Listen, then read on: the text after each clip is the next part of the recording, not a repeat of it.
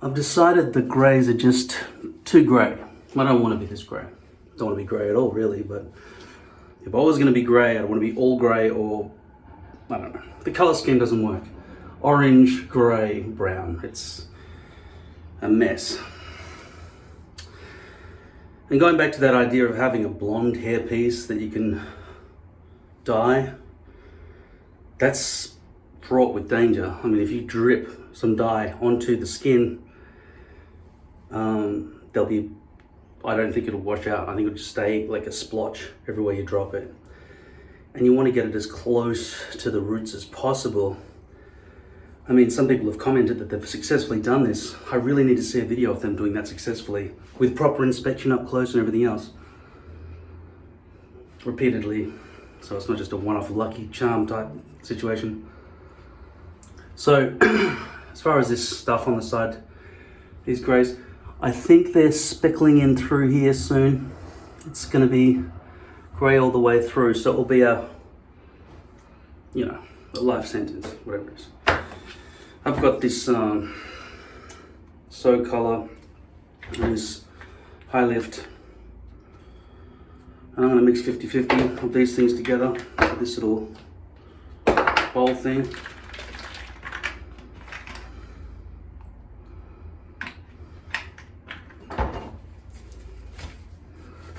With this glove.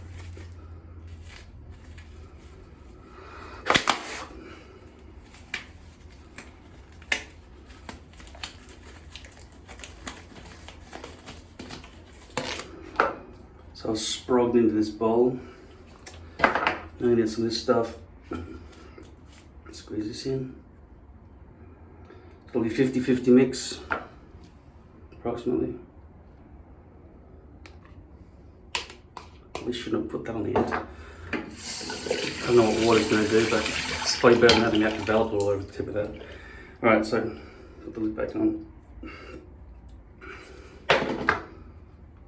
Some come from young guy. Stir that up.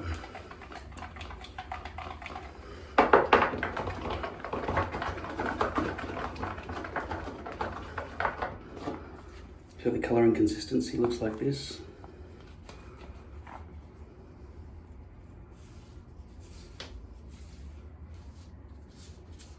Might as well do the sideburns.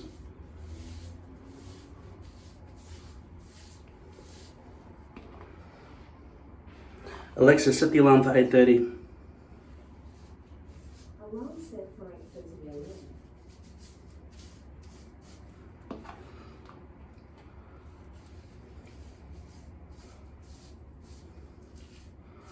Now, one time I dyed this and I left it on overnight. That was a big mistake. Because it totally made it sort of blondish. My hairdresser friend, I haven't told him I wore a hairpiece. He's never done my haircut or anything, so he wouldn't know.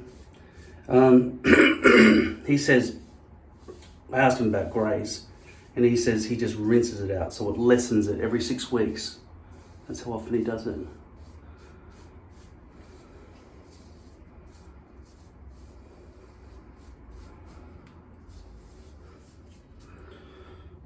So I used a bit too much, so I don't want to waste that.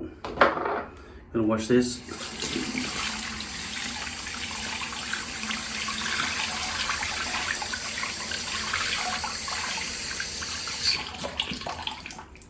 And wash this as well.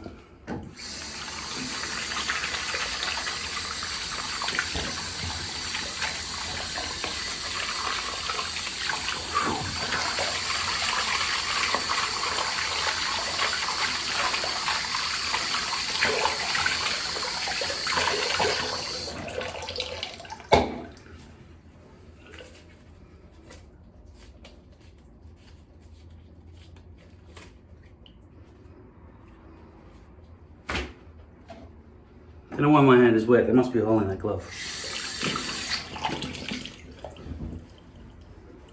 Now,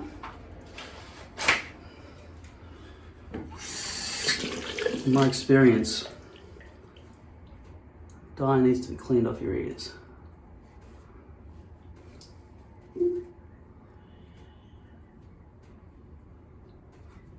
My Echo Dots, my Alexa Echo Dots are designed to change volume at 8 AM every morning. So that whispers that to me at night. But now the volume's louder. Alexa, how long is there remaining on my alarm? Your alarm is set for 8:30 AM. Yeah, how long? She doesn't speak English, she only speaks robot.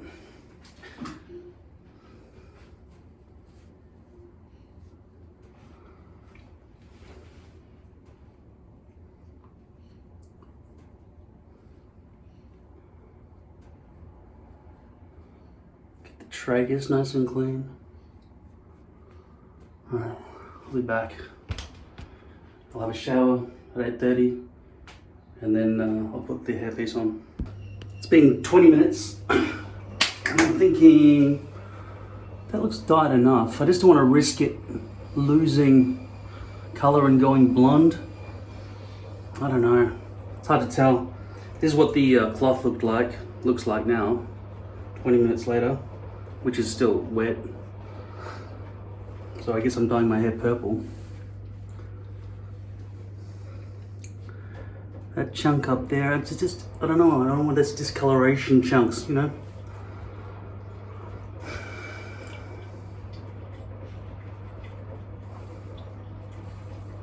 Should I just wait another 10 minutes?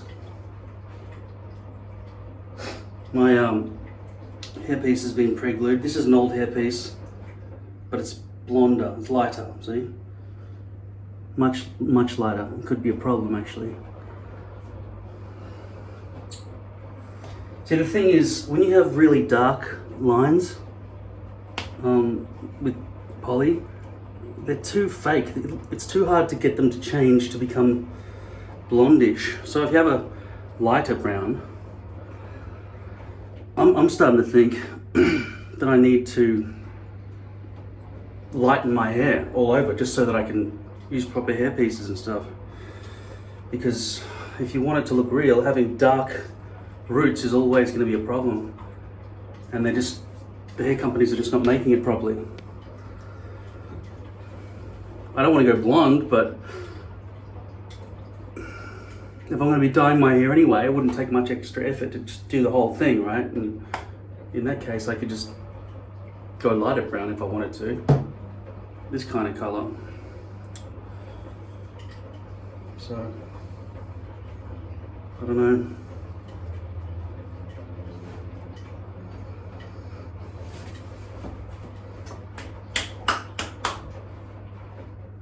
Just in case it doesn't hold into the hairs, I'll give it 10 more minutes.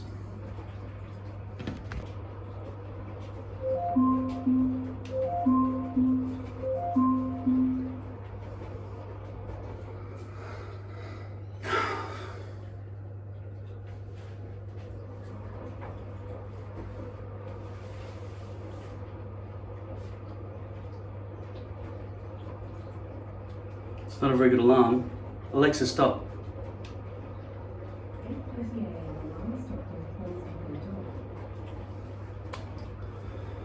I'll have a shower.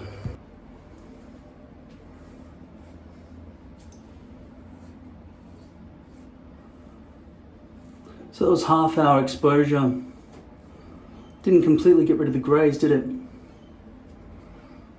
I did expect it to. I really did.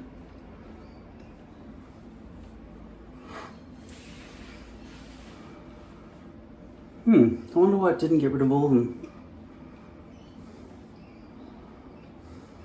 Okay. I'm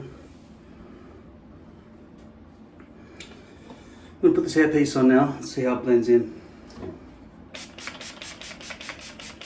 This is just water. I like this shape of this water bottle. I don't ever buy water squirt bottles, I just really, well, I have in the past, but they never worked out well. You can just recycle stuff that's made for disposal, just products, you know. They can often spray water easily.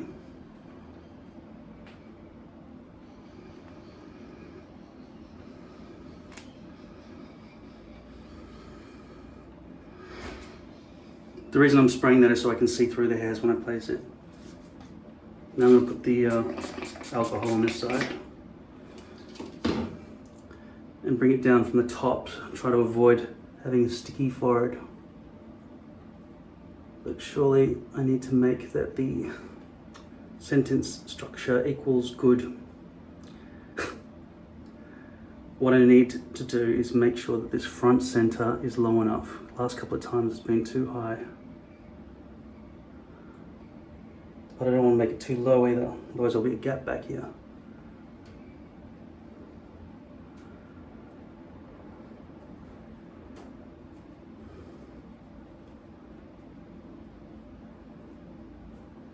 So these side edge bits, I don't want them to be little triangles sticking out in the edges.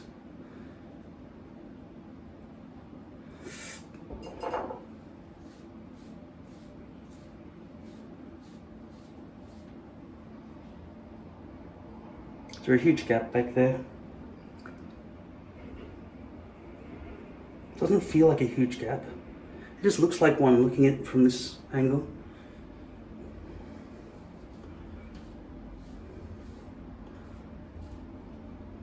There is a gap, isn't there? Significant gap.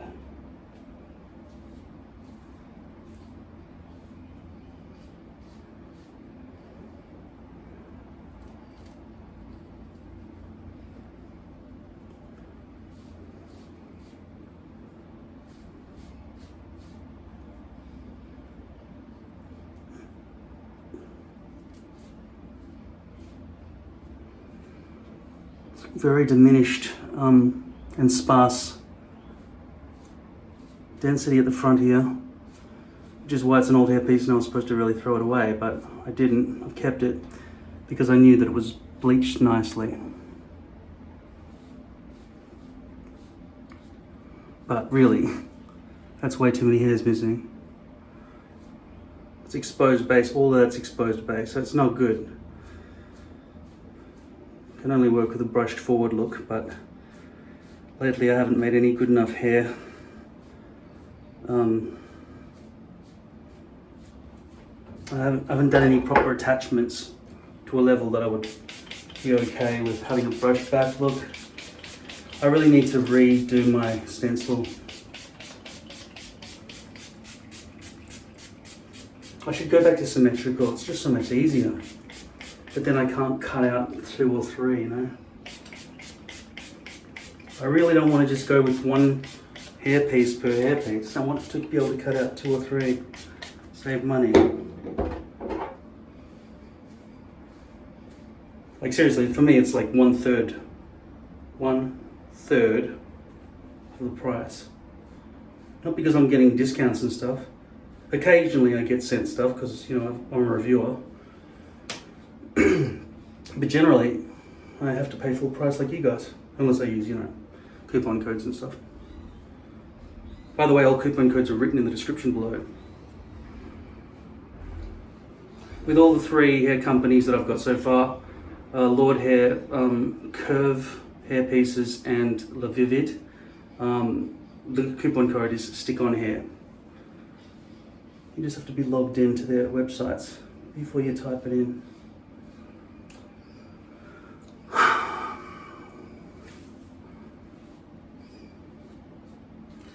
I think a reason this old hairpiece is working so well is because it's, I think the hairs are thin and I think it's a bit lower density, so, which means they're just sort of falling flat really nicely.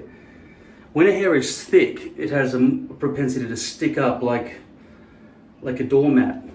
When it's thin, it's wispy, right? What you want is the thin, wispy hair. I think naturally blonde people have more wispy hair, whereas redheads have the thickest, and then it goes down to black hair, and then through all the browns down to blonde. So red's the thickest and coarsest. I have a red beard, so sorry ladies. Doesn't matter, I don't touch you.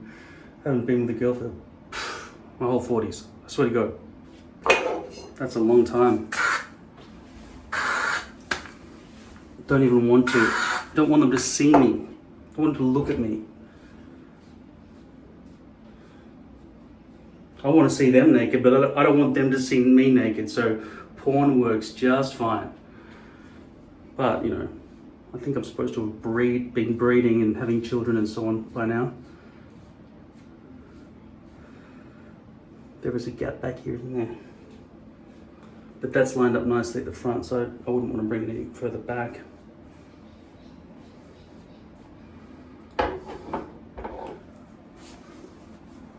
And I've been thinking lately since, yeah, that's too much exposed base.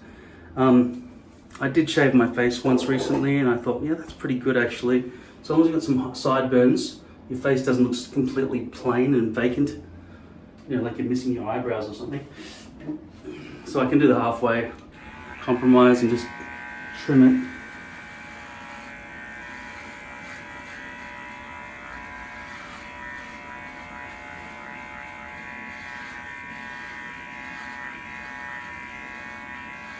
And I could do the back of my neck as well,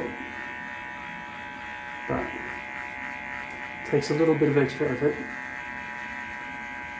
It's not that hard, but it feels like I've got to take my shirt off and stuff to do that.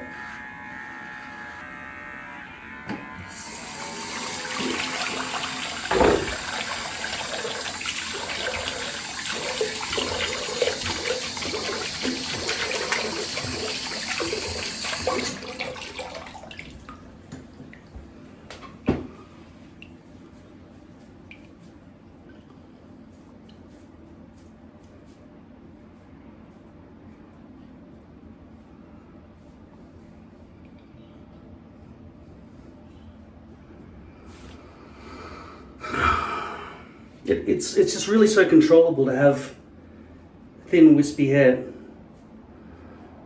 So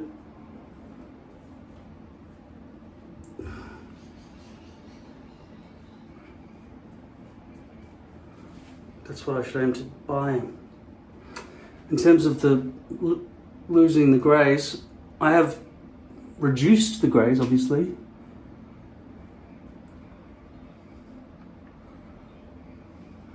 To a level that I'd be completely happy to have for the rest of my life if that was the way I had to be.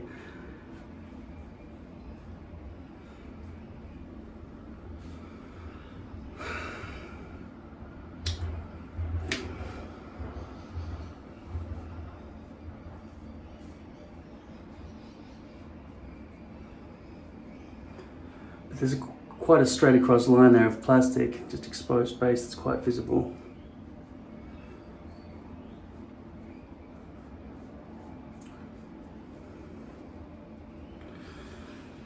And like I said, I don't like those little triangle edges that happen because of the stencil shape I've got. I prefer to go back like that and just have an entire haircut. But then from what other people have said, they have to still grow the perimeter to blend it anyway. So, because can you imagine depending completely on the join? If that join was visible where the glue, where the hairpiece touches the edge of your perimeter and it's just so short that everyone could just see it, it would have to be just perfect. And I don't trust that. The whole thing about hairpieces is that the hairs can sort of disguise it. They flow over each other and just camouflage the joins, right? But if it was a dead straight cut with the hairpiece just running right around an edge that everyone can see, that's not healthy. This hairpiece has really had it. I probably should never have put it on my head in the first place. Just look at that plastic, the exposed base everywhere. It's absolutely shocking. Back here, I don't remember if there's a gap or something. It doesn't seem right. So I'm going to start with this one now. I'm just going to paste down a bunch of glue onto this one. I open that box over there, involved ones, and because I thought I was transitioning to having a larger hairpiece, I was going to shave all that out. But you've got to always have that perimeter with longer hairs from your bio hair, your natural hair, so that it can cover over the gap. You can never get it exact. You could never trust that it would be exact. I mean, I just need to show you once again this right? Look at that. You see that? This is probably low density Swiss lace. You can see right through it. It looks completely natural. Like I went to great, well, I didn't go to great pains. I just bleached easily, right? So the base is completely bleached on the lace, but if I wore that, you'd see glue shining through, right, on a sunny day, and it would melt, get through, get stuck in the hairs, etc.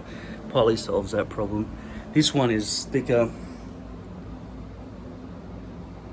I don't remember how lace is actually measured in terms of the coarseness. I think they call it Swiss lace and what's the other one? I think Swiss lace is the one where it's ultra fine and you can really sort of do that. I can't remember what the second one was called though. I haven't used it for ages. Some other country's lace.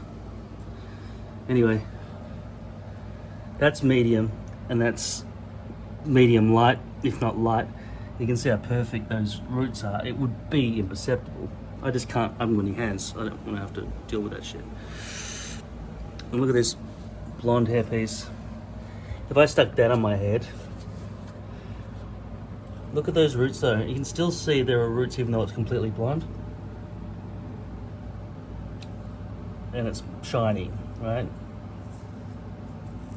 So if you want the ultimate, like I've said many times in the past, you have to have non-shiny glue, and well, if you could get that on your head with non-shiny glue, that'd be the ultimate Swiss lace. But for practicality, you want to just slather on some glue and just stick it on. This here, if you can see through to that, I'm hoping it's being filmed. I just can't. I need a cameraman. I'm not going to fucking around. No, it's boring. Hovering over that shit within my shaky hand and whatever. I'm not going to fucking do that anymore. Use your imagination if you can't see properly. Because I can't be fucked filming that shit. All I'll do is give you a close-up of that. If I'm aiming for my fucking nose instead of my forehead, I can't tell. I'm not going to check it. It'll just be in the final edit. Whatever. If that fan's too loud as well, I don't give a fuck. It's your fault for not listening properly. I'm speaking clearly, I know. And then I'm gonna just do that. Put some glue in there, stick that on my head, get rid of this one. Okay, so you see it now? From a distance. From a distance. That one. From a distance. My hair looks nice and clean, and the hairline serves me well. But up close, it looks like a goddamn joke. Look, shiny, disgusting, exposed base. Now I shaved my scalp and cleaned it all up and made it all good yesterday. But now, this hairpiece was a waste of time putting it on. So I just can't walk around like this. What the hell is this? Look at this exposed base. If I were to cut out this exposed base, what would I be left with?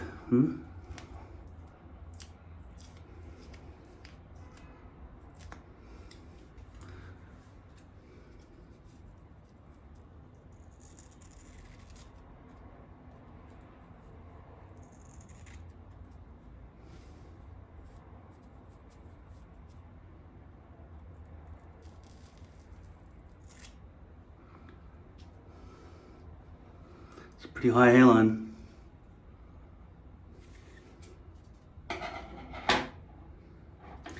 Look how blonde that is compared to the piece I'm about to put on.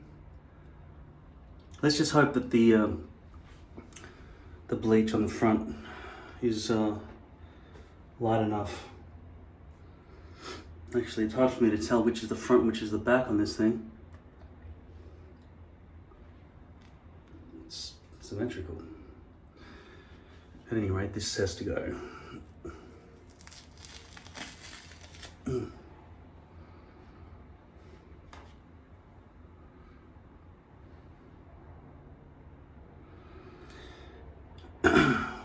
this is actually closer to my hair color. That's very blonde, and I just trust that people can't tell that it's a blonde streak right up there at the front. But like I say, blonde roots require lighter hair colors.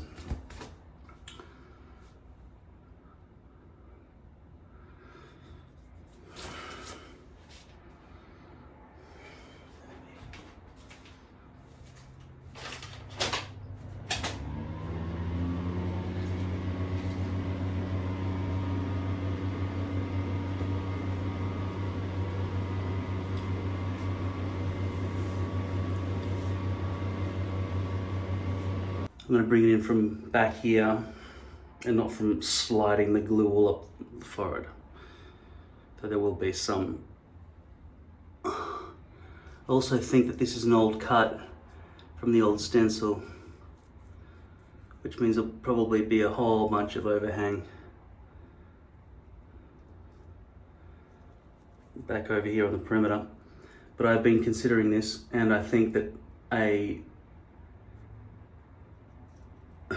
symmetrical stencil is something I really miss. So instead of reshaping the stencil, I think what I should do instead is figure out how to reshave the perimeter further back.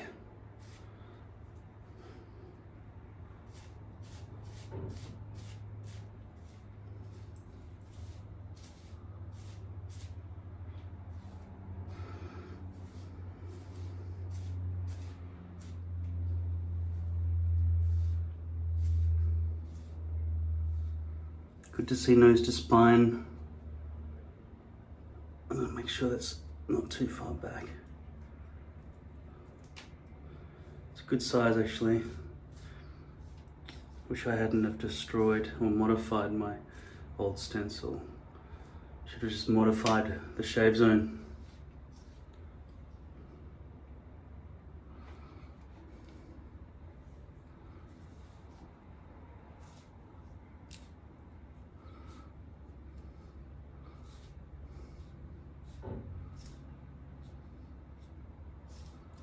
Might be a bit of exposed base just there, I'm not sure.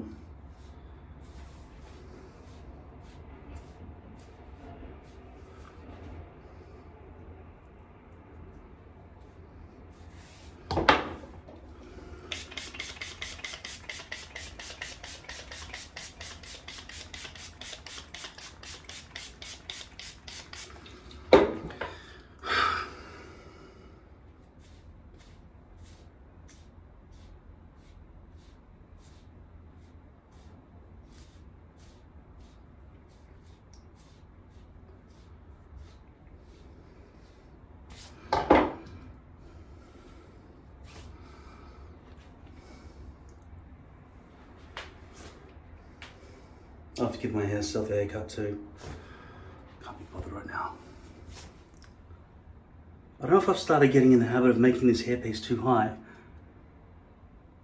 Is it supposed to be down a centimeter? I don't know.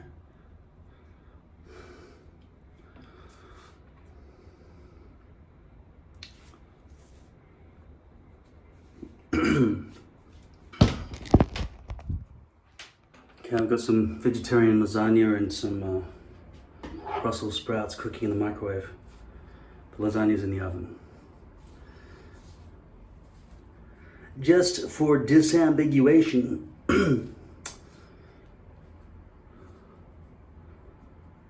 it's not too much overhang actually.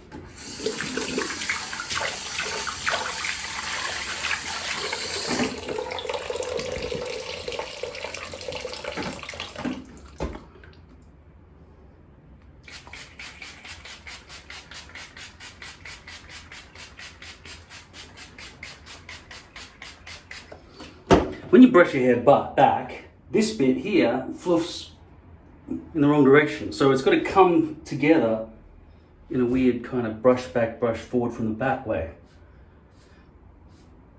Whoa. There's a bit of exposed base along there. And I can trust this hairpiece to be a brush back hairpiece. I mean, it's not the hairpiece's fault, it's just... This is an offcut, by the way. It's not a front piece.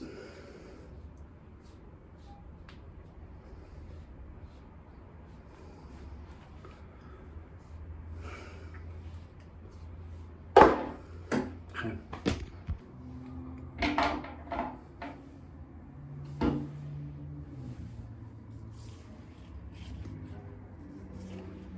So visible. Let me give you the better camera.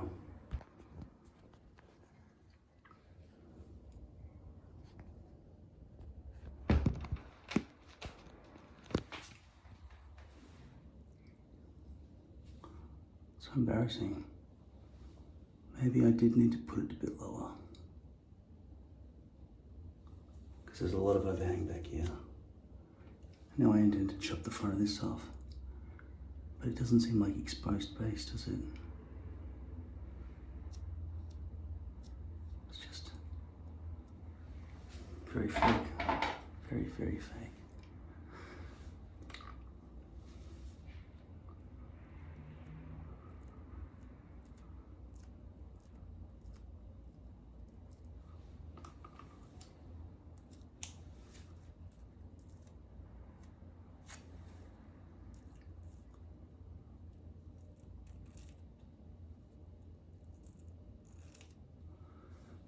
Maybe it is just exposed base and it's just so slim. It's hard to kind of detect. Either way, I've got to pull this whole hairpiece forward.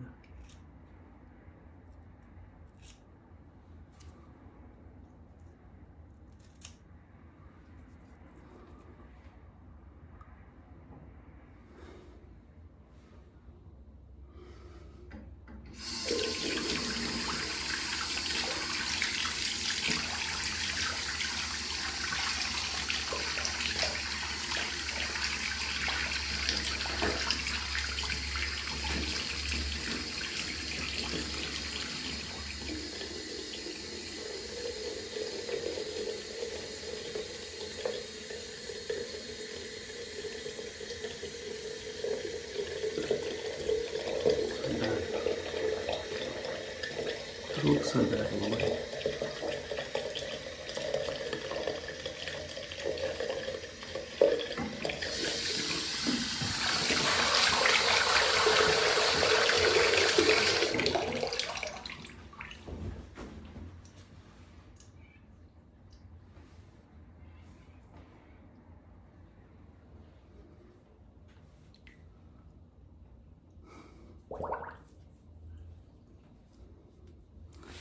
I'll trim this, pull the whole thing.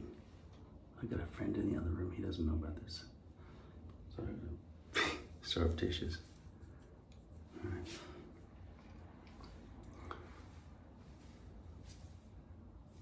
Wow, it's so bad.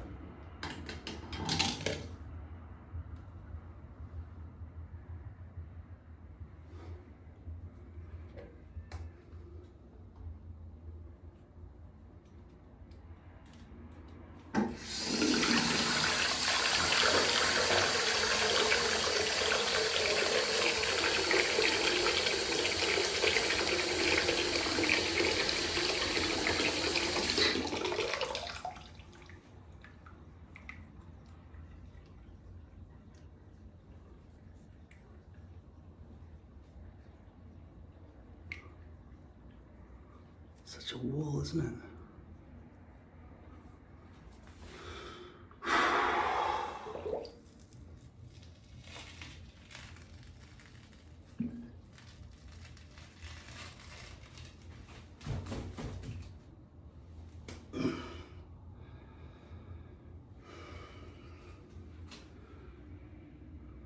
It should be rounded.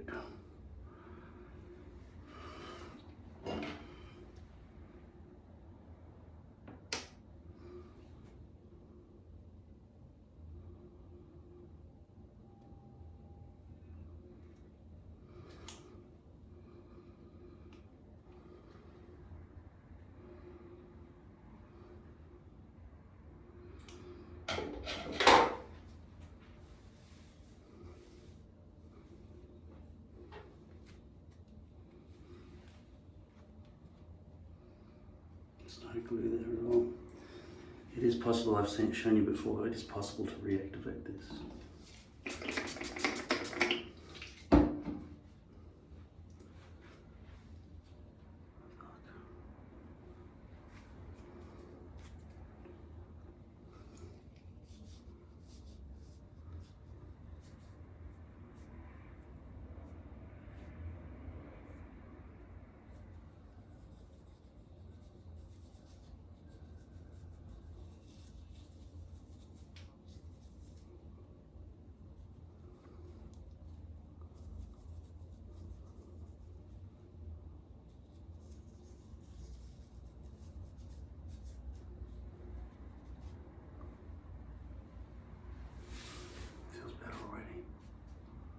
Even the positioning of it, because it was too far up, made that hairline seem more fake for some reason. But now bringing it down.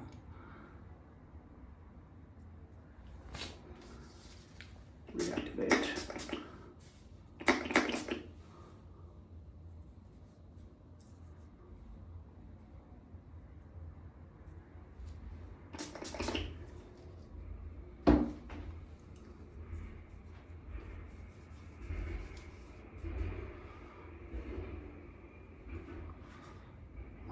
It's amazing how much better that is. I thought this was, I had to throw it out, but bringing it down somehow makes it better. So positioning can have an effect on realism in a huge way. 1 centimeter.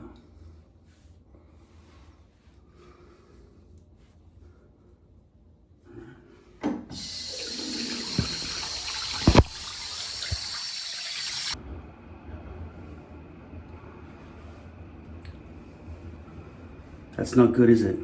Something I can't see when I look in the mirror, but other people can clearly see.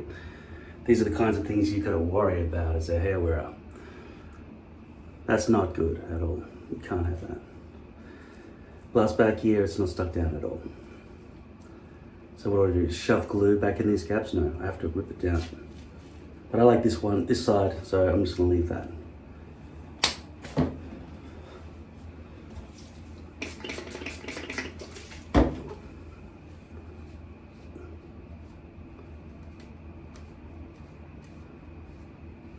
Where do I glue, there or there?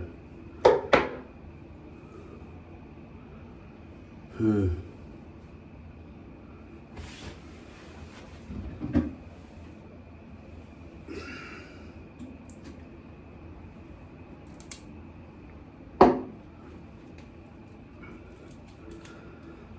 can see some of the greys have started to reveal themselves again after a few days. I haven't really had any showers since I did it, but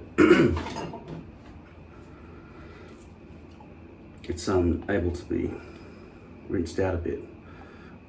Maybe greys require more dyeing than other colours, I don't know.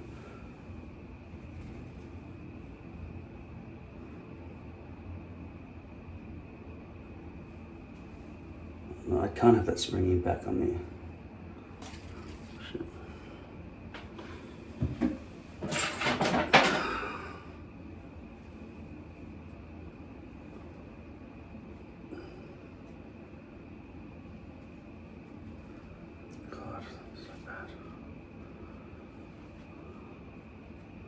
Maybe I don't need to have this thing stuck down at all.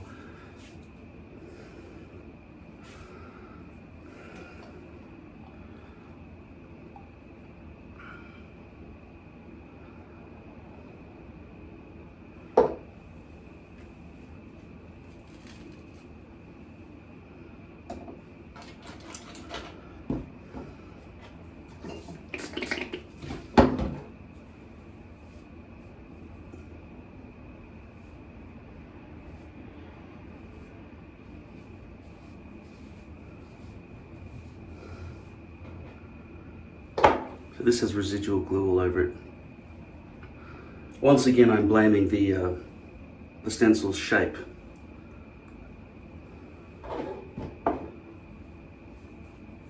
Because these days now I'm learning more about putting my attention on the front hairline and then letting the back land where it lands.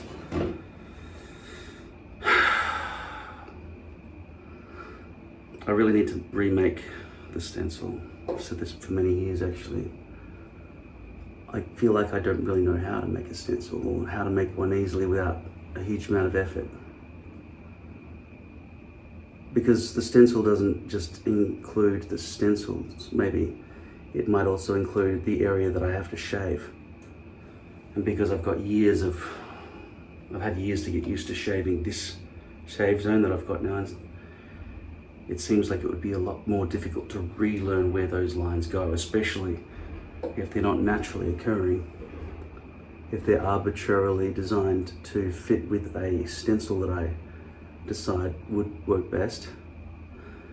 See, the way my shave zone works at the moment is I've got bald patches there, and I just keep that arch going across, and same, I just shave out that area there. So it's a no-brainer. But if I start making a bigger stencil zone, or even a smaller stencil zone, I will have to go against nature and just try to figure out the mathematics each time somehow, which would not be just straightforward, but rather require measurements and contemplation until I potentially memorize it, or it's just easy to keep reshaving up the stubble. And miraculously, every trim does not deepen or shorten the depth of the perimeter.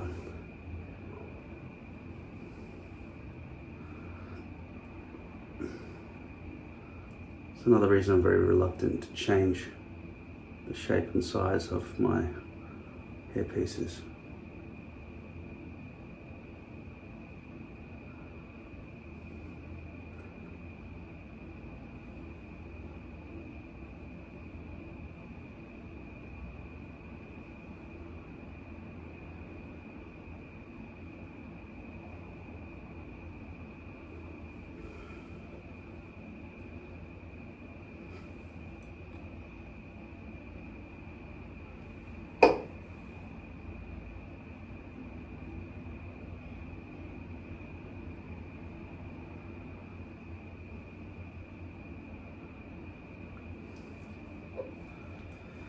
So I've pointed out the corners to you before, and at the start of this recording clip, you saw how dark that line was and how clear it was to an audience.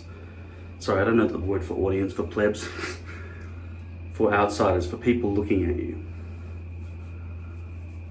But it's got to be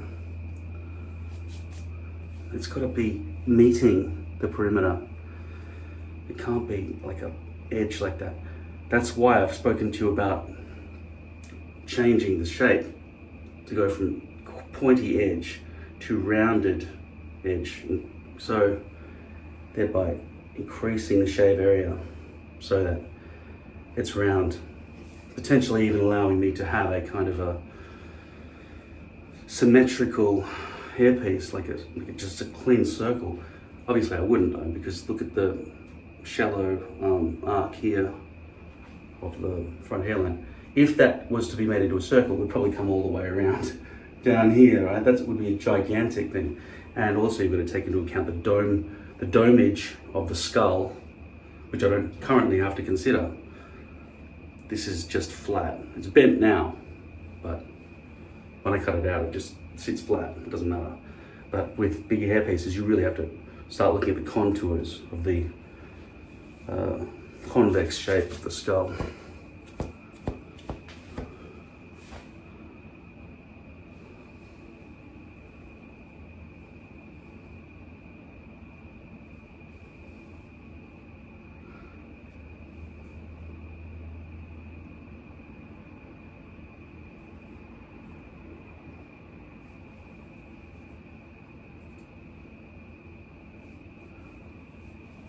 I'm glad I'm glad I dyed the greys out. My friend is about 32 years old and he has greys there as well. Which is, I mean, it's not really just like you hit 40 and boom, you go grey. People go grey at different ages.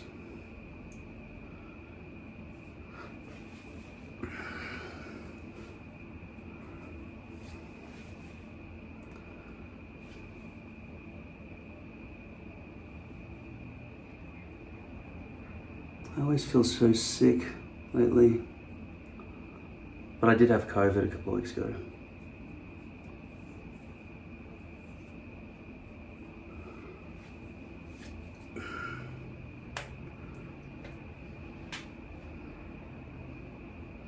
I'm just going to put this back on my head after this dries. It won't be dry yet.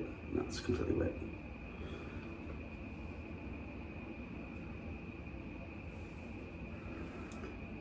And I'll try to get this corner here and this corner here.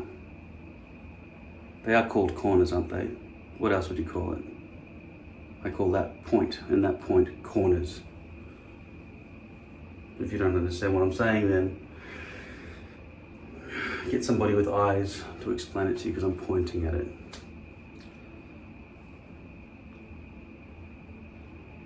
It doesn't really seem like a corner, really, but what do you call it? An edge, a pointy edge, the pointy edge, the point. See, the point, when I do this, is this thing doing this, not this thing doing this.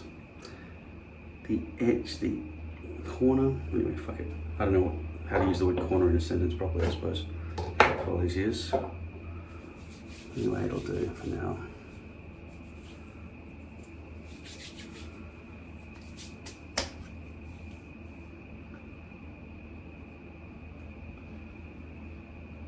Anyway, it does upset me, that corner, that point, that whatever the fuck it is.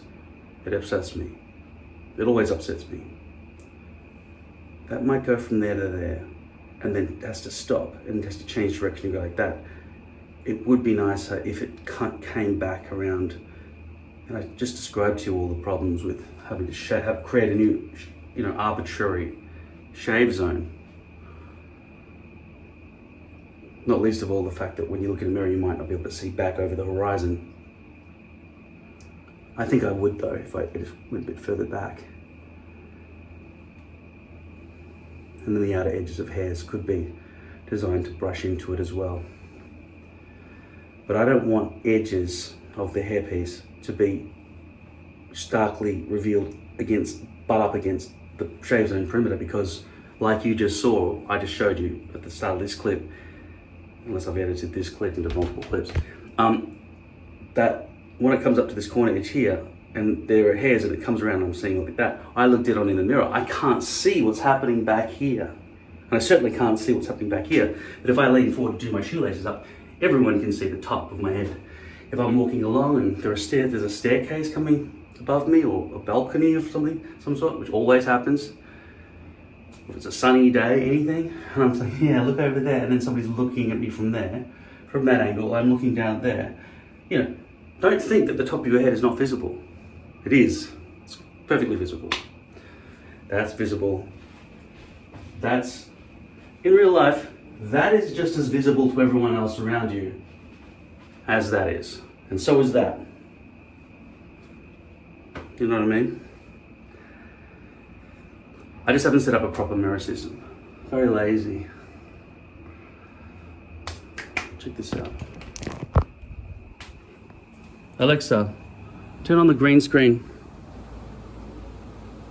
You see the way I've bolted this into the ceiling, and I've got some cables running in through to the mains plug up there. If I put a mirror on here and I put this, brighten that up. I can brighten it up here. This is currently at, I don't know what that says, 20% or something? Then I could adjust it, hang it up from the ceiling here in the bathroom, and hopefully it'll be things that come down on springs and stay and then rotate and stay, they're hard to get. But it's easy to get ones that sort of adjust like a tripod. You could lower it there, like that, the light, tighten that, tilt it like that, tighten that, and twist it, and then tighten that if you need to, or just don't bother about tightening that because gravity's not going to fight it. You can just rotate it. Then stick something like this onto the front of that mirror in there, which would fit, right? Then you've got a border light around it, so then that light system, which comes with its own accessories to mount to the ceiling and so on, would easily work as a mirror. And then you could potentially untighten it and put it back up against the ceiling a bit more, then tighten it, and then flip it up so it's facing down or towards your shower or mirror or whatever else you want to do with it. That system in there would be probably pretty ideal for a bathroom, which is in the back of your own head, using a mirror that's stuck onto it. I may go ahead and buy such a thing, maybe, but it seems like a pretty good solution. So as long as I tap along the ceiling and find where a, what do you call it, a strut or something? I don't know what they're called. And so you're drilling into the wood, not just straight into the plaster.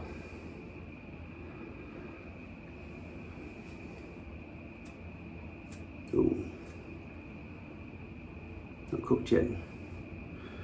Not far off though, so I'm just gonna go watch TV. It's currently 1926, and I'll be back later. I've just been playing Frostpunk for an unknown amount of time, but looks like 3 hours or so. Right, so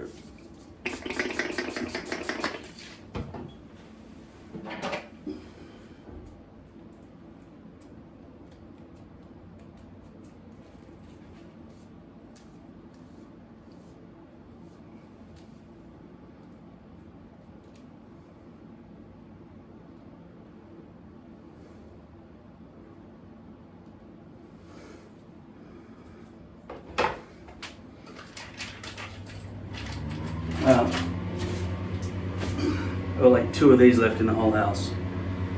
I've got to go shopping. I keep intending to get them. This is soaking wet from being in the shower as well. Don't run out of baby wipes.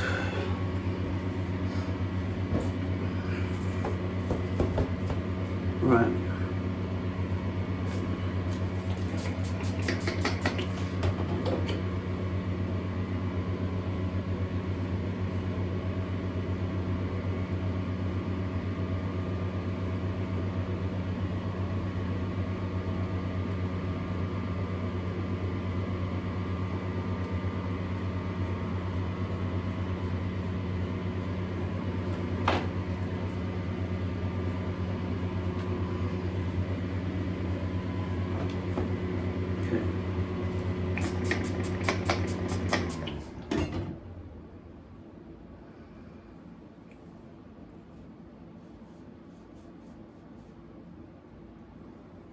Like I said, I've got to focus more on the front part and then let the back fall where it may. Serves me right for trying to speak Shakespearean.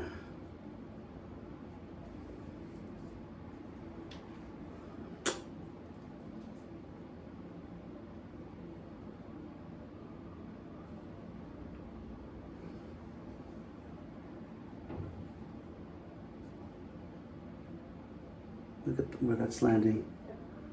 No. Come back up there.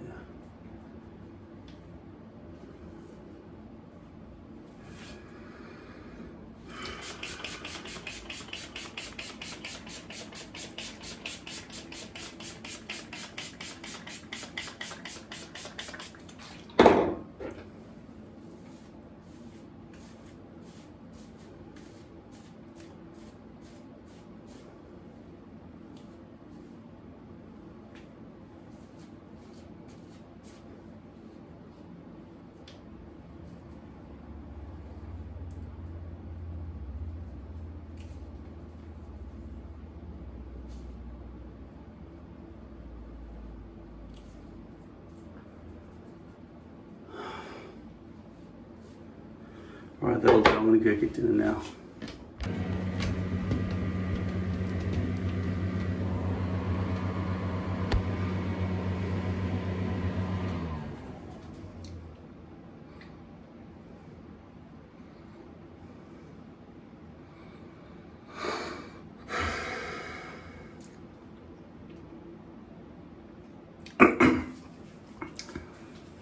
The last hairpiece had a whole bunch of really awful exposed base, and I tried to fix it and had to keep brushing it forward. So I just started again. This is another piece, which is also clearly poly. I'm starting to think, a few people have said, go back to lace, man, what are you doing? I'm starting to think maybe it's okay. In winter time, the glue doesn't melt and shine so much. Maybe I will go back to lace for a while, because those front lines that you see all over the place on poly, very hard to make look right at the front.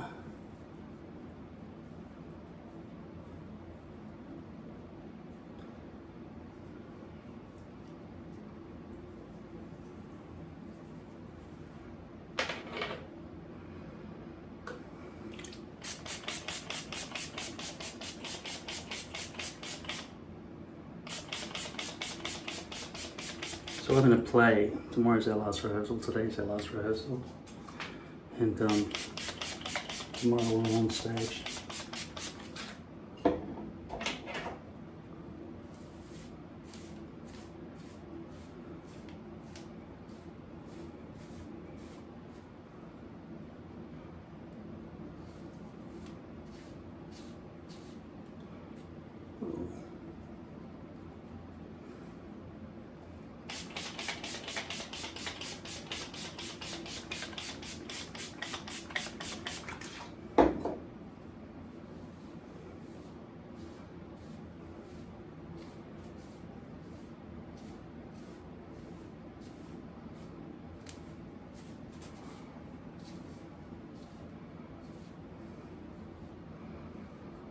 If possible, I'd love to achieve a brushed back look for tomorrow night. I mean, for, you know, opening night and the night after.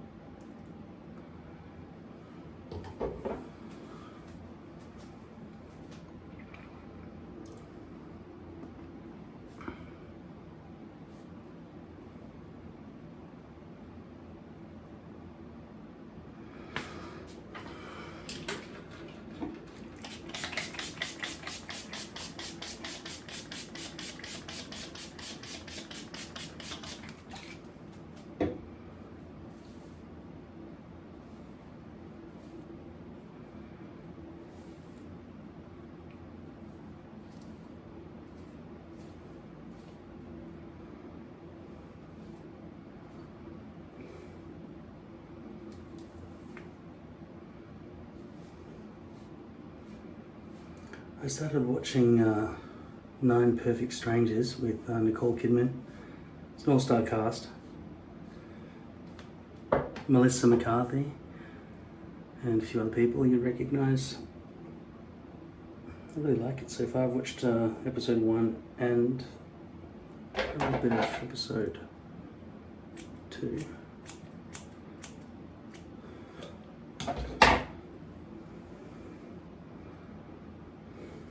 Really good.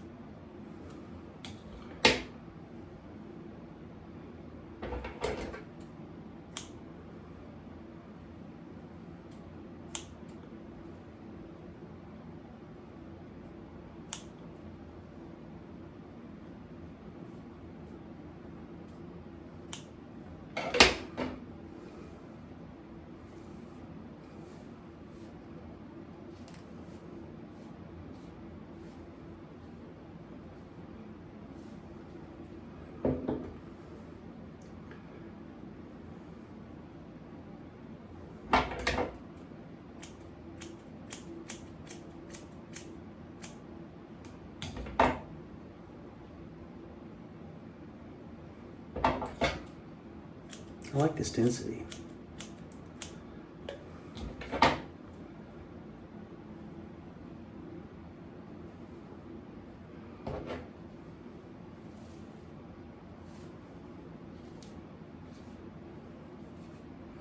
By the way, have you learned how to cut your own hair yet? I think I'm showing you, it's not hard. I start at the back row, lift it up, just try to sort of match it to the hair length that I've got in my head.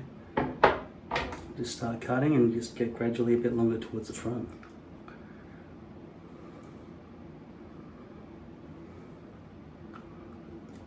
You should do it.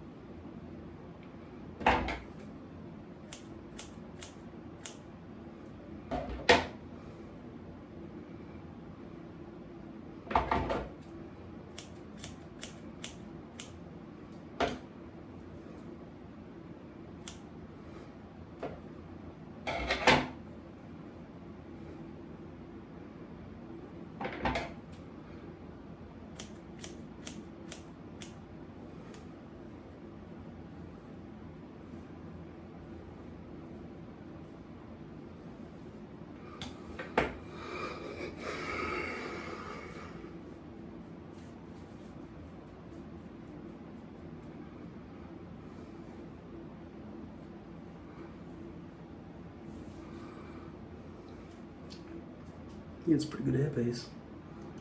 The most important thing, of course, with when you attach a hairpiece, this is actually, you know, I get a hairpiece, full-size hairpiece like that. The front, which the hairline that's supposed to be the hairline, is not this piece. This is one of the back 2/3. 1, 2, 3. This is one of these ones. 1, 2, 3. Let's just say it's the back left. That's what this is. But it was made by a good hair manufacturer. And that means, one, they've used hair dye instead of clothing dye, and two, they've stitched it outwards from the crown. So I can get some bits that are facing back there according to what they designed, but then I bring it around, place it on the front, and it still works. Sometimes it has bits going up in all directions, which is what would happen if I went back any further, if my hairpiece was any bigger. Like, I'm only just getting in 3. I'm happy with this.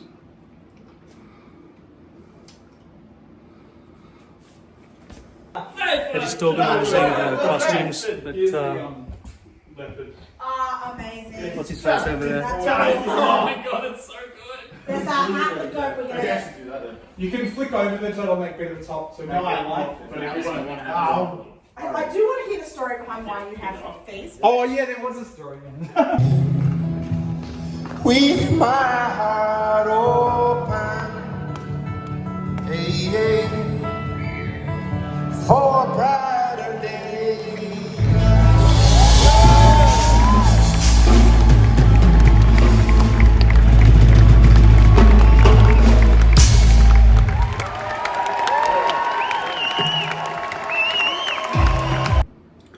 Well, I'm really struggling to see comfortably. Need glasses.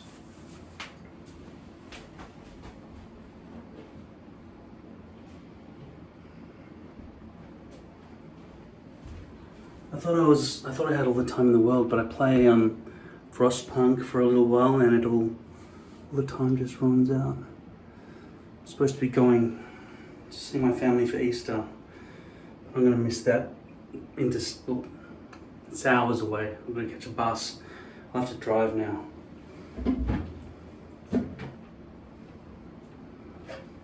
Alright, so this is the thing, right? I haven't tried lace for a long time. But I picked it up when I was looking through what remaining hair pieces I have, and I realized maybe the glue isn't such a bad problem after all. There are two main problems with lace.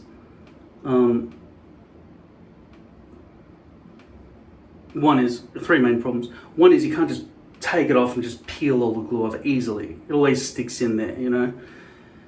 Number two, the hairline is always messy, albeit kind of realistic if you can get it right, compared to all those lines that I'm getting on poly. That seems to be a bigger problem now. And the third problem with lace is the glue shines through, whereas poly seals it all over. But sometimes the poly is pretty shiny if there's exposed base, you know what I mean?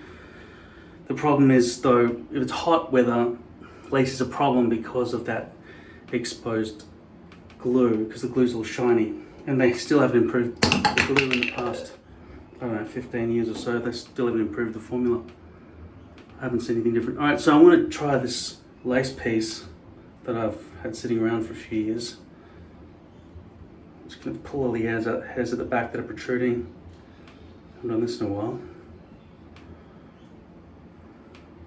It's damp because I already sort of wet it and then hung it out to dry. This one's perfect as well. It's all going in that one direction, which is great. Now the other amazing thing about lace, and it would be a godsend now after all these years of having to just bleach the front section of poly, is that you can flip this thing upside down and just bleach all of the underside, so you can bleach the roots entirely. You cannot do that with poly. They would have to do that in the factory, and they just don't do it. I mean, some people say you start with blonde, full blonde hair piece with poly, and then just dye the blonde to the color you want, rather than the other way around. I don't know which is better, to be honest. I mean, I mean, it would all have to come down to what machinery they've got or people skills they've got at the factory. But it still should be done at the factory. We shouldn't have to do it. It's just so soft and supple. I would say this is Swiss lace as opposed to French lace, but then again, I haven't touched it for a very long time. What do you think that is? French or Swiss? So with this one, with any lace, you can't pre-glue it. You have to pre-glue your head instead. So that's what I'm going to do. The greys are really starting to creep up and become intermittent throughout my hair now, so I'm going to be going fully grey. But since I figured out how to do that dyeing on the sides, I could just as easily have done the whole head and do that each time. Okay, so I'll take this. Don't want to drip on my glasses. 8 AM is it? 9? No. See, Alexa is connected to the internet. She knows the proper time.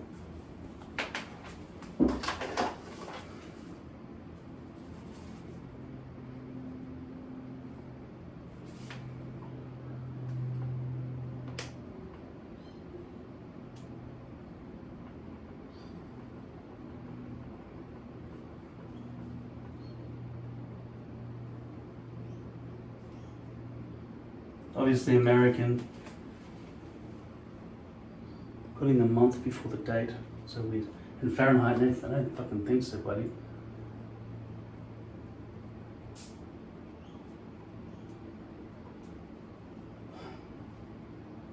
There we go. There's an FC button dedicated.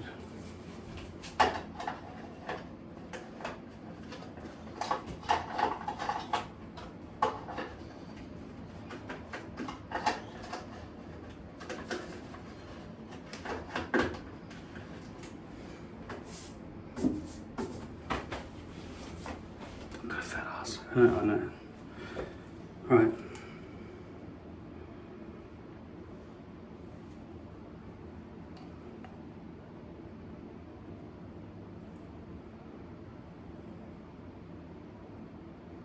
Come on. I think my supplies are getting low. This is definitely my last lace hairpiece. I've just been stocking up on. I've still got about 4 full poly hair pieces.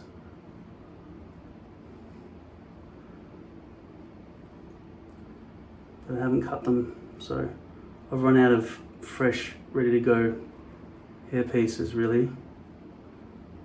It's got some work out of me. This is another thing about lace. When you can't pre-glue, you've got to do all this cleanup around the perimeter. And then when you lay it down, it's very hard to make it all exact without some kind of overhang or gap. And you've got to do it in 2 stages, I remember now. You can't just guess where the hairpiece is going to land at the front. I mean, there is a tan method and there's a tape method, but really when it comes down to it, actually the tape method is good. The tape method allows you to have a thick layer of glue at the front, otherwise it's going to be thinned out, which means they'll be lifting. Because the more you brush back and forward with the brush, with the glue, just basically wiping it off each time you rebrush. So what you want is tape around the front hairline, but still to get accuracy you need to glue the back area here like I'm doing, so you can figure out exactly where that hairpiece is going to land. Then you got to wet it, brush it back,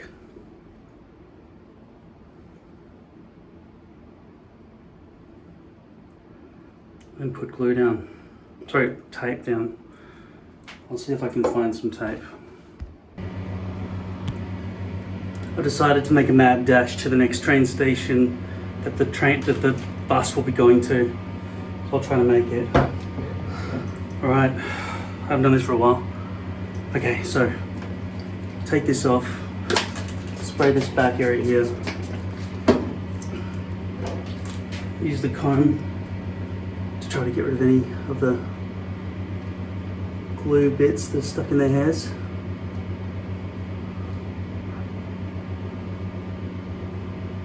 I forgot that bits of glue often get trapped back here at the perimeter.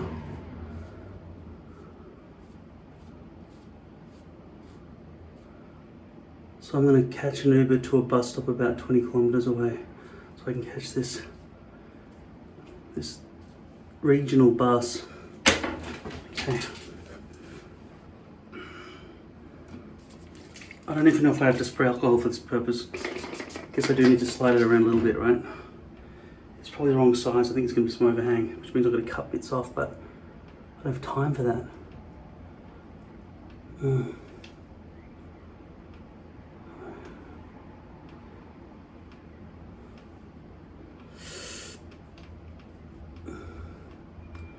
That's a massive amount of overhang over there. No. Oh, that's right, if you fuck it up, this hair's stuck all over the place, isn't it? You know what, I'm going to let there be overhang down the front, and then I'm going to chop the front out. It's the fastest way out of everything. I'm also going to give myself a fucking haircut. Holy fuck, alright.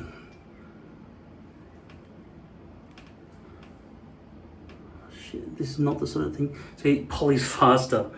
Oh no, all the hairs have come through. Okay, come on. Alright, come on. I'll line it up, make sure it lands neatly back there. Okay. How's that? Is that about right? It's a completely different feeling. I can barely feel the lace compared to the poly. It's a lot of it, much different experience. And I thought it would just stick right in, but I put too much alcohol.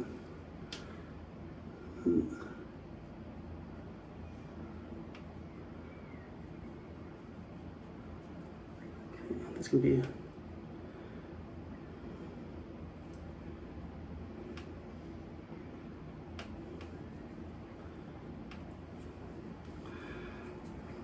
spray with water.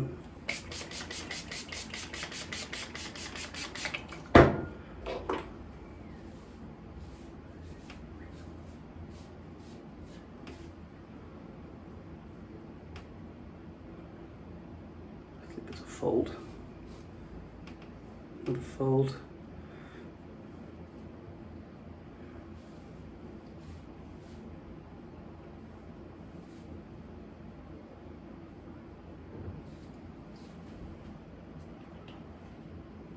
the fold back here. The folds are very soft though compared to the poly.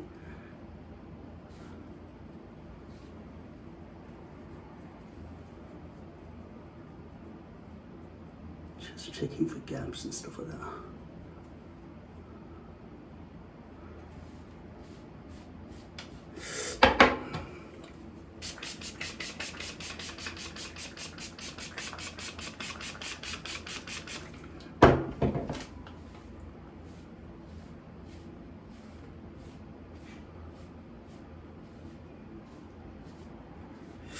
Whoa, that's all fucked, isn't it? Oh, I totally misplaced that. Or miscollated or something. Shit, I'm gonna miss this fucking button. As it stands, this is pretty frustrating. Much harder than putting poly on. God.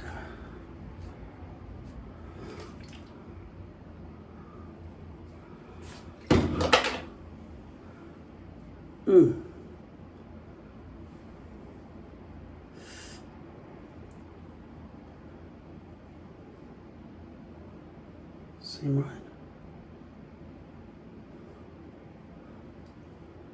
This side's way lower. That's down there and that's up there. That's fucking...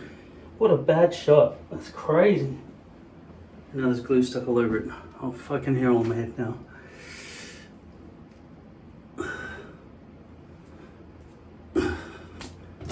Wow.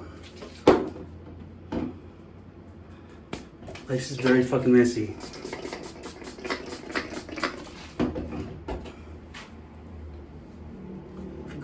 I forgot all about the mess that I'm running really late now. And it's not going to wait, it's just going to go past the bus stop. If anyone's there, you're going to scan your email ticket and then get on. That's it, they'll stop for 1 minute maximum.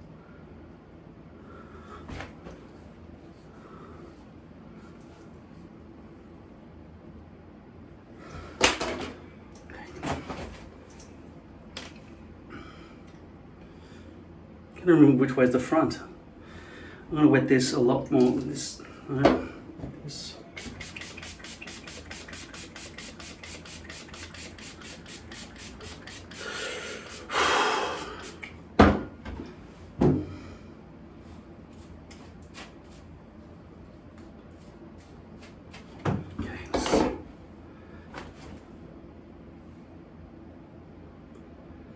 See if I can actually aim it this time.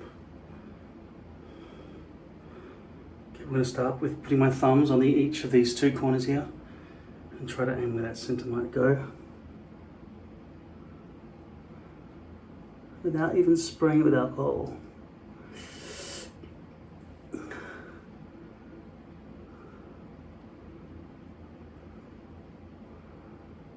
Totally stretch it into position, eh?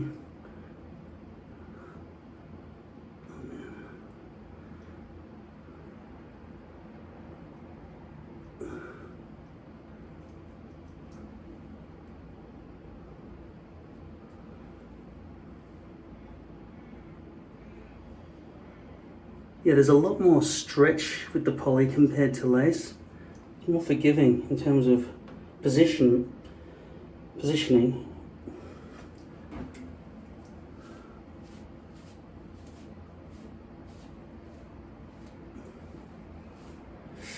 And from my memory, the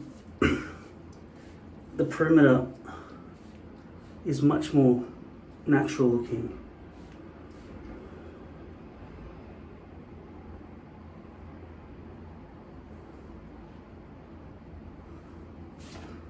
Okay.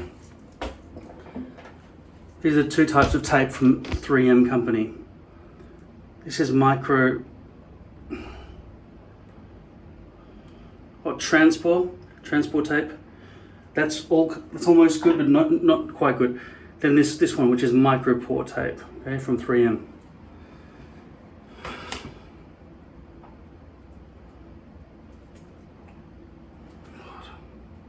Your fingers get all sticky and dirty with poly, with lace. That doesn't happen with poly.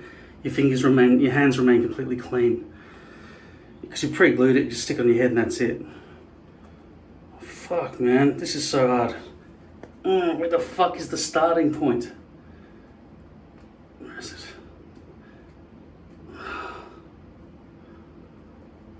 I can't tell. Where's some fucking scissors? Oh, man.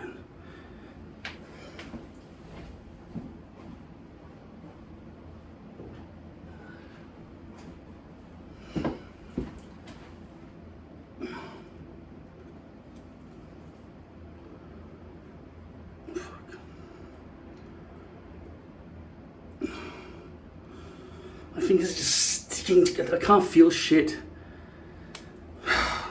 And now I'm sweating like crazy.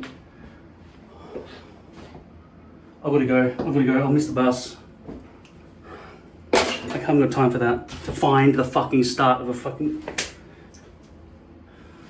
sticky tape. That's bullshit. Fucking universe. You cunt of the universe. Fuck you, God.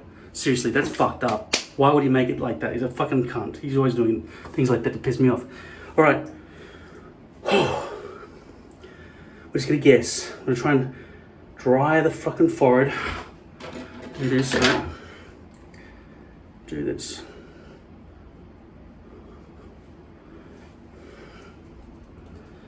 Okay. Right. I'm gonna glue it. Glue. Where are you? Okay. Here. Please be dry. Be fucking dry. Thank you. The whole table's just fucking. Get off. I haven't got any of that shit anymore. Get the fuck off. Alright, here we go. Glue. We're gonna guess. Guess where it lands. This glue's old and yucky, alright? It's yucky. Bad, very bad glue. And I'm sweating, so double bad. Oh man, that's not accurate. That's all over my forehead now. Fuck, that's why you need the tape. Oh, now it's gonna get clogged up into the, you're not supposed to get any, you can't get it on the base at all. You can stay like that for the whole time this hairpiece exists now.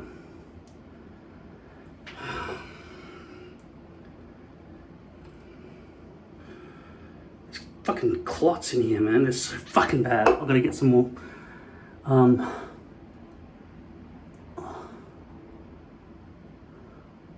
It's because Frostpunk seems to have snapped halfway through the Survivor mission. Otherwise I would have just fucking finished the game ages ago, but I just restarted 3 times because that was broken. The tape's broken. This fucking glue's clogged. It's all broken. I fucking hate it. And this fucking bench doesn't work properly, alright? And I'm fucking sweating. My body doesn't work. The fucking temperature's shit. Everything's shit, alright? I'm gonna wipe this. Fuck you.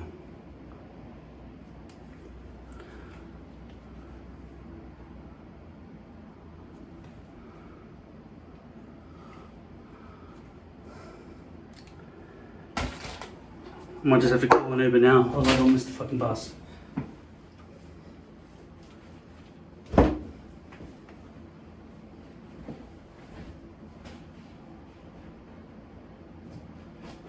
It's on my phone and I need you to order a fucking Uber, don't I? Can't be filming this shit. Alright, so far I can tell you right now, lace is a nightmare. But it might look good. I'll film later on, okay? I can't do it now. My driver's coming in 3 minutes. The fastest haircut of all time. Let's go.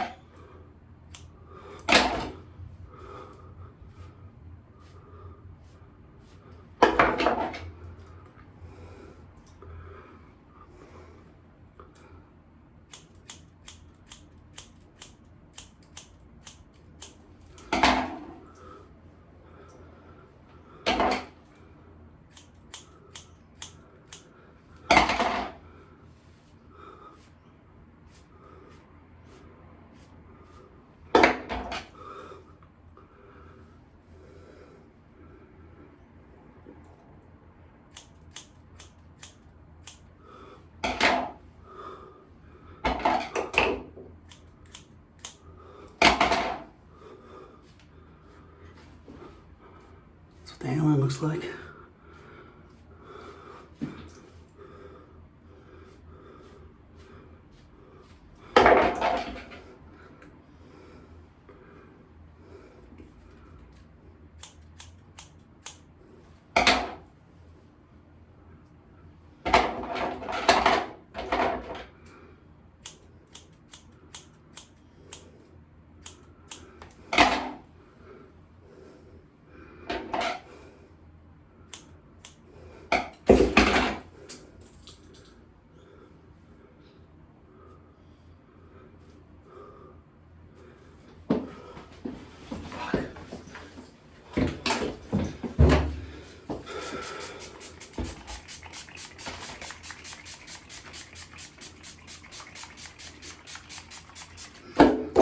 These things should take some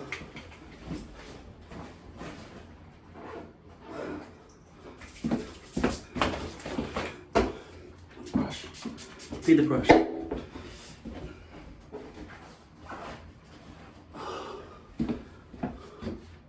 Need the phone. I need to take you with me.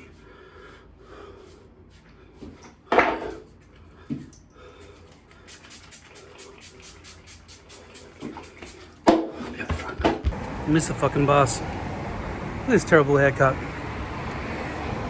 Looks real though.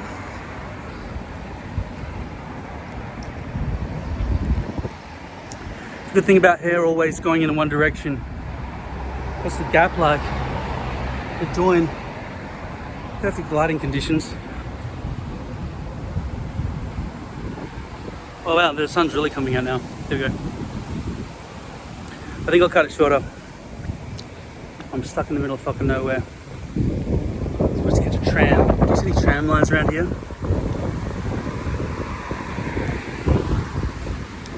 Look at this.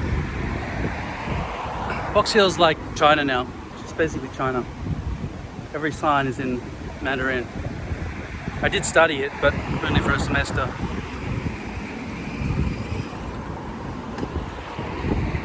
I don't know where the fuck. Everyone's just been trying to give me directions to the wrong spots. They're just pointing in vague directions. I fucking hate it. Stuck everywhere. Like, I can catch an Uber. This is why I catch Ubers, right? I'm sick of this shit. I'd rather lose $60. By the way, V-line sucks. What a stupid haircut. What a waste of time. I just went all the way out to Box Hill. Fucking waited for ages at the stupid bus stop, which doesn't have any directions from the V-Line website for regional buses, and come back again. Waste of fucking money, waste of fucking time, and the people at V-Line are a joke.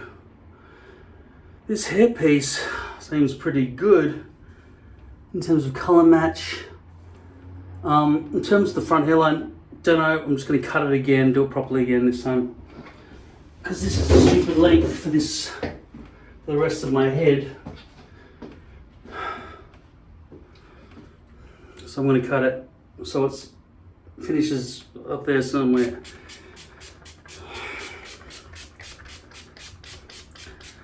One thing about this bottle, despite the nice holding size, is it's a small amount of water that comes out with each pump. Pain in the ass.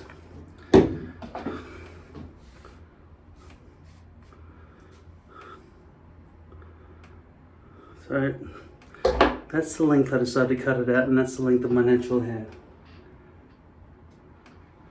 I can't make that clearer to you. It's fine.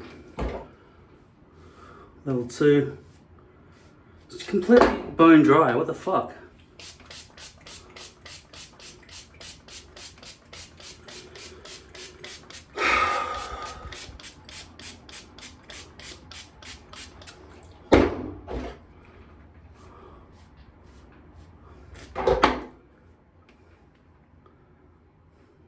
Let me shorten this second layer here.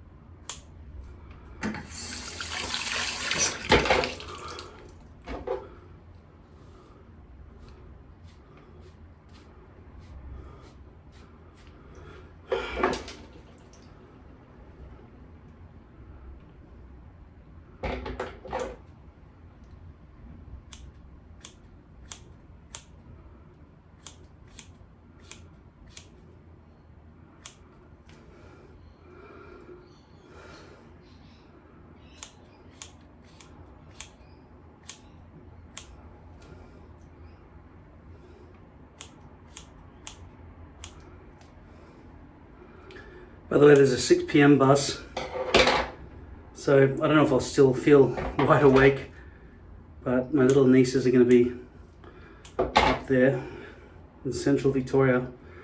It's the state that I live in.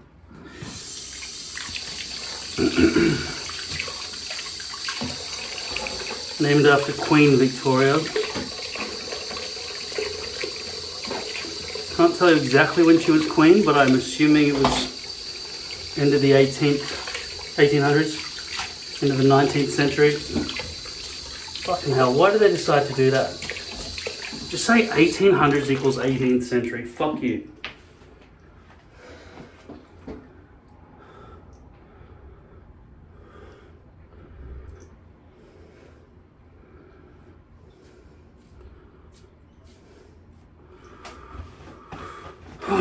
You're all fucking blurry now.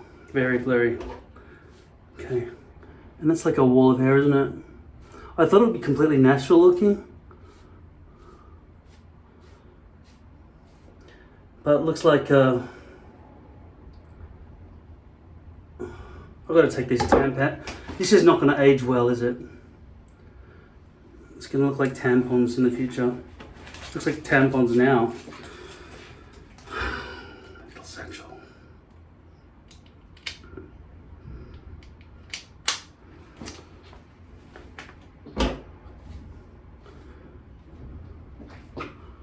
Look at that. Doesn't work.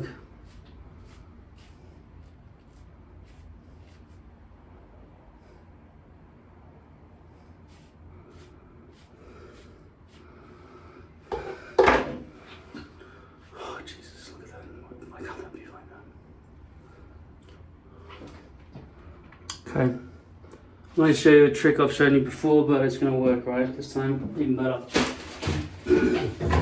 Don't know if I smashed this. Okay, it still works. You need a 7mm guard.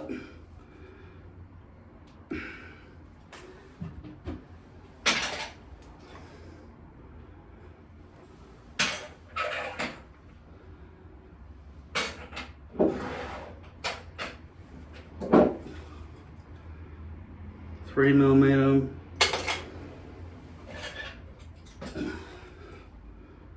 There we go, 7 till 9.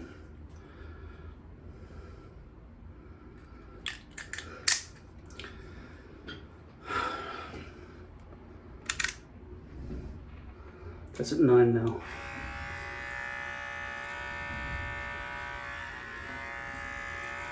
It's gone completely back to going grey again. So this is 9mm.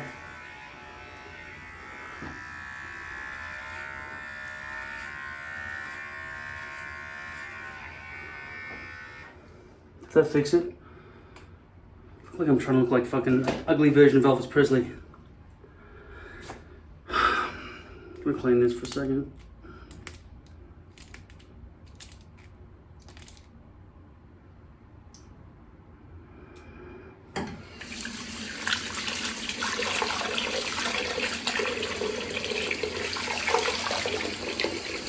Yes, I've been drinking whiskey for the past hour or so. And I had a vegetarian version of a Big Mac, $10.50 to replace the patties with hash browns. As always, the McDonald's staff don't know what the fuck they're doing.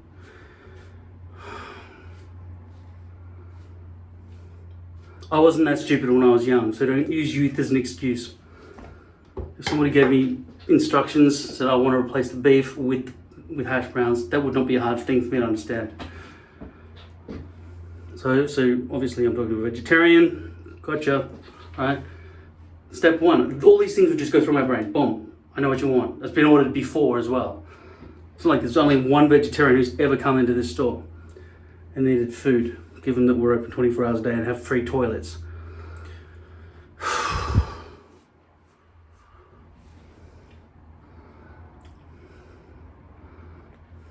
Let me shave some of this off as well.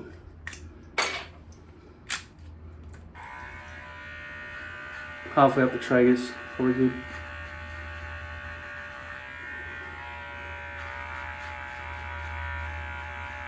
This is the tragus, remember?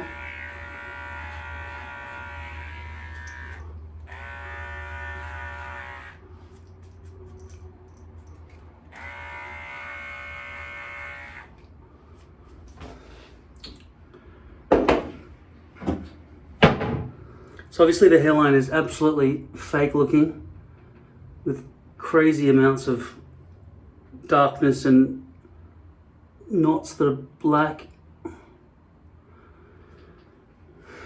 But it's a pretty good placement in terms of good hairline. And now that I've cut it short, it should hover around this area, so long as I don't put any crazy amount of mousse or fucking other shit in there.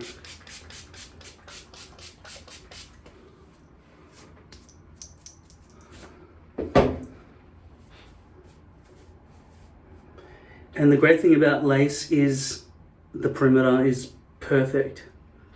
No plastic being shown to anything. So if you can get the front hairline right with lace,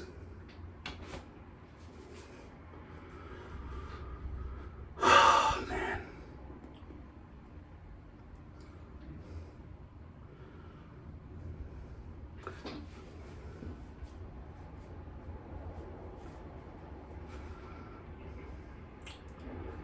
Looks like I fell down the ugly tree and hit every branch on the way down.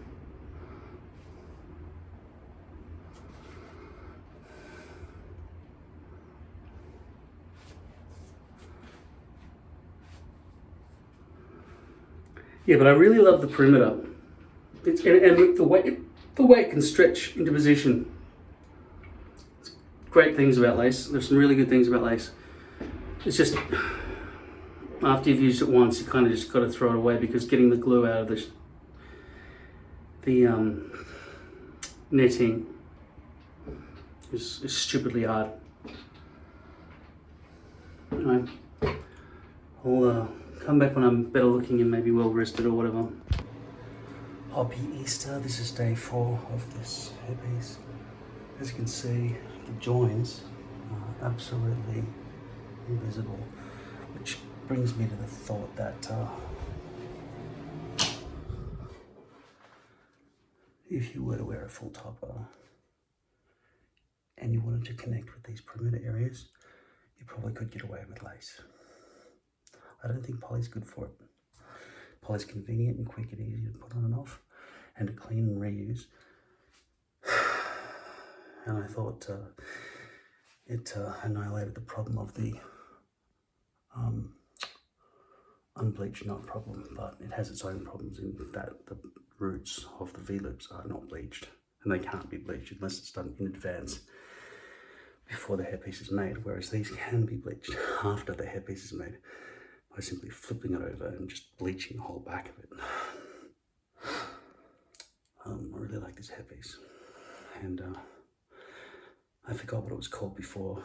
There's French and Swiss lace. French is thicker and coarser and can accommodate more hairs, so you can have medium density, which is what I think this is. Whereas lace, French lace, Swiss lace only accommodates up to medium light, which means that if your glue is shiny, everyone will probably see through the hairs because it's so sparse. But I think this is the same density as my real hair.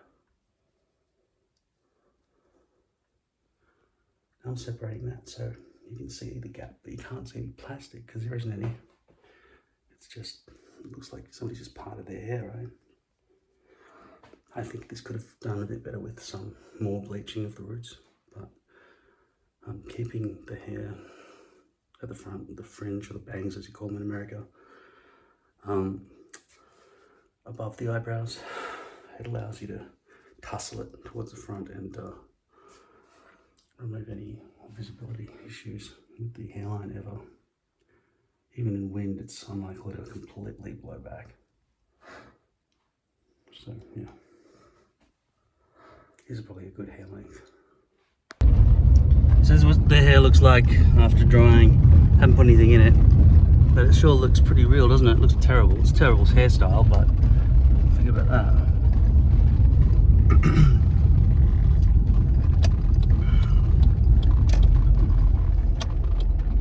Around like this,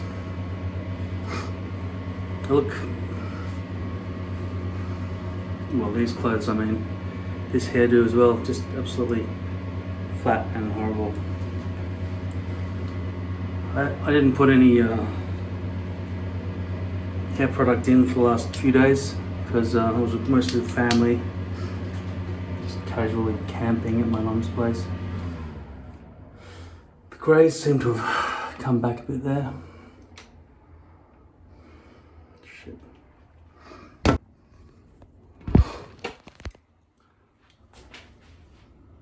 After about 4 days of wearing this, it kind of peeled off. It was always kind of peeling off around the front because you can never get it right accurate, right on there. And this kind of thing just wants to lift all the time, like the whole thing. This is a hairpiece which has been stitched in the direction that I want, which is forwards, all forwards from every direction, right? Because this is a front piece as far as I know. I mean, if you're going with poly, with V-loops, or lace with knots, it's still dependent on the direction it's been knotted or stitched. I think V-looping and knots would both be considered stitching. You know what I mean? Let's just use the word stitching.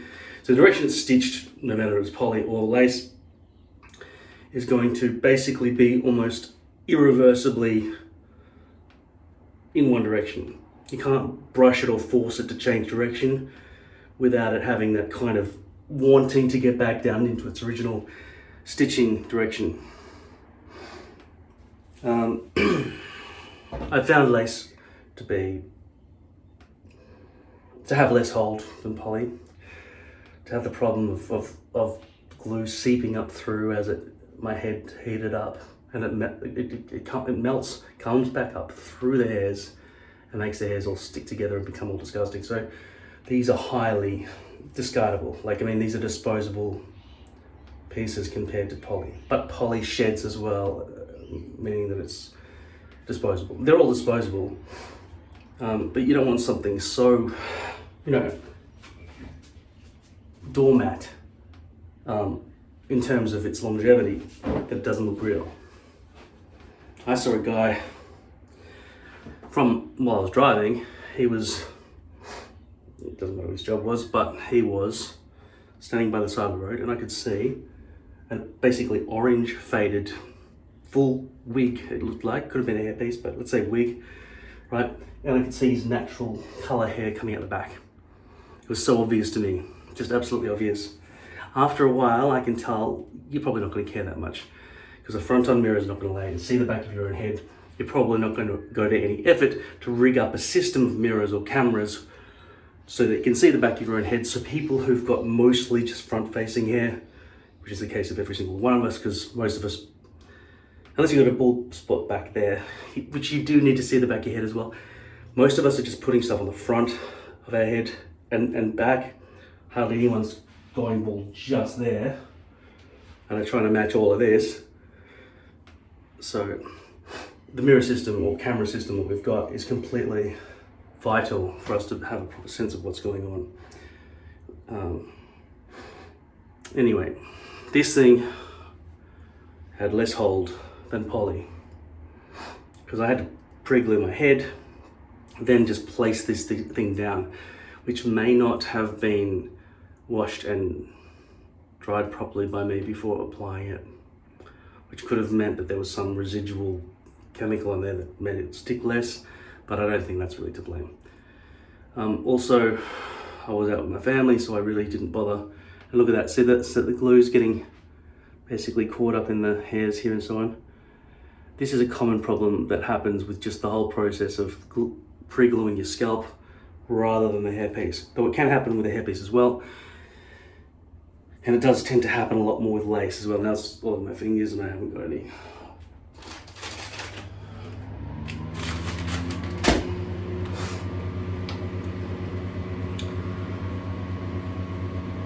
By the way, I have a bit of COVID again now, I think. Either that or I've got a flu.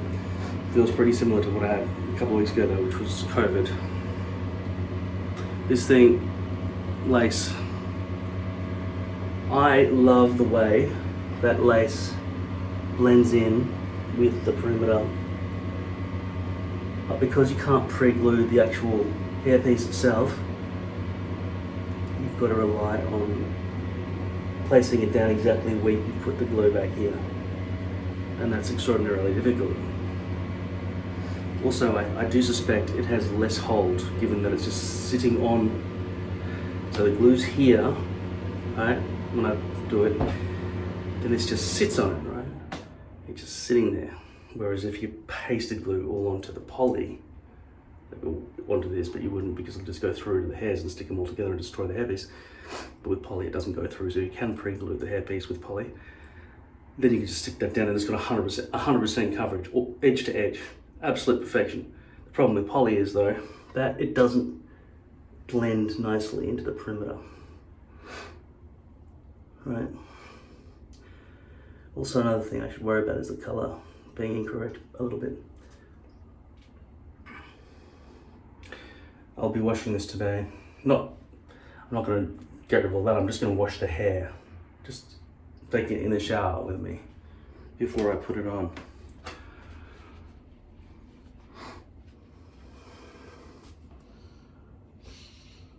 Wow, whoa, the blurriness level, that's like HD compared to 4K. You see how I'm seeing my reflection? You see that I can see, right? Good. You see that I can see my reflection, right? When I look in the mirror. You can see I can see my reflection now, right? Now, from my eyeballs perspective, right now, it's probably 720p. Looking at my reflection, looking at that part of my scalp. Can you tell that that is what I'm looking at right now? If you can't, then I'm sorry about every single video I've ever made because I've just assumed you can tell what I'm looking at. Or potentially it doesn't really matter to you what I'm looking at, so long as you can see what you need to see. But for you to understand my perspective, you need to know what my perspective is by seeing what I see in my reflection, okay? So I'm now looking at my reflection of that part of my head. At the moment, I'm looking at it thinking I've got a good idea of how many hairs, how much stubble is here and how much I would need to shave off if I were to take this razor blade and start scraping away. There's. But I must have been doing it a little bit incorrectly all this time because when I look at it like that without the glasses, it's about 720p. Not that I would know that until I went like this. And now it's like 4K. Like I can see right now I see a vague discoloration of grayness on my pink or yellowy or orangey skin, depending on what. For me, my perspective is more white and pink. But when I look at the screen of the camera, it looks more orangey because it's not the exact same color in real life as it is through the fucking circuitry of that camera. But it's just remarkable.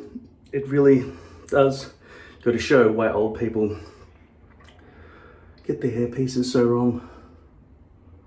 You just can't see anything anymore.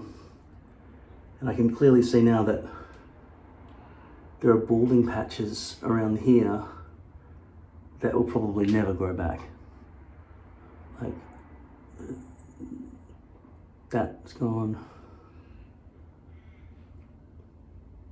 For me to think that growing my hair to a certain length and using whatever hairs grow out of here as some sort of fringe now, some sort of, let's call it a Jude Law. If I think that can become like something to style the front of my hairstyle with, I'm fooling myself. It's too far gone. There's no going back to a, just receding type look.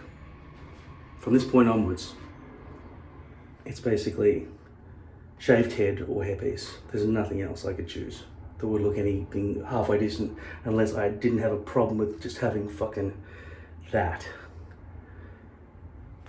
as my hairline, which is not what I would choose. I think I'd go shaved if I'm going to shave it off. And see these greys now coming through? Just fucking 5-inch long greys.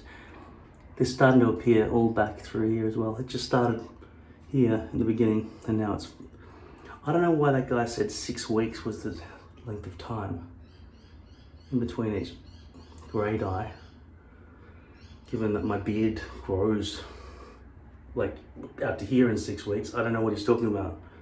Of course it would have to happen more often than that. Probably have to happen every day. And if that's the case, I wouldn't do it. I'm not that disciplined. I mean, I have to check out my hairpiece every day, but I don't. I don't look in the mirror often. Embarrassing for me.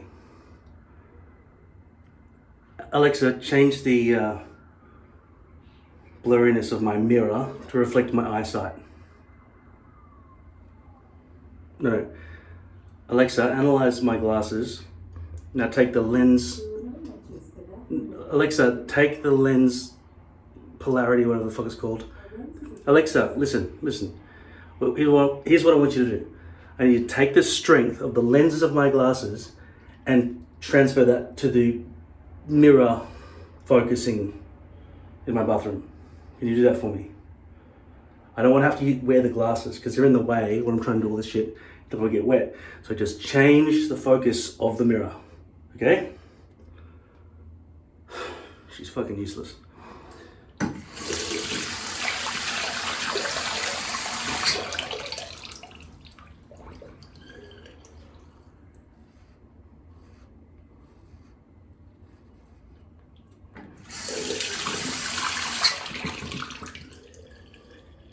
I need two hands and I can't see. It's like trying to know where an electron is and its speed simultaneously. I can't do it. I'd need a third hand. Wait a second. Think sexy thoughts, think sexy thoughts, think sexy thoughts. Oh yeah. No, it's not gonna work. I'm not that big.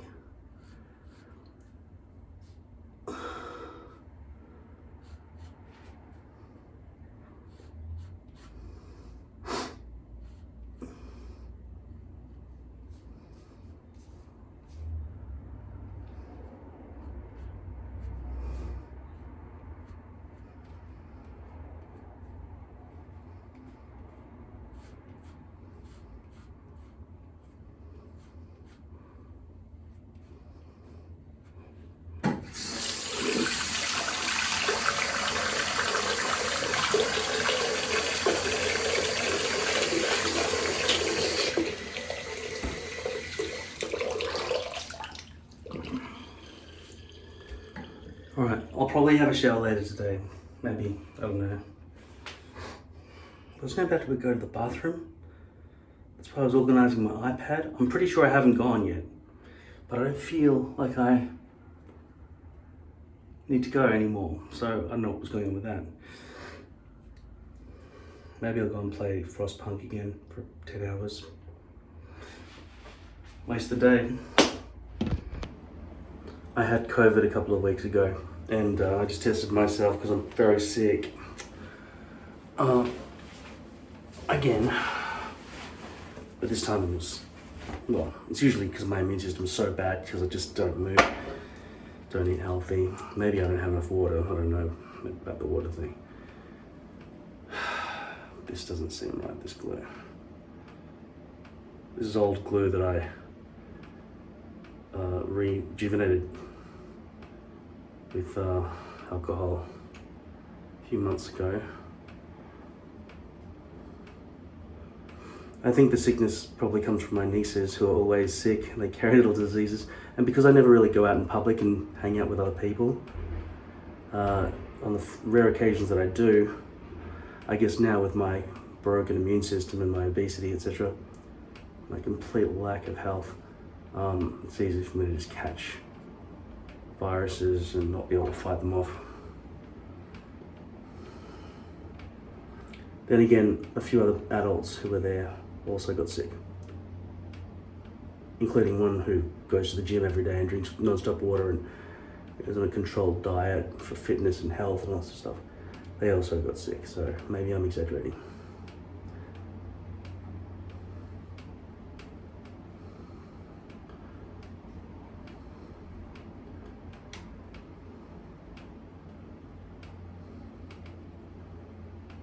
They also got COVID the last time I got COVID.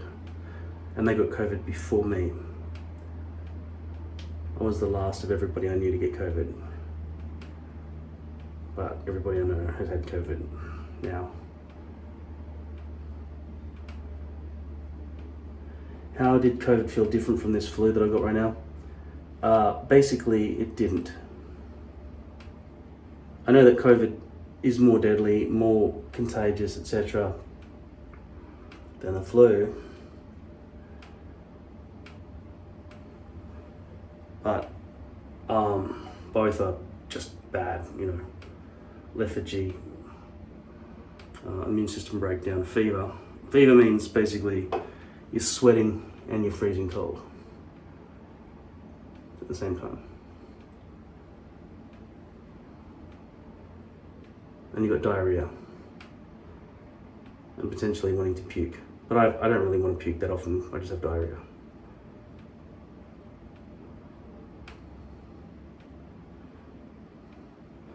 I probably shouldn't have glued all the way down to the front and probably shouldn't have glued there as either. I just forgot, you're supposed to do the back 2/3. The other thing is my ears are completely blocked right now. And it's got to be to do with eustachian tubes. I've got a wax remover. Also I had a shower, so it could be water in my ears. Oh god, my brain's...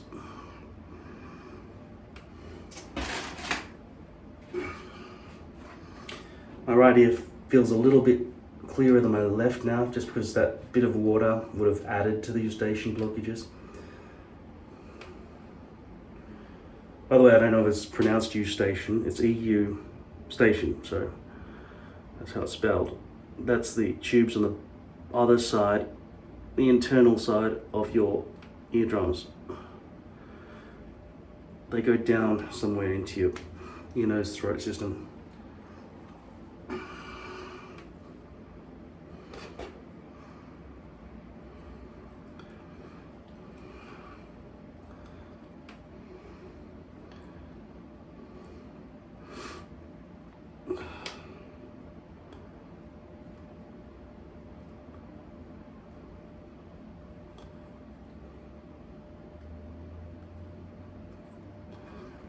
Can't get in for some reason. The arrow says to go that way. There it is. It's the penetration in the beginning. Otherwise you're flopping around the outside all over the place trying to find the hole. Let that be a lesson to all. Like, a little bit of wax there. Gross. This was $3 from eBay. About 15 different silicone heads, you can swap them.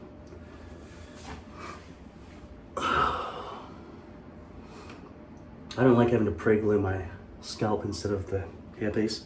The hairpiece has been washed with shampoo and conditioner and is laid out, brushed in the direction that I want for when this dries.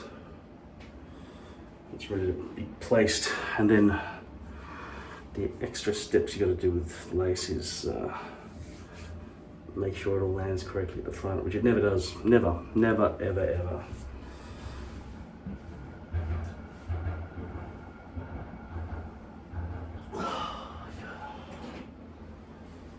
Just getting this ready for that. Because I'll be using alcohol spray and that comb to get rid of these edge bits after they dry.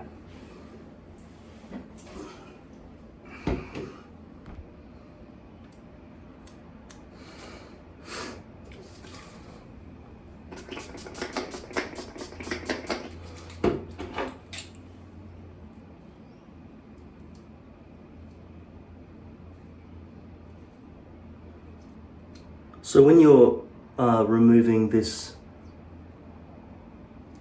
dried glue from the perimeter, if you don't go back this far, you won't make it all the way to the edge, and you could have, you know, a gap. So I think there's no other way to do this. You have to go back as far as you can and use the comb and baby wipes and alcohol. Now, in terms of peeling off the glue from this one I only put on like less than a week ago, or a week ago maybe, I haven't done it.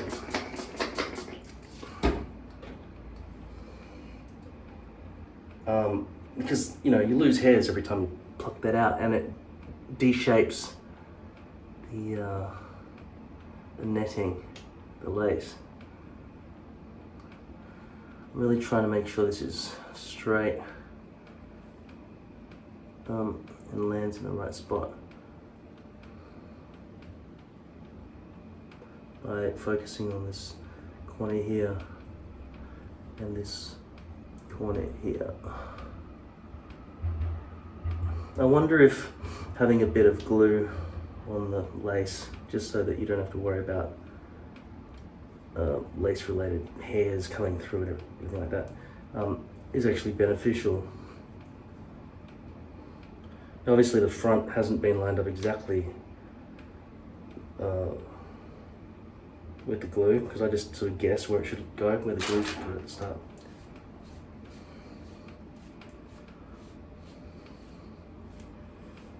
So I'll come back later on, because I'm trying to play Frostpunk, a New Home Survivor level, and it's fucking impossible. So I'm just gonna have to deal with having a dodgy front hairline like this. I'll spray the rest of my head so it's uniform.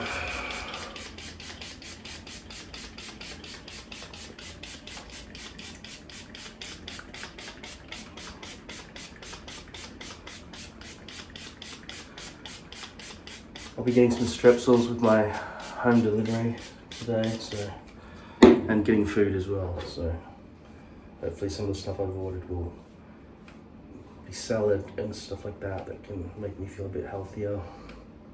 But there's some kind of great tomato shortage of 2023 happening at the moment, and the lettuce is mostly sold out, so like making a salad without tomato, without at least lettuce, right?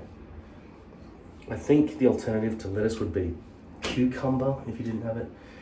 There have been times this year, like Australia's never been in such second world conditions where we've, you know, run out of things. It all started with COVID, when we got a taste of it with toilet paper, and then there were some other things that sort of sold out and deliveries were delayed, and even now there are international deliveries that are slow. But things have not fixed themselves back to normal yet. But we're not in some Great Depression or anything, which is good. I'll fix up that hairline later on when I come back. How bad is it? It looks positively homeless. Oh man. Highly sensitive scalp from where I can actually see what I was going to describe to you. The folds. Fold there. Another massive fold here. If you can see that one.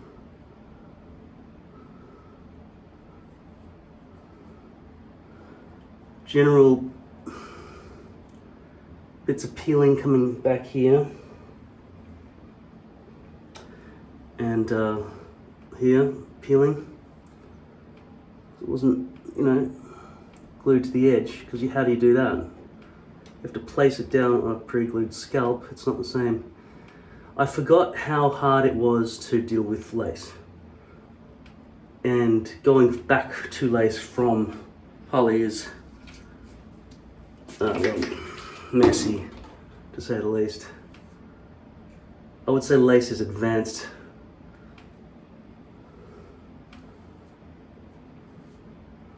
Just think about it. You pre-glue the poly and then you stick it to your head, and it's the only bits where there are gaps are where you missed the alignment, but it was already glued edge to edge, so there was no problem with the glue coverage.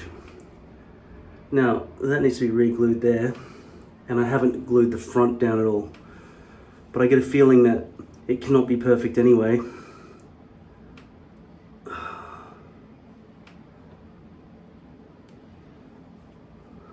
That's the best it can be. That's where it actually lines up with the accidental glue alignment there.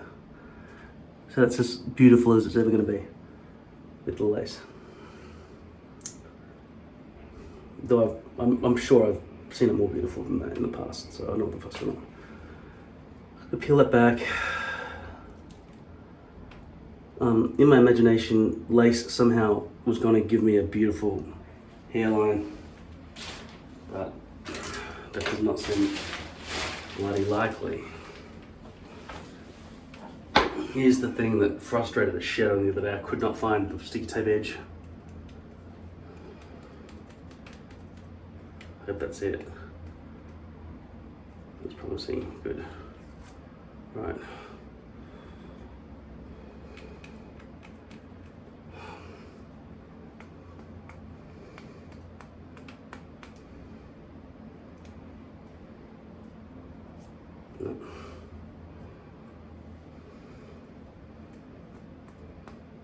Very good that nail is for picking the edge of the sticky tape off. And even that can't achieve what I need it to achieve. What about trying to go in sideways? How can that miss? Because it's like a sponge when you go into the side, it still won't let me. It just sticks something like a butter knife.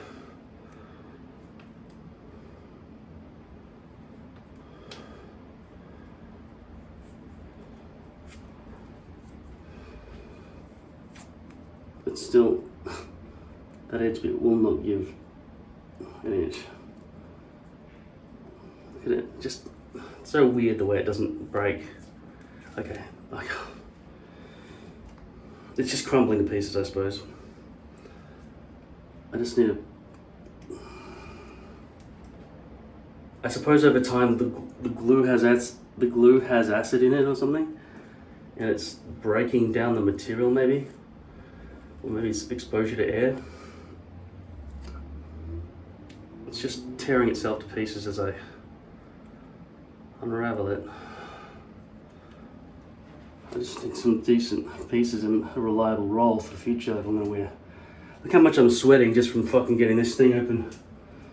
24.4 degrees here. It's currently, I think it's autumn. Get off me. It's autumn. It's April, so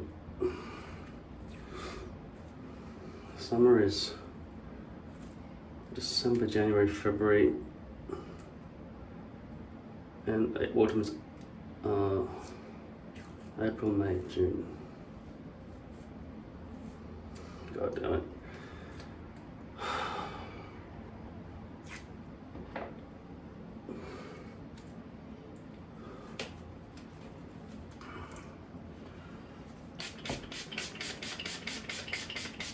You can see how small the amount of water is that comes out of here. My hand is barely wet.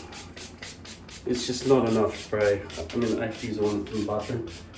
But Woolworths fucked up my delivery yesterday and it was just dickhead who refused to bring it upstairs. So I said, give me a refund then. It was like one of the biggest supermarket grocery purchases I've ever made. And he refused to deliver it. He said, I'll bring it to the bottom. He left it in the foyer of my apartment building. And I said, that's not delivered. Bring it in or it's not delivered.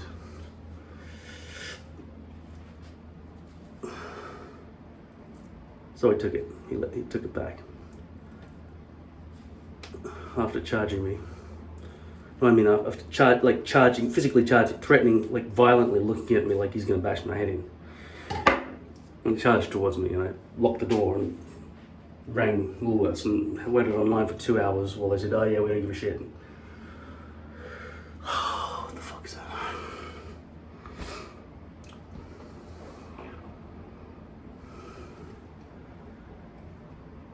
I can't deal with this tape, right? Like the way I would do it is like that, but you need the tape to be compliant. And if it's gonna be crumbling to pieces the whole time, I mean, I could search the house for more of this micropore tape. Your hands shouldn't become all dirty with glue just because you touch some tape, right? It should be designed in such a way that your hands don't have to get dirty from touching the tape. That's approximately how it would happen, right? You just put the lace down on your forehead You sort of guess about there it's gonna land.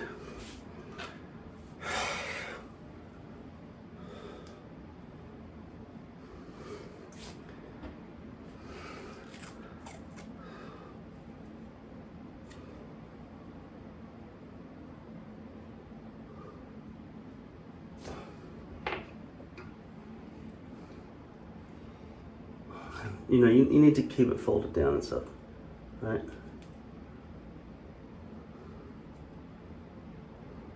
There's going to be over on the forehead, not enough on the...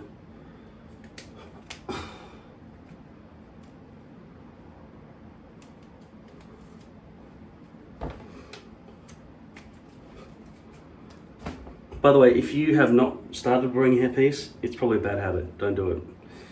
If you can get by it being a little bit ugly, probably a better life for you. Just accept your ugliness. You're gonna get uglier as you age, and you're gonna go through the stress of having to deal with this shit that I'm doing right now for decades, every day, for decades. So, unless you have air conditioning in your bathroom, or you live in a cold climate, don't wear hairpiece. Like if you live anywhere above 25 degrees Celsius, even now, I'm sweating my ass off right now at 24.4 in this room. I would say, hey Alexa, what's the outside temperature? Right now, it's 23 degrees Celsius. Tonight, expect a low of 15 degrees. Would you also like to check the high for today? Did I ask for a fucking essay? Jesus. Sorry, I didn't understand that.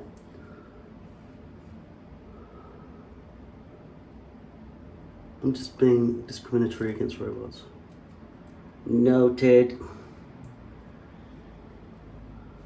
Oh man. You see how hard this is? Like trying to make that line up to where it's gonna land later so it lands perfect. Why bother then? Why not just guess? Look how much off that would be. Oh man, I cannot stand this. Where are the scissors?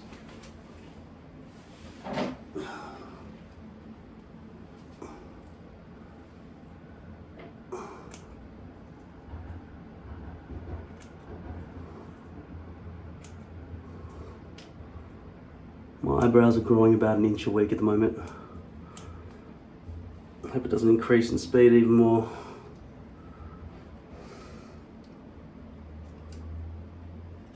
Oh shit, careful.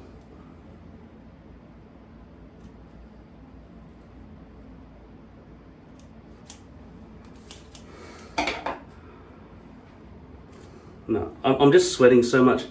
There's no way I'd have glue. I could put glue on there right now. I can't see any way of making the glue applied neatly anywhere along there. So for that reason alone, I mean, as well as the difficulties all the way through, I said I love the perimeter here where the hairpiece and the hair, the bio hair meet. The perimeter blending is beautiful with lace. But the difficulty of making it, you know, you can't pre-glue it. That's a huge fucking thumbs down. Makes it much more difficult if you can't pre-glue. The front hairline, it's impossible, actually impossible, to make it perfect. I'm getting a phone call. I've got to wait for this fucking thing to get off the screen. It's impossible to make the hairline good with lace. If you see it good with lace, they're showing you day one, and they're also never touching it, because if they touch it, it'll fuck it up, right? And there's glue that will shine through if it gets above 25 degrees. It will melt, the glue will melt, because glue hasn't been invented properly, and it will shine like a motherfucker through the lace at your audience, at the people you're looking at. And people will see that, and then as it melts, and if you press it down with your fingers, or if you wear a hat, or have anything touching your head at that point while it's melted, that will go through the lace and bind your hairs together as if you placed glue directly onto the outside of your fucking hairpiece. Do you understand what I'm saying? lace is great for perimeter only. That's it. And it's great for breathability all the way around this part of the head. As far as this part's concerned, you cannot line it up nicely because you cannot pre-glue it. And as you adjust it, lift it, and put it back down, it's moved. The glue shines through those areas. The glue seeps through those holes, and it makes your hair stick together. For all these reasons and more, lace is a pain in the ass on the front hairline. The perimeter, it is the best. That's it. What you want is a poly front and a lace back. I've said this before. I haven't bought it before. I haven't looked it up. I just try to get things cheap so I can cut it into thirds. And they don't sell rectangles really. I've had one custom made for me before, but they had to sit down there and do it personalized for me. I was trying to convince them that people want to buy partials like this, and then they started making these partials that were like this and so on like that. I said, that's not how people are going to need it. What you do is you've got these two recessions and you shave that a bit out. If you're going to get a shape at all, you'll need a leaf shape. And then another company took my word and they started doing leaf shapes, but then you can't customize the shape of the leaf. So I'm trying to convince them again, thanks for taking up what I said and starting to create partials, but you need to make it rectangular so people can cut it the way they need to. And if they want to copy me again, because of what I'm saying right now in this video, because they've copied me a lot over the past 12, 15 years, whatever it's been, without any gratitude, I might add.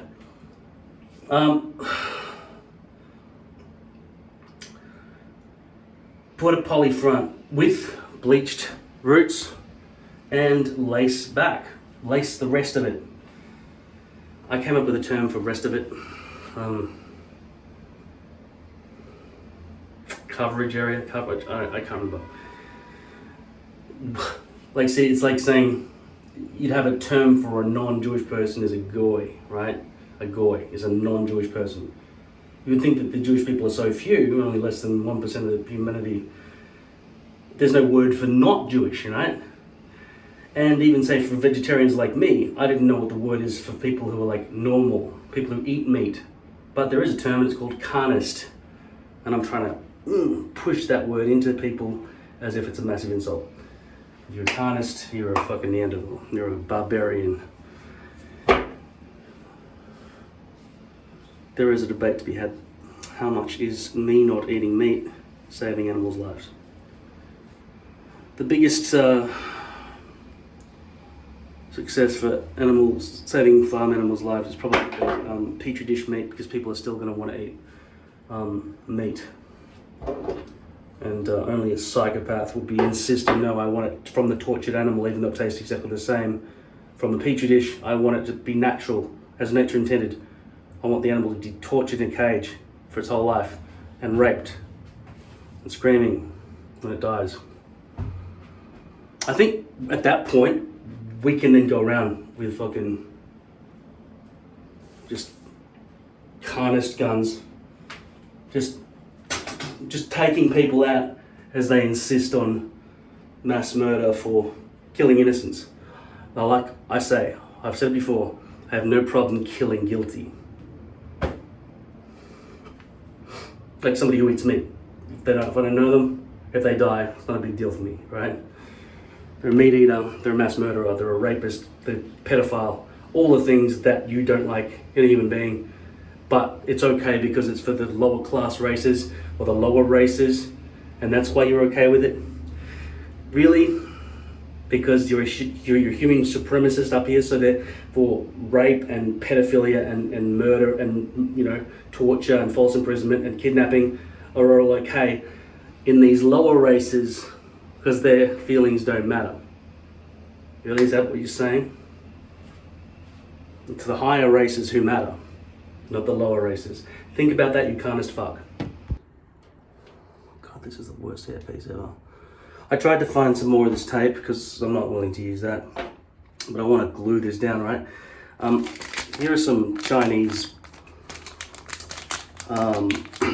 patches which basically allow you to put tiger balm on your skin in the form of, well, sticky tape, right? So let's observe this and think of this like a stick-on hair patch. Like imagine the stickiness level and the adhesive non-stick plastic that it's connected to. So if you were to buy a hairpiece that wasn't so difficult, like the ones we're trying to use all the time, you buy something like this, right? It's just covered in hair, or it's like wrapped up so the hair fluffs out at the end afterwards so you can see what you're doing. But look at how easy this is to get off, and also look at how much stick it's got.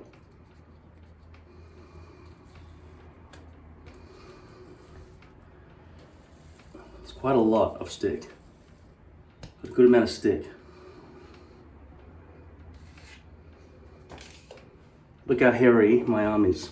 Now that would be not scalp prepped, right? That's not good scalp preparation to stick something on there like that. But I think this is so covered in icky glue, which is really neat as well, that I think it'll pass through all those hairs. Look, and penetrate down through. Can I get it flat even with all those hairs underneath it? Well, no, not exactly.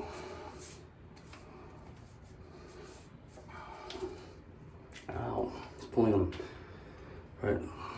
So, what am I going to do about this hairpiece? Do I want to try to make this glued down at the front? I'll give it some effort, some of my time. Just after the first 30 seconds of being in this room, I'm already sweating like crazy. Out here, it feels almost identical, but maybe it's the act of standing up, because I very, very rarely stand up on my hind legs. I'm always sitting or lying down. They're my two default positions.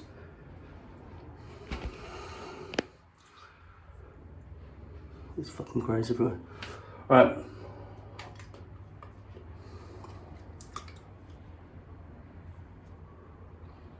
You always look unkempt if your sideburns are messy. I keep trying to point this out to you, but I can never think of the words. You need a beard trimmer. You need about a 7 or a 9.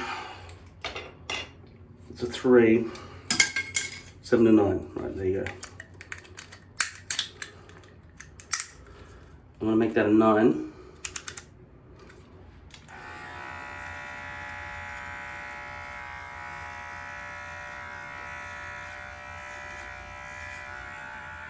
Maybe I made it too short, I don't know.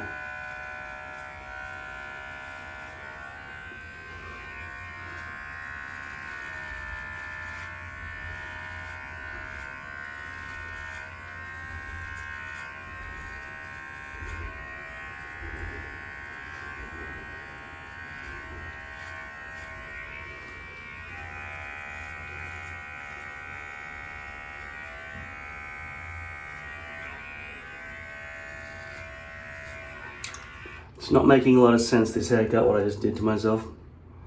Look like a medical experiment now. Now for some weird reason, 9 belongs from that point upwards, but because it's beard hair instead of head hair meets beard hair here. From the beard hair's perspective, if you want it to look the same as the head hair, you have to go shorter. I don't know why. This is 7. Oh fuck, I just fucking fucked it. I fucked it. That's way, facing it that way rather than that way, changed it to 0. I fucked up bad. That looks like shit. Oh man.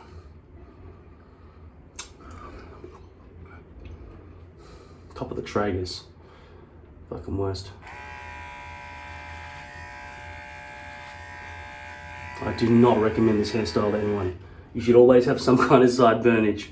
That looks just fucking ridiculously, it just really spells out every problem with my face. I feel sicker looking at myself with that. Be very careful with these things. As you can see, I've just sentenced myself to 2 or 3 weeks of just complete extreme ugliness. This thing is not obviously sticking down to the hairs. Did it rip them out? Somewhat.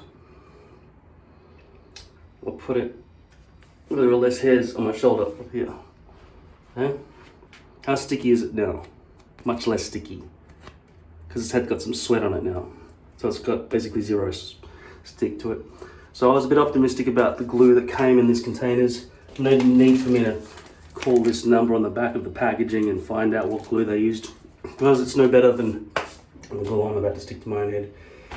Though it's very hard to think there isn't no worse glue than this. I don't know how many double negatives that it worked out to equal, but I'm telling you right now, this is very unsatisfactory glue. Walker tape ultra hold. Been opened, exposed to air about 300 times at this point. I've added some alcohol. Here's one that has not been opened, with the cover blocking our view of it as they've designed it to do. I can't see what's going on through there.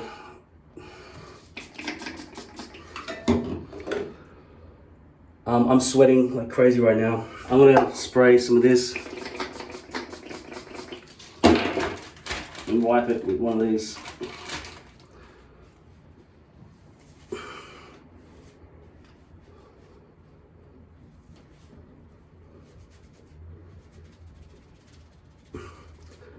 These are not baby wipes, these are flushable wipes. That's why it's disintegrating before your very eyes here. Not good. Oh, fuck.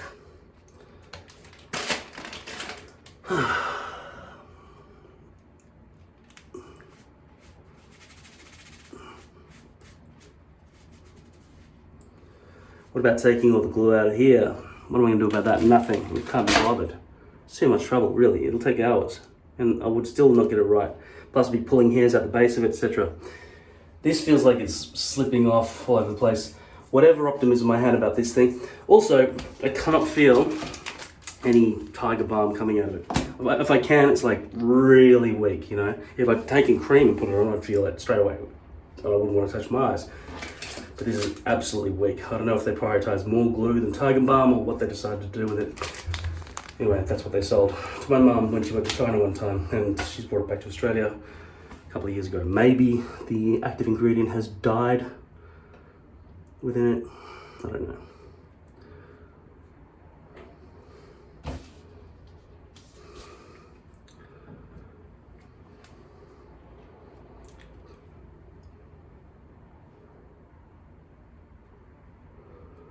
If there's the Auschwitz tag there, see?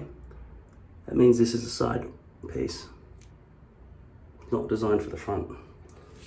You can use that as an excuse if you want. With lace, it should be less impactful. Do you understand what I'm saying? I'm not going to explain it to you. I'm too tired, and I'm doing a fairly good job explaining it, but I'm not going to go in and tell you all the backstory of what words mean at this point. That's not going to be very accurate.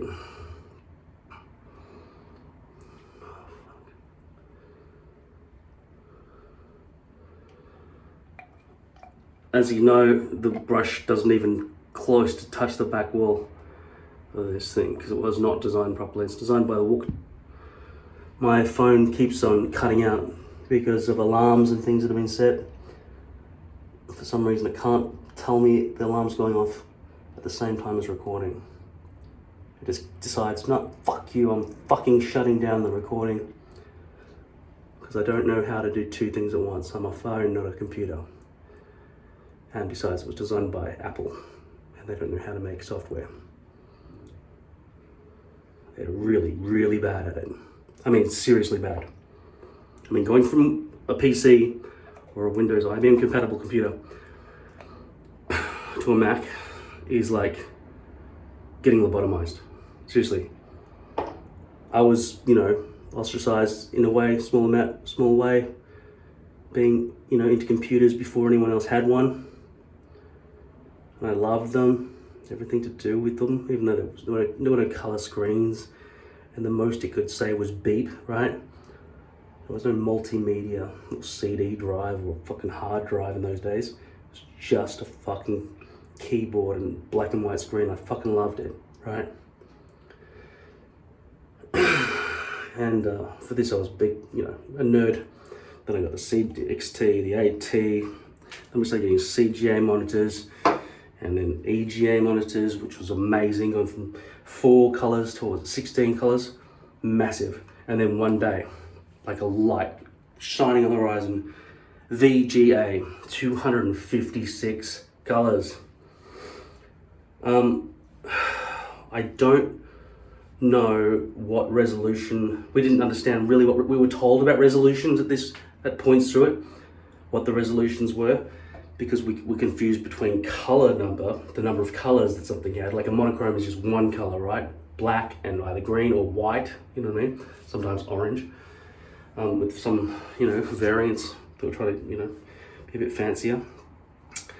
But CGA was 4 colors. And I don't remember if they were talking in terms of resolution at that time. Obviously resolution is how many pixels wide and tall something is. By the way, screens were square in those days, not rectangular.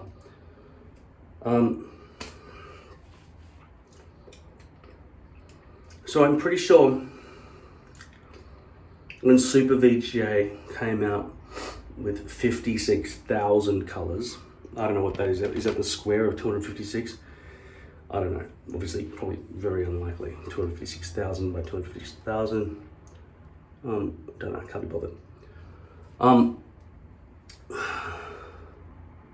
But it was 256 colors was the thing. Is that right? And then 256,000. I can't remember the jump up in color number.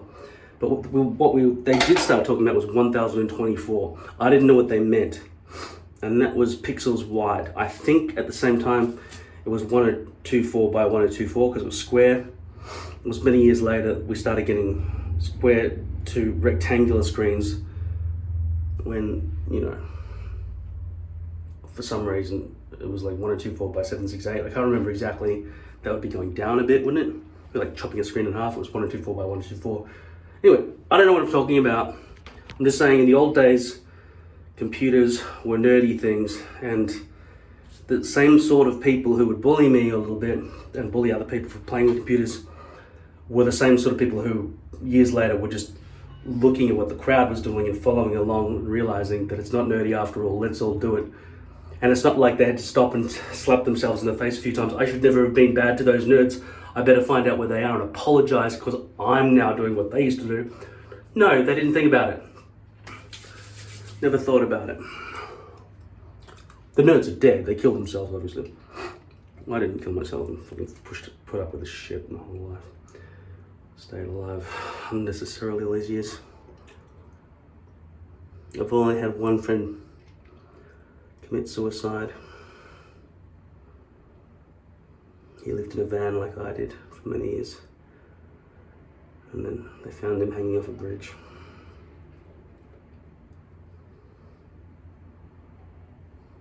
I mean, I've threatened my family that I would kill myself for many years.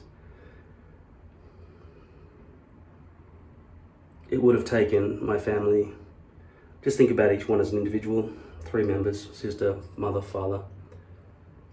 The amount of effort it would take to save somebody's life would be about the same amount of effort as going and putting the kettle on to get the coffee started to save someone's life. But a lot of people don't give a shit and they'll just walk away and let somebody die. And I think those people who let people die of suicide should be tortured to death. Not just death penalty, tortured to death. They're so destructive an influence in the society.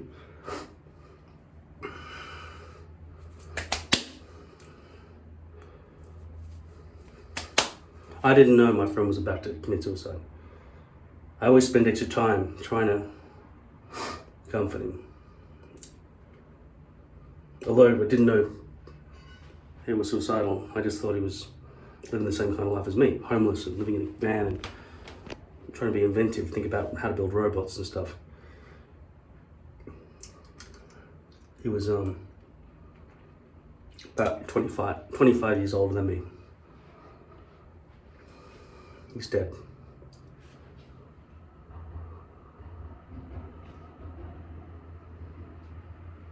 Yeah, if you drive somebody to suicide, you should pay the price. And if you're somebody who's bored looking for something to do and you want to become a vigilante, you're looking for something to someone to save, somebody to punish people who drive people to suicide. Like if you see a friend, best friend, abandon a best friend and then they go and kill themselves because they feel lonely now, kill the guy that's abandoned, kill the person who abandoned them. If there was no good excuse, it was just selfish reasons, fucking torture them, please. Seriously. I am pro-violence. Okay, let's just seal this up. There's not much more I can do, it's just limited by its composition.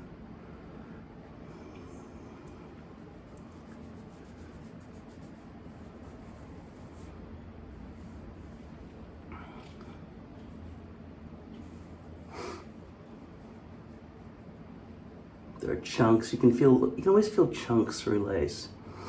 Chunk of glue here, a fold here. This is Swiss lace, which is not as small holes as, sorry, this is French lace, which is not as fine as Swiss lace. So, coarser, maybe Swiss would be better. As always, it's a hairpiece, it's dead hair, just sewn in. I've got to put some sort of product in the hair. I'll choose this one now. Going straight onto dry hair with this stuff. See how that goes.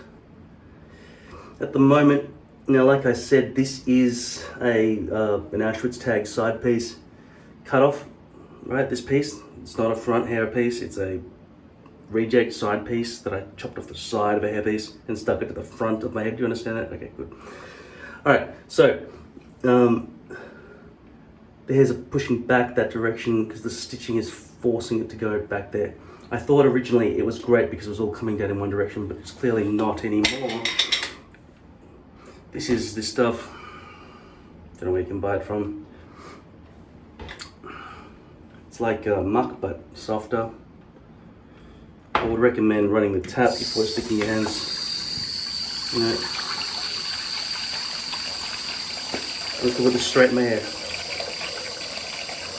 This is the, after a lot of effort, the hairline that I got. And any further effort would be difficult to achieve. And even I did get it perfect, it would last only 30 seconds before bumping it and then it would be gone again. So with lace, there's no way to make this front hairline perfect for a long period of time. It can be perfect for a photograph and that's it. Cheese, okay, cool. Now go live your life. It's not going to stay like that, is it? No, it's not. It's going to just do what it wants. Which reminds me, I've got to stop using lace. This was a good reminder.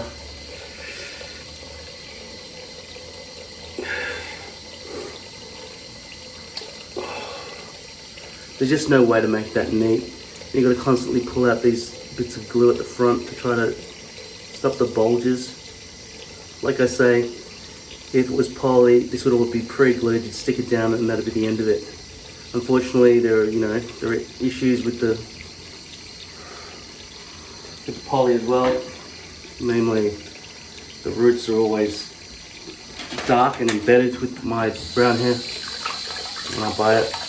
If you have blonde hair, you probably don't have any problems at all. Don't know what we're talking about most of the time. Or if you have black skin and you have black hair, you're probably like, what the fuck are you whinging about all the time? You don't have any problems. It's only contrasting skin to hair, that's the whole thing, right?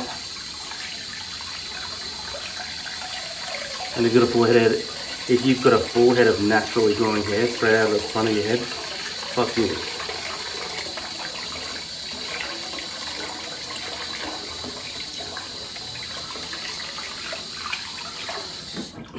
Fuck, I've totally clogged up my sink. What the fuck is going on with all this shit? Alright. I'm really sick. Really sick. I don't feel as sick as I did at the start of this video. Midway through, I can't even remember how long this video's going to be going for. Days, weeks, I don't know.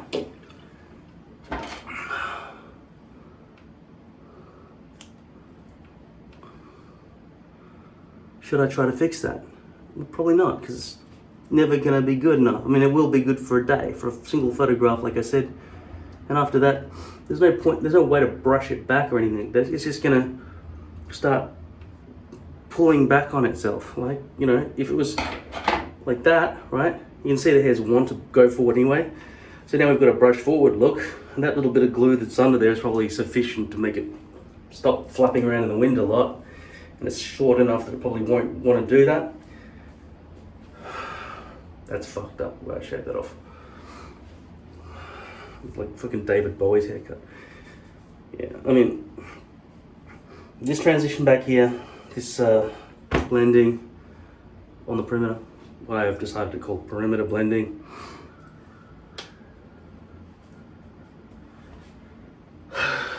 Is great with lace. That's it. That's the end of the list of good stuff with lace. Everything else to do with lace is shit.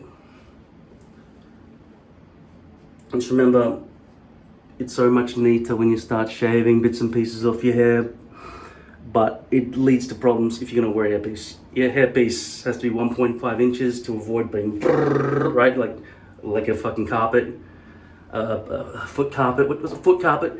A welcome mat. Thank you. Right. So the rest of your head has to always be like 1 to 1.5 inches long. That's the life sentence you have with wearing a hairpiece. What I've done here, like less than a millimeter basically.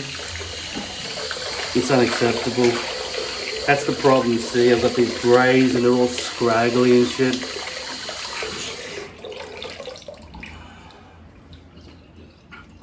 If you want it shorter, shave your head, go bald. I mean, the amount of effort I go through with this, it's not painful, but it's probably less effort than going to the gym and lifting weights and looking good. You would look better bald and buff than fat with hair. So, but then again, buff with hair is probably the best. If you can get around this whole problem of having a shitty hairline. The main problem, of course, is that glue that we need is not invented yet. Nowhere near it. For some reason, even though there's glue that surgeons use to hold wounds closed, for some reason, we're sold this stuff, and this would barely hold a butterfly wing to a piece of paper. You know what I mean? And we're trying to stick this fucking thing to our head with it, right? It's very, very, very weak glue. If you start using harder glues, they don't bend or they're not malleable, so they're useless for our purposes. I have been told that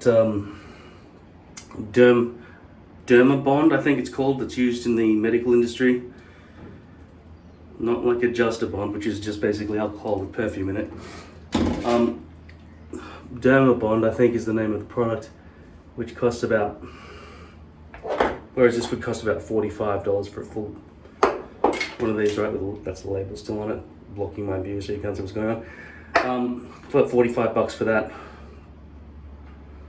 Dermabond for the same amount would be about $500.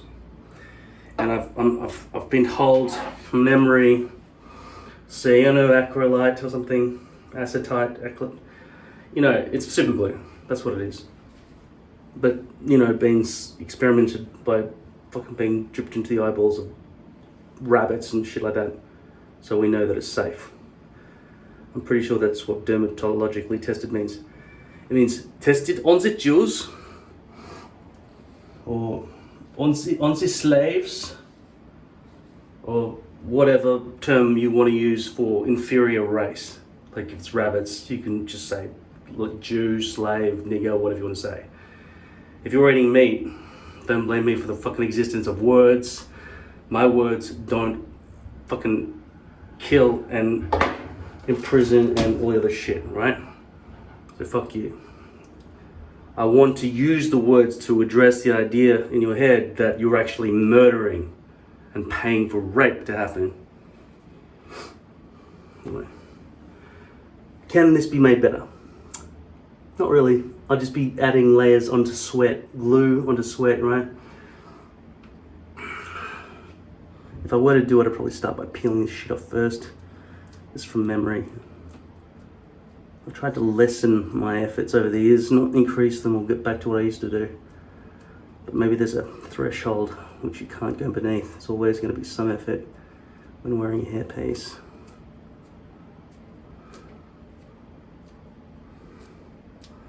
And in the case of front hairlines, it's always going to be about picking this shit off at the front and laying down a fresh coat. And maybe now it'll be easier to use the tape marking method.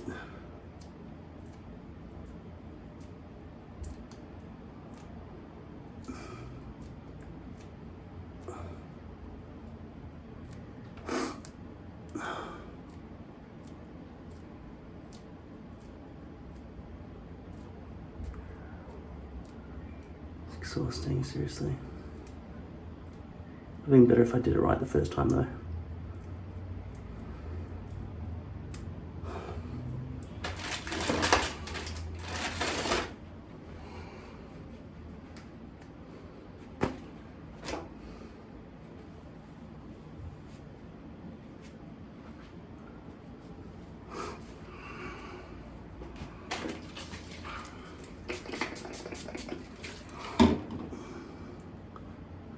It'll go on forever if I don't stop. Tape.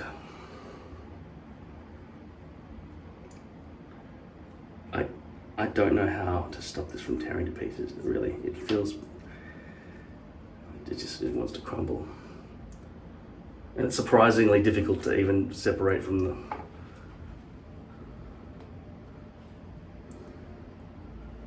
no, that's way too wet.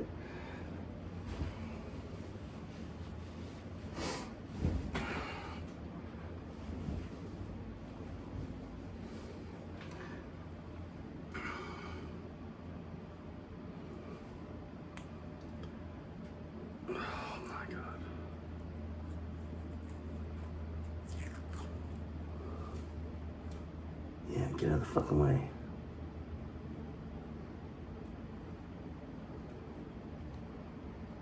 So what do? We just estimate, I guess. I don't know.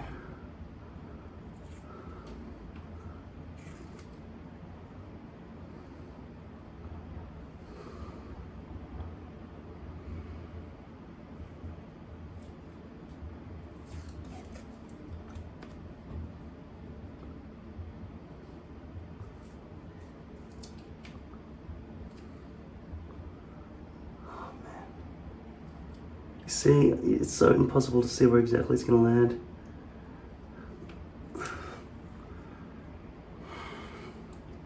And this tape, man, seriously, get a batch of this stuff. I don't know whether, I'm sure I got a pack of 10 some time ago. It's lost now. I might find it eventually, but just bear in mind it rots. This is actually rotten. That's why it's not working.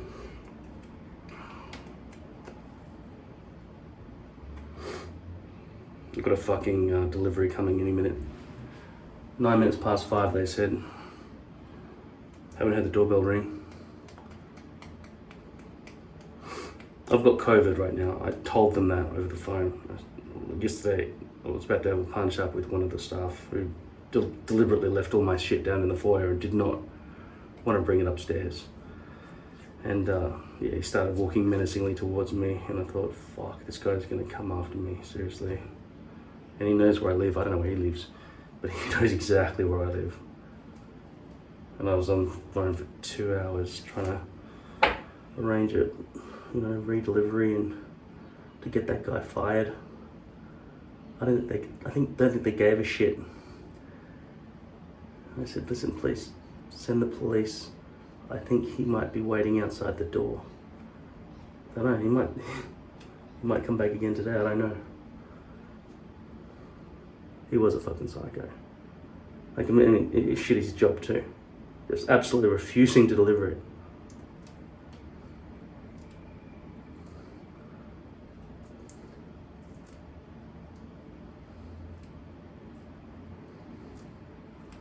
Like $500 worth of food.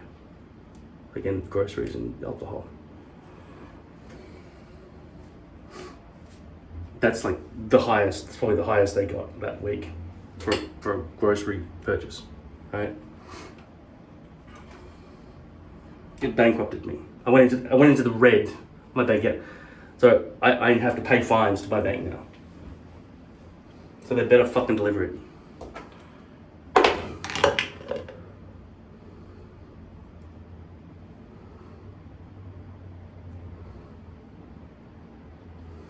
I'm in a lot of debt, actually. No, didn't used to be.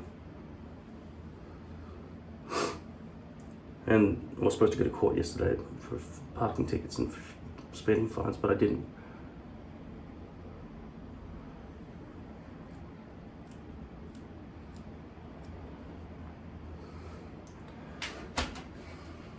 Come on. Get this over and done with, please. I want to throw this out as soon as possible. No, I can't. Let's throw it out now.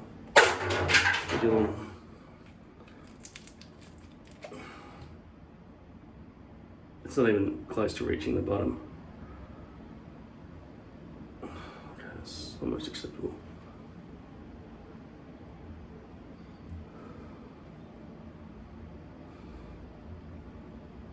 I keep forgetting how fragile this is if you let it touch the base.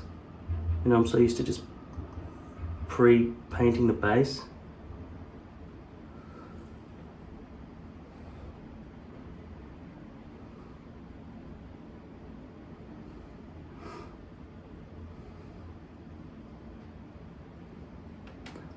Let's hope that all lines up nicely.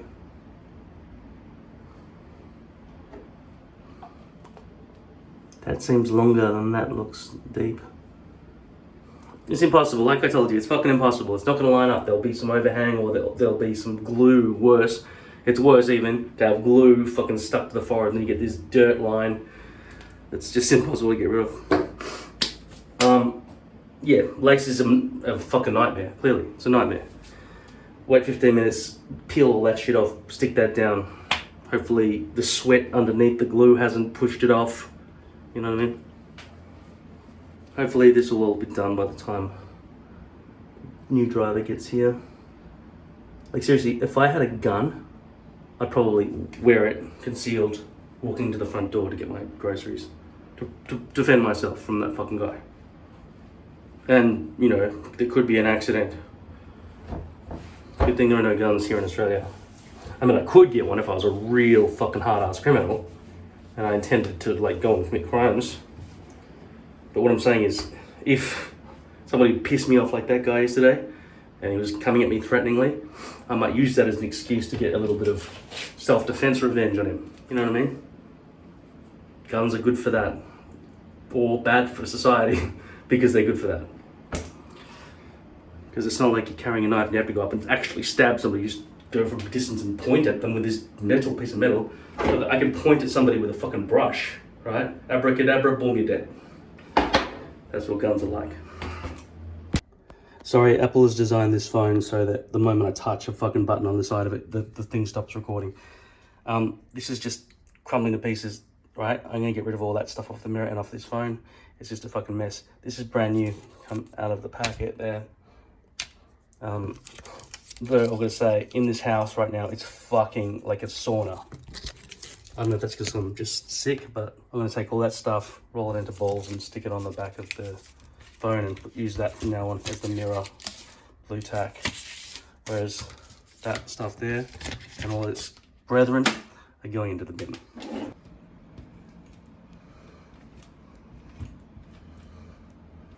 How dissolved it is, it's so... Clean the mirror, but I'm so fucking sick and bored and broken. Yeah, I'll get that shit off the back of the phone too, maybe with some alcohol and some wipes. Could take some time out of this editing I'm doing, because shopping people should be coming to the door any second.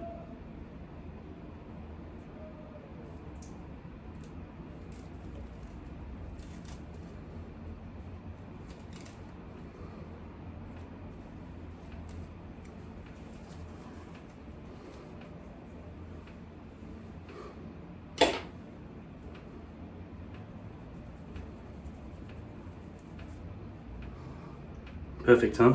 Great hairstyle.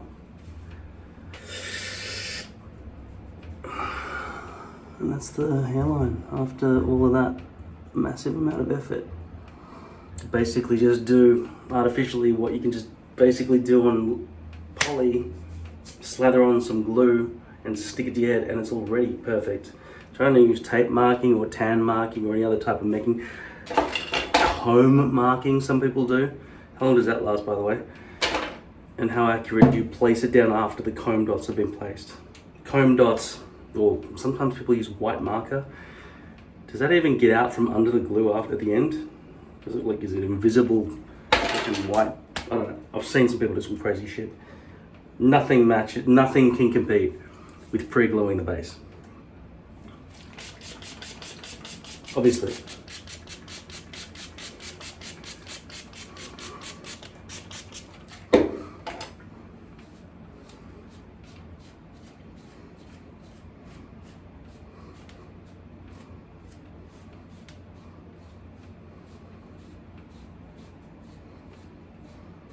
Look, don't do what I did. If you have no sideburns, you look pasty and like there's something seriously, you might as well shave off your eyebrows. You know, shave off your sideburns.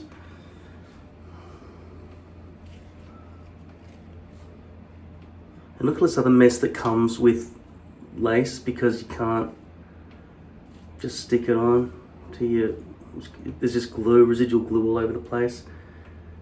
So, you know, we've got this wall of hair problem anyway. Thinking that lace is gonna be like a nice, you know, defragmentization, flaggable, pluckable, fluck, pluckable, pickable, puckable, puck, a graduation, a nice graduation using lace. As you can see, it's not better than using the fucking straight lines of poly, what are they called? V-loops, they're not better. It has potential, both of them have potential. If polys, I did all that just so I could get rid of some extra, maybe it's too thick at the front. Maybe this is too dense, this hair. It really feels like a very dodgy hairpiece, just in terms of the way it doesn't look natural coming out of the front there. Also the massive amount of sickness in my eyes, and it's game over for me, I think. There's no way for me to go to a pub or anything and pick up a cheek ever again. Not that I ever did. I never did it in the first place. I'm fucking scared of it the whole time. And to all the snobby bitches in the world, fucking go stick your fucking face in a vat of acid. You've caused so much misery to so many people. Like your whole life, you've just been fucking causing misery left, right and center. Either dress down and try to fit in with the rest of us, or fucking burn yourself alive. Right? There's no place for people who are that much better than us. Right? Unless you're gonna be like fucking using your power for absolute good. Don't walk around being better. Just being better with no fucking thought of anyone else. Right? Being humble is not enough, alright? You can act humble, but you better be fucking devoting your time and energies to saving animals and stuff like that, okay? Otherwise, you're just a fucking privileged cunt. Like, my life, when I get some power, I intend, like if I had the power that a fucking hot chick has right now, like rock star level power from just being a good looking chick, right? When I get that level of power, I intend to fucking go traveling the world and saving fucking animals from cages and stuff. Whether it's through money or violence. Like Batman, violence, or like a rich bastard who's fucking... Anyway, the thing is, what I really think is important, if animals are saved and everything else, we don't just let the people who hurt them go and say, oh good, we're glad it's over, wow, what a great day. No. We track them down, every single poachy type motherfucker, anyone who made profit out of the sales of animals and animal parts. Even though it wasn't illegal then, we've decided we're in charge now and we're gonna go and have no mercy on those people. Stick them through the abattoir system, exactly like they did to all the other sheep and cows. but it has to be slower, because if they did 1,000 cows, that's 1,000 times the amount of pain, or 1,000 times the amount of, if they did 1,000,000 fucking sheep and cows and pigs and stuff, well, you can't really start torturing family members who are innocent. But we then start looking into which family members might have been involved, and so they can all watch each other get dissected together. Maybe, I don't know. I think it's fair enough, really. And anyone who thinks it's just the lower races, it doesn't matter, fuck you, you're next. Can't see my own reflection. So I woke up like this.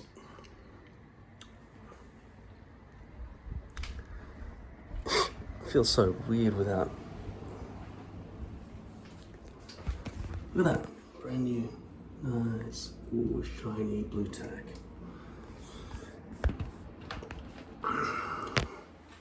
Wall of hair, lifting. Positioning seems almost okay with those points, but maybe too high. It probably should be down there. Yeah, maybe it should be down there a bit, like 1 centimeter lower. Hard to tell. But yeah, this whole experience using lace has been far worse than what I remember. Those lines that you get on poly, the V-loop lines, you wouldn't notice them here because this is such a thick hairpiece in terms of density. It's just, you can't see through it to the scalp at all. It's just like carpet. Look, must be thick, medium somehow. Like, it's thicker than most of the poly pieces I've been wearing. So yeah, look, looking through it like that, you can sort of see, but it's dead dry, and the hair product I've got in here at the moment is not allowing you to see through. Trying to keep topping that front area up with a nice, well-attached front hairline is impossible. Actually impossible. So I'm not going to spend any more time on that.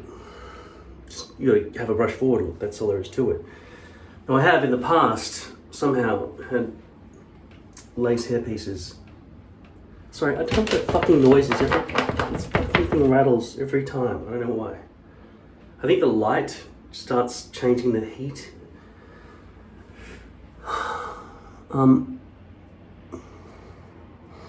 This is obviously a terrible hairstyle, and having no sideburns as well is just terrible.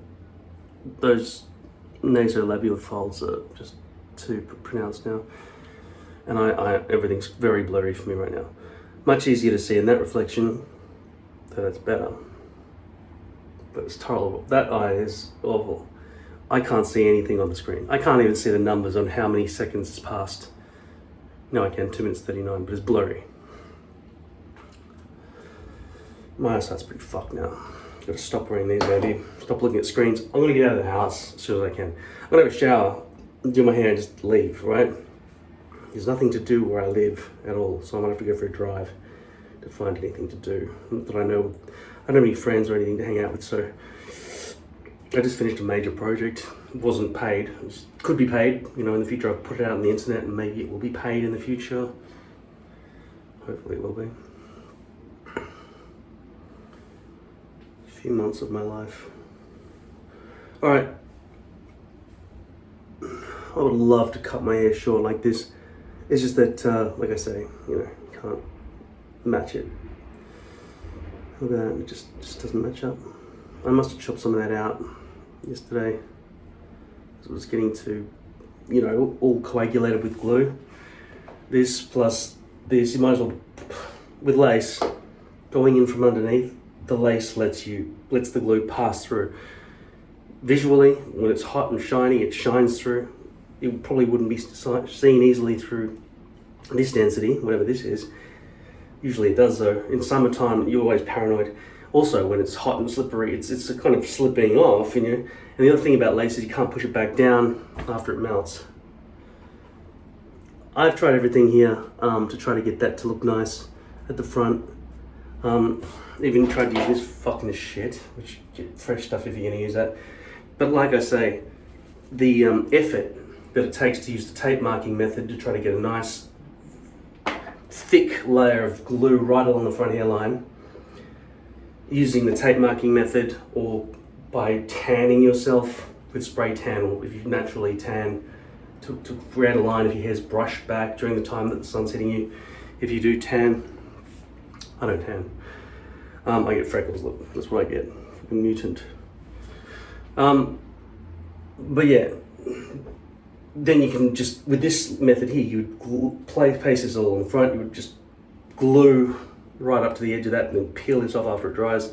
Then you get a nice solid wall of glue rather than that, but not be getting glue on the front forehead, like using a fucking comb marking method, which is stupid, or like a fucking eyeliner pencil marking method, which that the dots would get caught under the glue and be permanently there for people to see. Don't understand that one, unless it's like some invisible marker.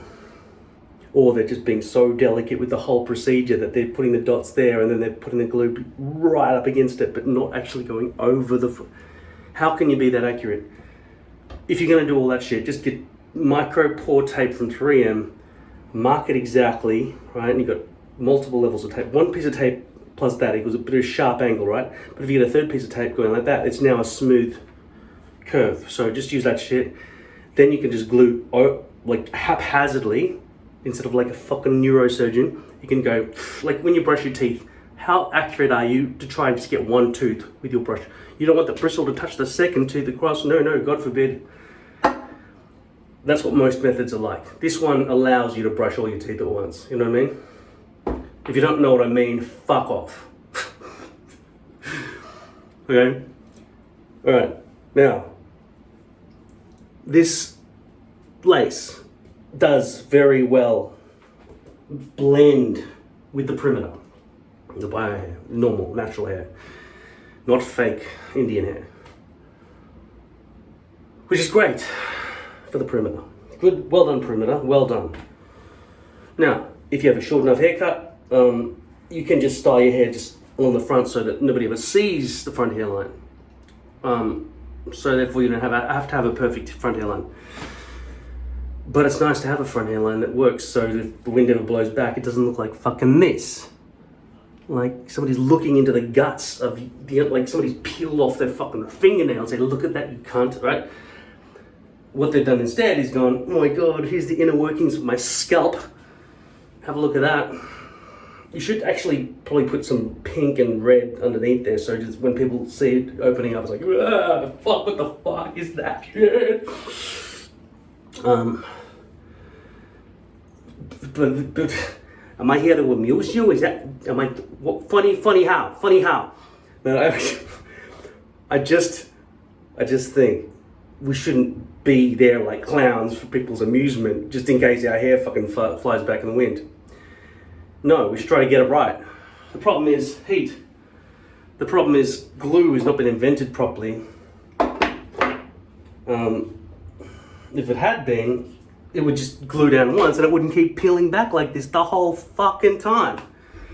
And in terms of the hard stuff, the cyano acrylitate, whatever the fuck it's called. Spent a month learning that fucking word. Forgotten it already. Super glue. That's just like rock hard and it breaks and it doesn't, the hair no longer bends like fucking that, does it? It goes brittle, cracking, fucking throw the hairpiece out now because you can never peel it off. It's fucking fucked. Now, this hairpiece is too high. I've told you before, the top of the top nub. That's the top of the top nub right there, right? Or maybe that is right there, see? So that's where it should be. It should land there. The hairpiece should begin there. And it's basically a centimeter too high. The whole thing should be pulled down a bit. But then it feels like, what's going on here? I don't know. It just doesn't feel right. There's no blending from the fucking, you can't see the actual hairline on this hairpiece. It's weird. It's so fucking thick. This could be heavy density. I don't know. Usually it's, in my lifetime it's been light, medium, light. I don't think this is more than medium. No, I've never had light, sorry. I've had medium and medium light. I assume this is just medium. But medium on lace appears to be almost double the thickness of medium on poly. I don't know. I'm hallucinating, or I need some like glasses to see what the fuck's going on.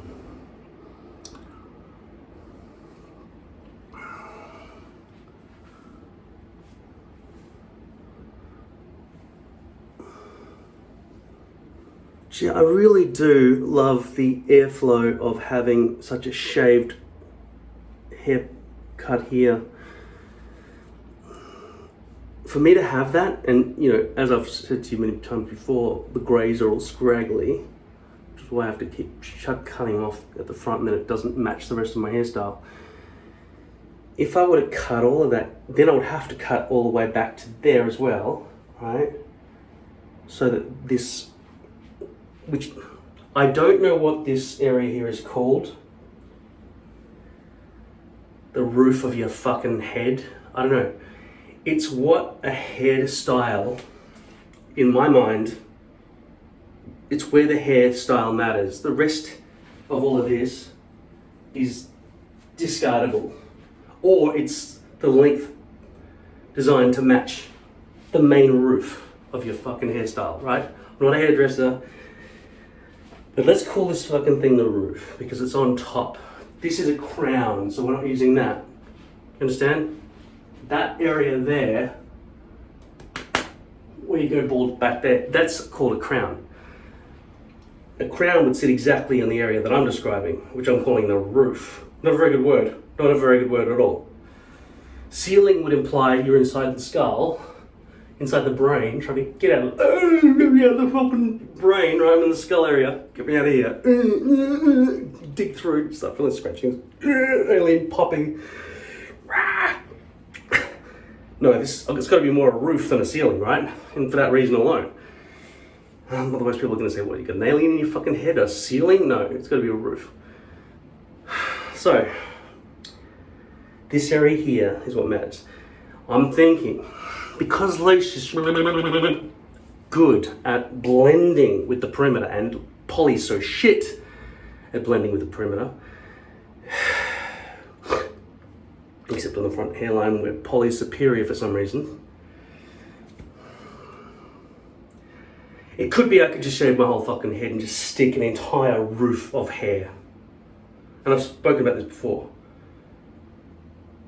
And we've spoken also about my recession personally around this crown area, where that would be part of the shave, the short area of the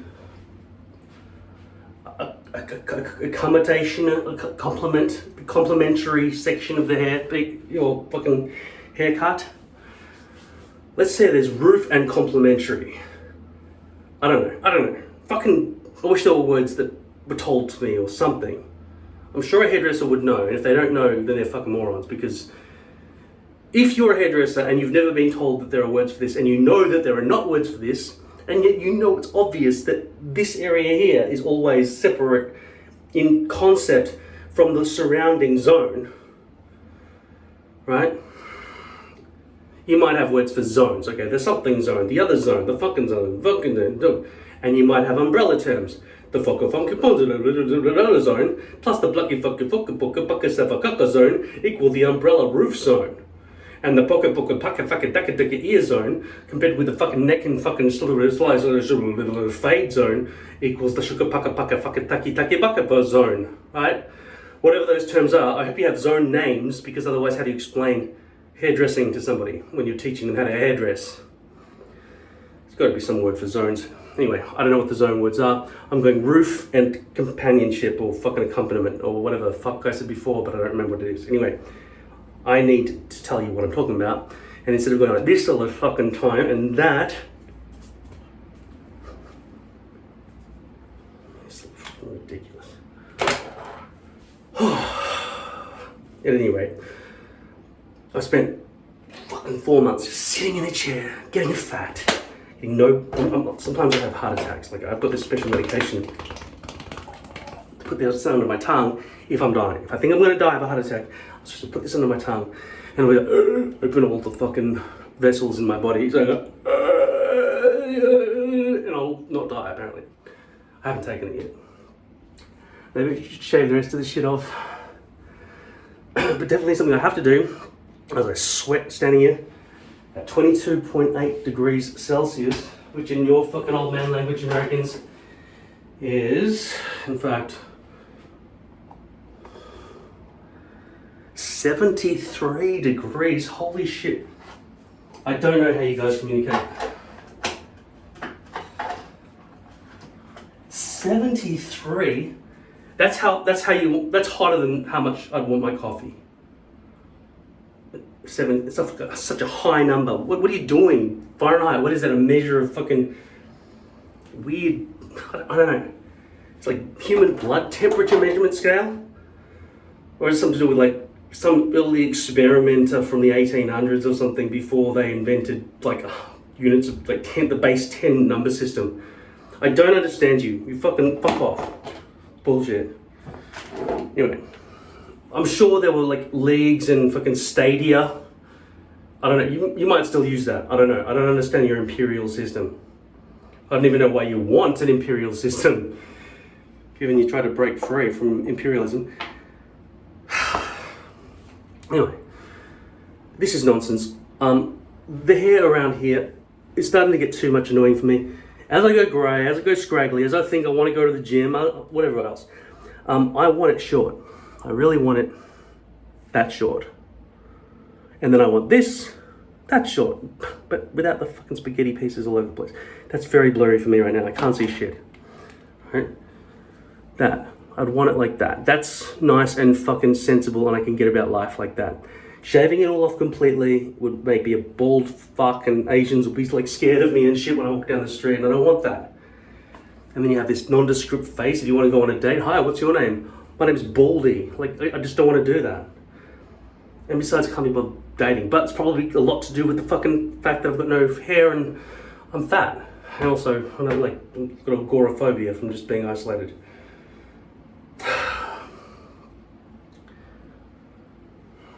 Right, I'm gonna have to have a shower. Maybe get rid of some of this shit. But most of all, you fat fuck. Alright, I'm gonna get out of here. I don't know how to fix this right now. But like I said, if I had a roof hairpiece, which is 100% roof, and then it just starts back here and goes straight to the front, and this all back here was complementary length, probably 1 inch. 1 inch is probably too long here. So from time to time I have a fucking ruler in here, and then at other times it's all just put away because I have decided I don't need that anymore. I want it to be nice and clean. Anyway, I'm not getting the ruler. That's the length there. Compared to my finger, it's that length there. It's about 2 cock lengths. All right, from there to there. Okay. It's yours, not mine, you fuck. Stop judging. It's not even funny. I just woke up. That's what it is. I'm gonna get out of the house. I'm gonna stop talking to a fucking black dot on the mirror. That's what it is. I think I'm going crazy from just talking to this little black dot. Because there's nothing there. I might as well be talking to this wall here. What are you looking at, wall? What are you fucking... Fuck you! Whoa! Sorry, wall. This is what my life is like, see? Get the fuck out of this house. Fuck. Look at how matted this is. Look, it's all just from in the shower. It's just gone into knots all through there. And quite frankly, I'm not sure if this hairpiece is actually just something that crawled onto my head and replaced my actual hairpiece in the middle of the night, you know what I mean? And it ate my hairpiece and burped it out, whatever. And this is what's remained. At the moment, seems like a bit of a dog's breakfast, if you know what I mean. But it's brushable. Over time you can get it. But look at that, you open that up, it's like there's blonde going on in the interior. I think that's because when I bleached it from underneath, I bleached the blonde into the roots a bit, and now that's what you get. I'm not sure if that's a problem or was good or not sure. Over here, meanwhile, it's not sticking down much at all, is it?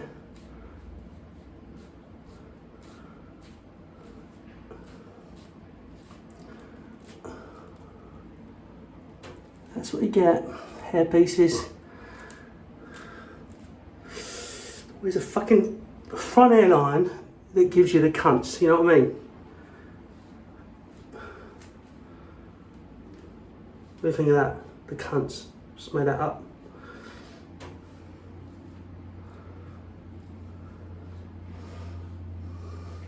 Still got to get rid of this shite. But I've got to try myself first. This is just a bit of nonsense in here. It's like fucking, I don't know what it is. I don't know how laws of physics differ in this room. Hey, fan. Cunt. Right. I don't know how the laws of physics differ in this room from other rooms in the house. But I'll tell you what, there's absolutely no airflow in here. Like, if I was freezing my ass off in that other room over there, like, that was 0 degrees, you walk in this room, it'd be balmy 23 degrees Celsius or fucking 75,000 degrees Fahrenheit, whatever the fuck measurement you old people use, right?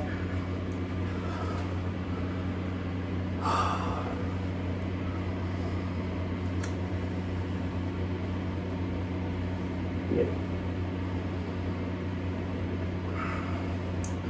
Yes, I don't know how the laws of physics work in this particular room here.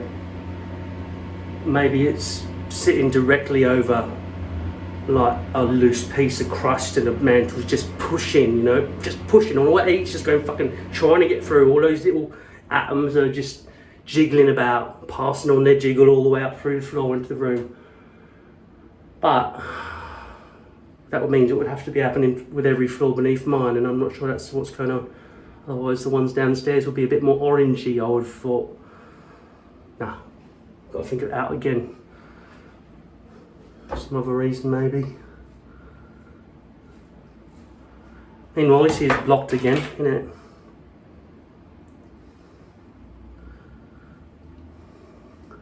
Oh, bit ticklish in there. Ah, jeez, my brain. All right, that's out. Should I sort this out later or just leave it? Because I can tell you right now, that's fucking sweaty, right? If I went up to your sister and started giving it a bit of a go, you know, just copping a feel, as it were, it would be drier than fucking this area right here, where my fucking glue wants to fucking connect to. In fact, if I took both of your sister's flaps, right, your younger sister, whatever, I don't give a fuck, right, and then, right, try to fucking glue it together with this shit, who do you think's gonna win? Flaps versus glue, who do you think is gonna win? I can tell you right now, it's not this shite. Show me some glue that actually fucking works, mate. Then I'll be happy. Alright, I found the final solution. Just to leave here a little bit and to not push too much. To let sort of dry a little. Fuck, alright. Am I gonna be Russian? Am I gonna be German? Alright, I have to challenge myself. A Russian talking to a German. To pass the vodka now. What do you wait for? This moment is waiting for you. What I would like to do?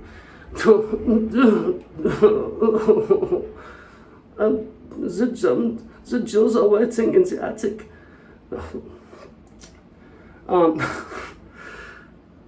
Hier, Comrade Schneider schmorfen und nicht schnaufen, hoppen, happen, schnippen, hoppen, fappen, Führer.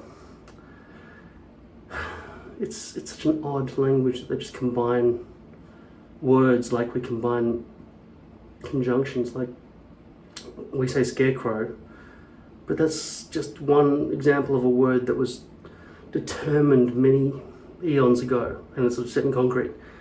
We can't just go scarecrow comb and make that one word now because we've just picked up a comb and decided to start combing the scarecrow. Now this is a scarecrow comb forever.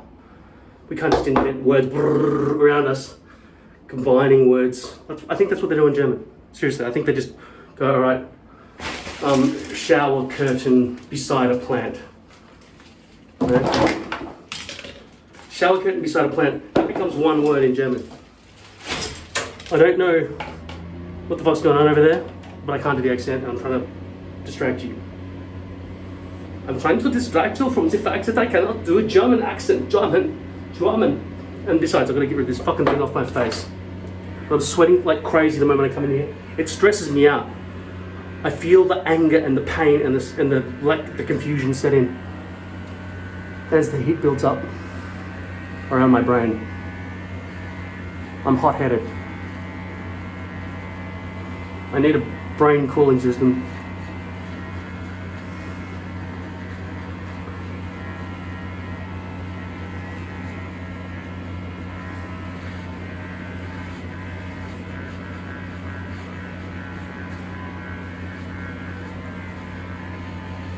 I need it to grow back.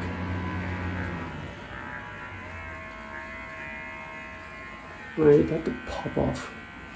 Probably have to get it burned off with, you know, dry ice with a little Q-tip from the doctor. Now, anything I put in my hair will drip into my eyeballs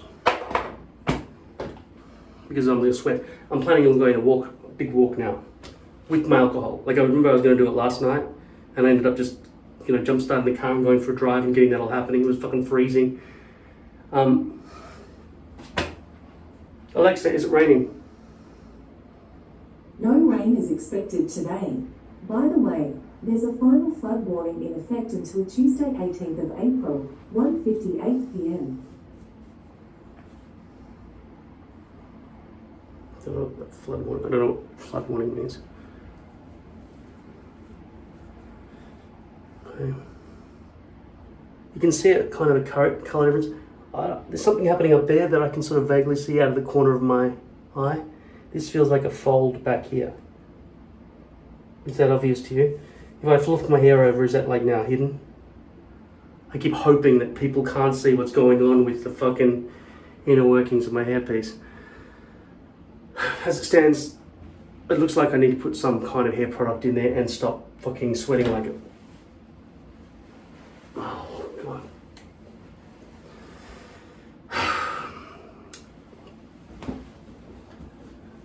Also, I cleaned this entire mirror, but I used the wrong stuff. I didn't use Windex. I use these kind of things, and they've got their own soap built into them, so they leave soap scum residue whenever.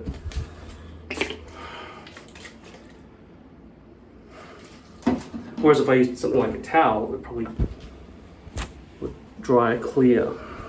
At the moment, it's not clear. It's got alcohol residue.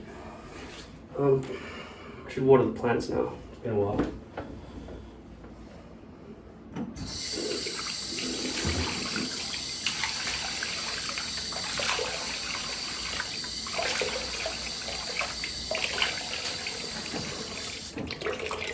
Alright, I need to forget this house now. That's it.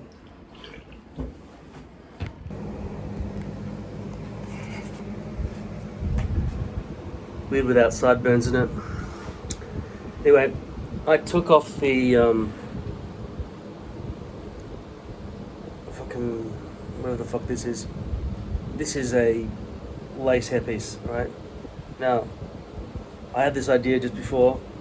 If you wanted to get all the fucking glue out of this, you could use something like steam, potentially, and then just it would melt, and you could maybe wipe it. Although melting it might be very problematic. You know what I mean? You could just melt all down like melted cheese down through the. Alexa, turn off the fan. Alexa, turn off the fan.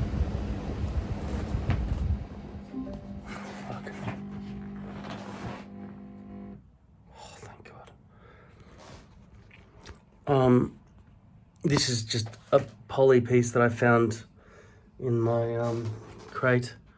Right, I haven't been through for a while. It just had residual glue. I just sprayed some alcohol on there and slapped it on and just reused it. To use this again, which has no stick really, it's pretty useless. Basically have to peel all that fucking glue off. And then that pulls hairs out, and then this whole thing just, it can never be pre-glued all the way around to the front edge and so on. If your poly unit does allow you to bleach the front roots nicely. Then poly's fine, seriously. But lace is not fine. Lace can't be glued right to the front. And even if you do get it right, within a day or so, there's bulging bits of glue you're picking away at constantly. Here I can't feel any glue. My finger cannot get glue on it anywhere along the front. And yet, all the way exactly to the front, this has all been glued. So there's no fucking problem at all with that. In terms of the perimeter, up here and so on. It could be potentially problematic if you go for a swim, for example. If you go swimming, that plastic could bloat out and become a bit whiter, right? Whereas that would remain well disguised, I would say, all around the perimeter. So as I've said before, the ultimate combination would probably be lace perimeter and poly front. Even though that could potentially look more realistic, especially if it was French lace, it only looks good for like 30 seconds or 1 day maximum if you don't touch it. Like that's what you would use in a film. You'd use Swiss lace probably on a film set where the actor takes the hairpiece off each day. But if you want some longevity and good balance between realism and lack of effort, you'd choose poly every time. Now in a hot situation, if it's hot weather, you'd think, okay, this is what I would usually recommend. Just wear poly. Why the fuck would you want, you wear lace because you'd have plastic all over your whole head if you wore a big hairpiece. That's the size of my hairpieces, in case you didn't know. So it just starts there, hairline obviously, and finishes, not obviously, some people just have a crown. Starts there, ends there, okay? It's that big, that big, that big, okay? So would poly be too hot? Yes, in summer it would be too hot. You'd want lace around there. But then again, the glue's blocking the pores through the lace anyway, so you're not getting complete breathability from your scalp straight to the sky, i.e. to the atmosphere where the air comes from, where the air is. Okay.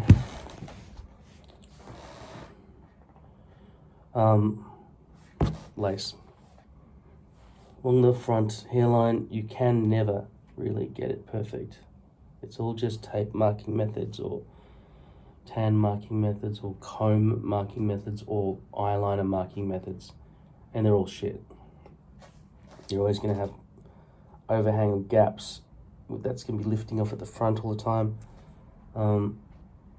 Like I say, it is possible to get it perfect if you are extremely accurate with your aiming of the glue, but the glue will shine through at about 25 degrees Celsius or 80 degrees Fahrenheit.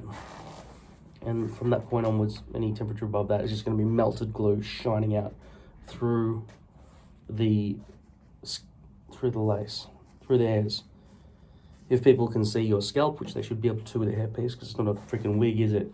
Wigs look fake every time, don't they? Because if you can't see any of somebody's hairline, it's like suspicious, you know what I mean? That's why it's good to have a hairline that blends into a natural. Most people who are not suffering from some kind of skin disease will have hair in this horseshoe, and that's what you want to blend into. My horseshoe only comes to here because I've got 2 massive recessions. This is thinning and it will eventually become more of a horseshoe, but some people just go, like that from a young age, and it's not their fault, it's just genetics, right? That's why you have prosthetic hair.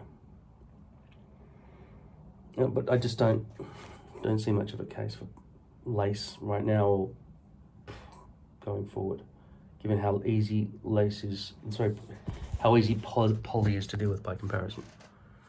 Now, the main problem with poly has been perimeter, which I've never really had to encounter. I'm just aware that if anyone did see my perimeter, it would be more visible. But I blend it with longer hair from back here that goes over the top. But in the case of my hair being wet, like if from a swimming pool or going swimming with people, there'd be probably a big noticeable line there, whereas I don't think you'd probably notice anything ever with a poly perimeter. Sorry, with a fucking lace perimeter, okay? If I've mistaken the word poly for lace, it's because I'm saying it 300 times. You just have to understand the context of what I'm talking about. If you can't follow, then there's no point in listening to me talk. Okay, so that's it, pretty much. Poly has a worse perimeter, but a cleaner front hairline because of the glue factor. If you took glue out of it, then you just go with Swiss lace 100% of the time, or medium light rather than just medium light, because medium light's often too light, right? That there, you see my sideburn where I've shaved it too short, that's probably medium light, whereas that beside it is medium. So my medium, right? So I've tried to match that horseshoe with that on the front top of my head, right? Don't want medium light all along here. We can see through to every fucking exposed bit of base and a bit of glue shining through. No, you want some coverage to cover that shit up, but you don't want it so thick that it looks like a fucking wig and looks like fake, like a doormat. And the other thing is you can't make it too short. Your hairstyle, that can't be this short. I should not have done that. It was a mistake. I'd flipped the beard trimmer the wrong direction. It fucked me up. But I do love having that all nice and clean. Now, there is a hairstyle that would forgive you. I mean, I'm talking about like when the year 2023 at this point in history. So potentially this is not valid in the future, but some kind of undercut where you're just shaving all of that, which means you could just have a shaved head down to a 1 or a 2 is what they call it, you know, in hairdresser land. You shave that all around. We just shave the whole head naturally to a 1 or a 2. Then you just stick on an entire that size hairpiece onto your head at whatever length you want, and it would just, because the perimeter would be so perfect somehow, because you would have made the exact stencil, and every time you put it on, you've got some elaborate mirror system or camera system that allows you to place down exactly right to the edges, and it never starts creeping up or anything.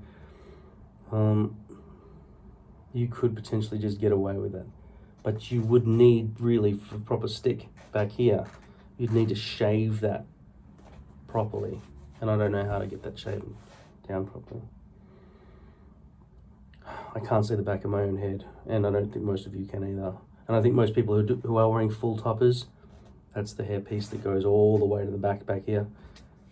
They don't know what they're doing either. They're just fucking just going, yeah, it looks good at the front, slop, right, and just walk off, going about their day. I don't think they check. I don't think they know how to check. I don't think they've got a proper mirror system or a camera system set up in their bathroom to check what's going on there. It would just be like a quick, you know, trying to see that far away. Do you know, like if you look in a mirror that far away from you, and then that's got to bounce back, mirror light from back there to there, you're effectively looking at the back of somebody's head from about 2 meters away. Let's just say 2 yards for the Yanks. That's a long distance to be evaluating a pimple, right, or some imperfection. Anyway, it's all very difficult to do on your own, to deal with the back of your own head on your own. Ideally, you would have somebody else helping you, but every single day or every single week, I don't think so. It's just something you have to deal with, which means that you just make do, right, and just go, that's fine, whatever. Just let it land where it lands. I've got natural grey hair coming out here, but I've got light brown or purpley looking fucking wig hair directly matching it with a and the hairs are going this way and the natural hairs are coming this way with a gap here. And there's like fucking scalp showing here underneath because you didn't land it properly on the back. You don't even give a fuck. It's just like that. The front's perfect, and on the back of your head is just all this shit, right? Everyone who looks at the back, he goes, what the fuck? Why does he really think we believe him? Crazy. You have to get the back of the head right. That's why I don't want to make my fucking hairpiece bigger, because then I won't be able to look front on in a mirror, and I know the difficulties of fucking looking at multi-mirror setups or having multi-camera setups where the screen is here and I'm trying to see the back of my head with a camera on a tripod or something. It wouldn't be hard if it was an easy, quick setup that you always had available to you in the bathroom. Like I've said before, Alexa, turn on the Sure. No, What do you wait. want to turn on? The green screen. The green screen, you stupid fuck. Alexa, Turn on the green screen. Right, so you see these connections here, right? From Niwa. Those ones, they drill into the ceiling. They allow you to connect all sorts of things like even poles, right? Stuff like that, which can be changed in height. They sometimes come with like swinging boom arms around the place, etc. as well, you know what I mean?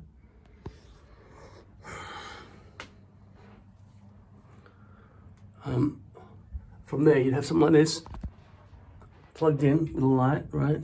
It's all adjustable back here. See? All adjustable.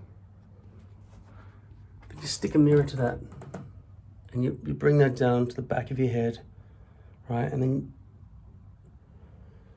then you can use it as a mirror, like a secondary. But camera would be probably better. If that could be a camera. God, I wish I wasn't so fucking ugly. Anyway, that's how you do it. If I had to deal with the back of my own head every day, I'd be buying a system like that that just bolts into the ceiling and has a swing arm and adjustable length to it and everything else, right? That's what I would do. It's fucking really obvious. You get a ball head like that. You could even put a camera on it like that, right? Whatever you need to do.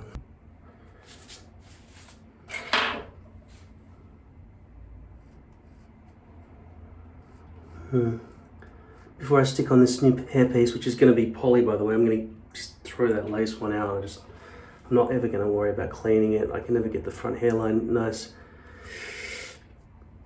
But like I say, the perimeter on lace is the best. It's more breathable, I'm sure, if you wear a full topper. Topper means full hairpiece. I mean, there's probably full hairpieces where if you've got no horseshoe, that's probably more like a wig though than a hairpiece, I don't know. But I used to think lace was, had a lot more advantages in terms of realistic appearance and so on. But there are two sides to realistic appearance: the front hairline and the perimeter.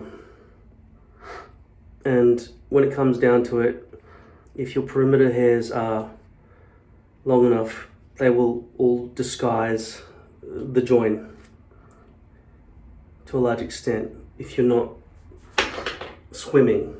If you're swimming, then there might be a line where your perimeter joins.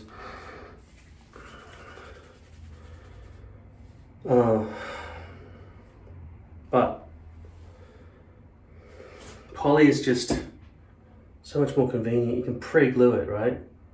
That's a game changer compared to lace when it comes to this front hairline. Now, as far as I can kind of gauge, most human beings' skulls are very similar. So, and their hairlines are pretty much so freaking close to each other. It's about the height, right? Some people have these forehead lines, which I call nubs. Like it's a nub, all out. So the top of the top nub, which is where I think the front top of the hairline would be, like that's where the hair would naturally stop growing. If you raise your eyebrows and maybe squeeze it if you have to, you could faintly see the top of the top nub there, where your hair would have grown to when you were young and not bald, right? And maybe you've still got some residual little bits of stubble there, so it gives you a bit of a guide. Whether this is up here on you or down here or up here naturally, the shape is still going to be pretty similar for everybody. So, I mean, it's not my idea. I think most hairpieces are designed one size fits all, really. So, but they deliver it to us in such a way that there's this extra bit of exposed plastic you're supposed to cut away before you can put the hairpiece on. I don't know why they need to do that. Why can't they just cut it and have it ready to stick, right? I mean, if a hairpiece was pre-cut this kind of shape, but with whatever extra length you need for your head and roundedness, I assume, that would save you a hell of a lot of trouble.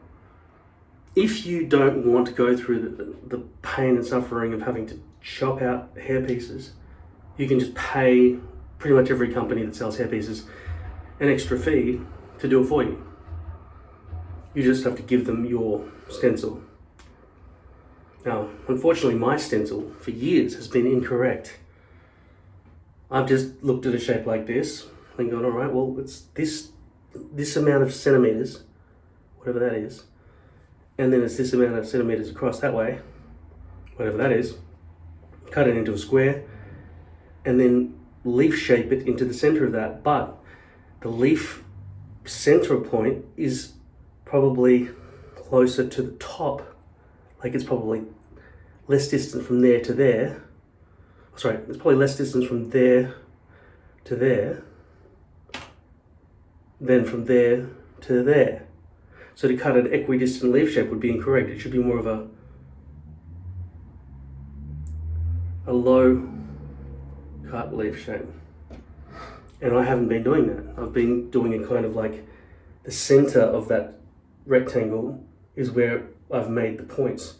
And that is incorrect. That's why when I'm placing my hair pieces consistently onto my scalp, I'm getting those little triangle areas starting about there, right? And then I've got to sort of bend it, and I'm getting folds as I try to accommodate both sides. And it's got to try to stretch downwards and accommodate the incorrect stencil that I've been making. And I keep saying it's too much effort for me to redo it. But to be honest, it can't be that much. Just wait a second.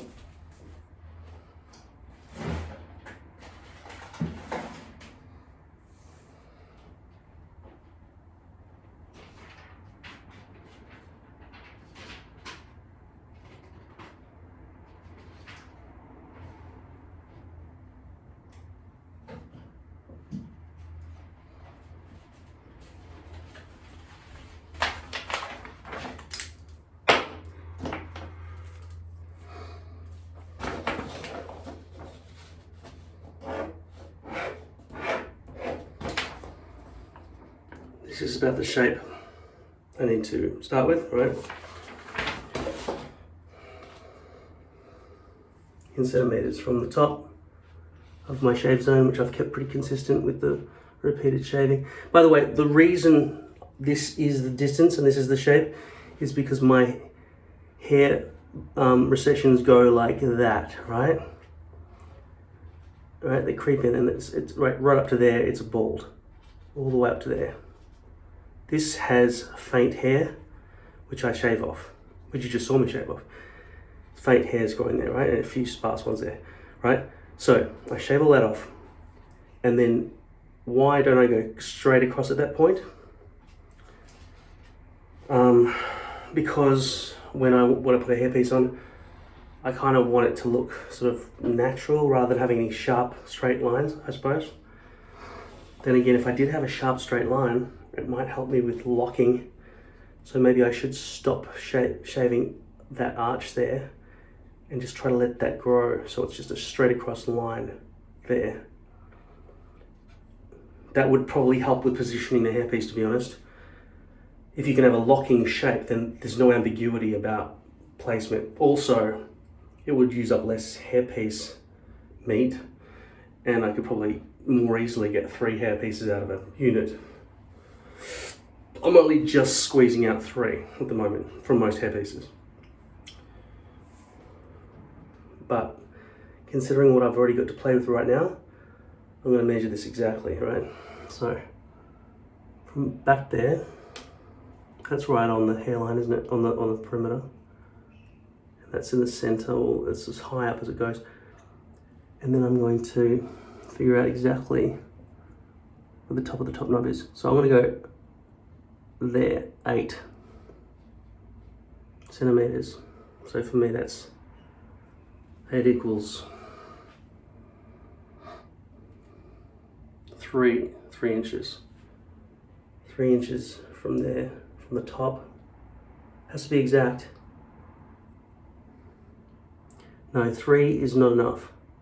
For me, it would be 3 and how do you do that? 1, 2, 3, 4, 5, 6, 7. 1, 2, 3, 4, 5, 6, 7, 8. 3 and 2/8, or 3 1/4 inches. Okay, so, but I want to do it in centimeters so I don't get confused. Okay, so 8. Just double check that the 8, that line is there exactly, lines up to where I just said. 8. Looks like more like 3.1, which means I should double check that again, because it might be more than 8. No, it's definitely not more than 8. Let's say it's 8.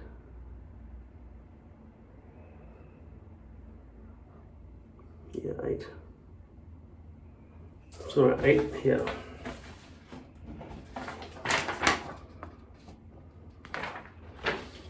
Now width.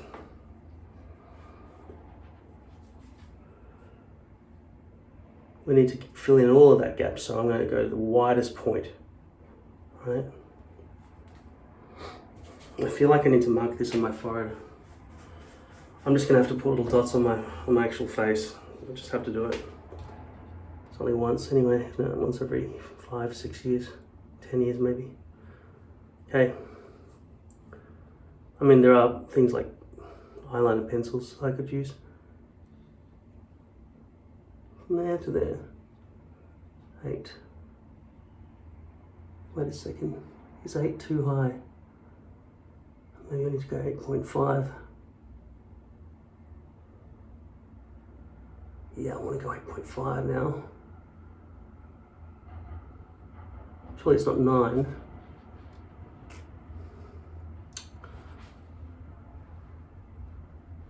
Top of the top knob. 8.5 would end up, according to that, a bit too low. 8.5.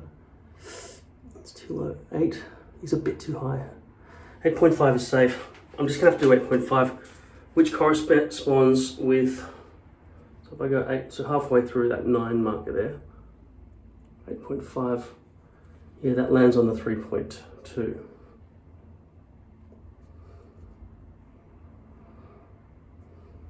Makes more sense, I think. And don't forget, there's always a bit of chopping and tracing and getting it a bit incorrect when you're cutting it out as well. So you've got to make a little bit of allowance for that.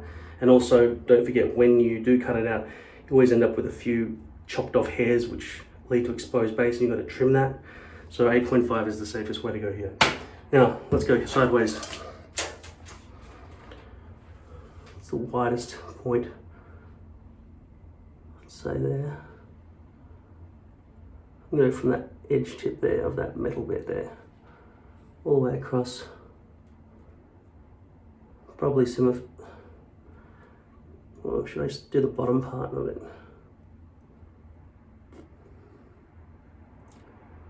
Down there.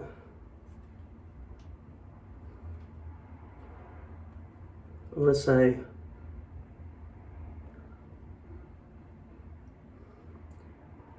16 is probably too much. I'll say 15.5. What do you think?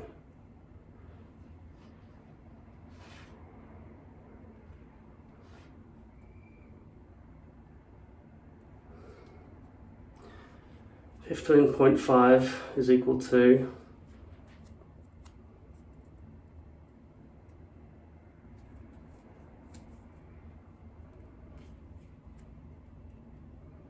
6 inches, which is what I sort of guessed. 15.5 I'm going to write here. Alexa, what's 15.5 centimeters in inches? 15.5 centimeters is about 6.1 inches. I reckon 15.5 is okay. 6 inches is probably okay.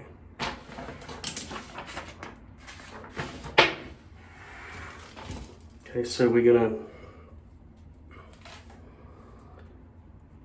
mark my head from 8.5 here.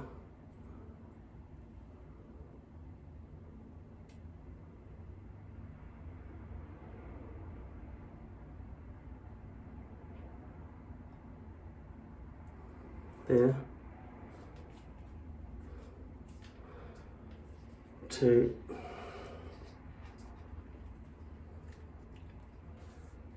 this height here, the widest point. Where do I want it widest? I want it widest right here. I'm not using this as a measuring thing. I'm just trying to figure out the point at which I'm going to measure to when it comes to, right? So about there, right? About that altitude will be the widest point. So now that is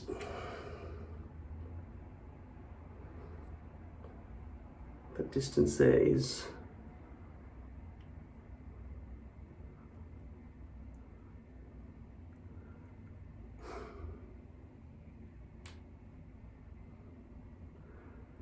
close to 2.5,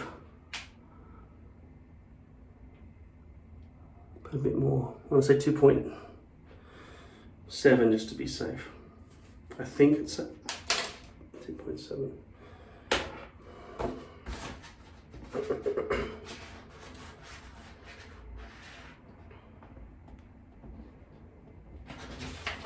So I'm doing that, right? 2.7. Normally people do this in millimeters. They wouldn't have those decimal points. There would be 155, 85, and 27. That's professional how to do it, but I'm just doing centimeters again.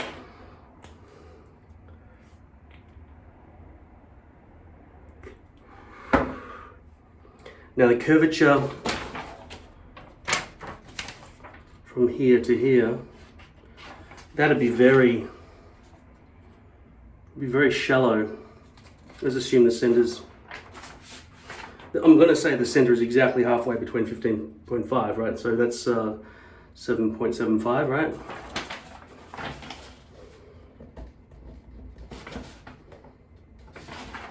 So that's that point there. Then we're going to curve up on both sides. It seems like a very shallow, not that I measured this, this is not accurate, but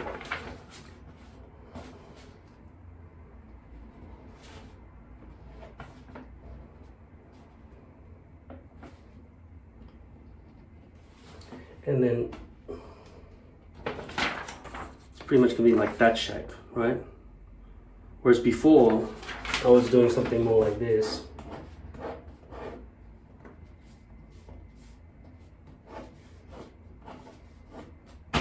Right? And that's wrong. This is more accurate because that distance there is only 2.7.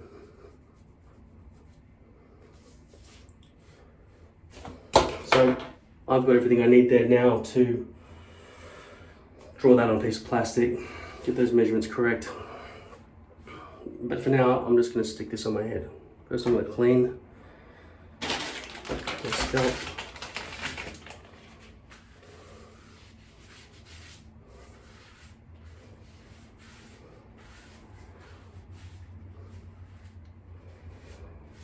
This is covered in kind of soap,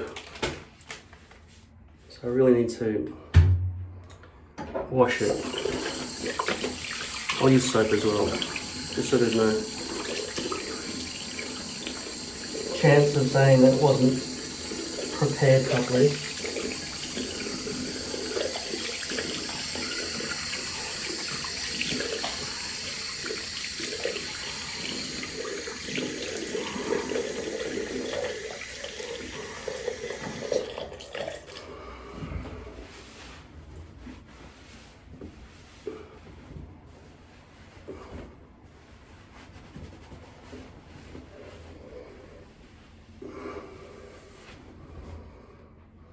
Okay.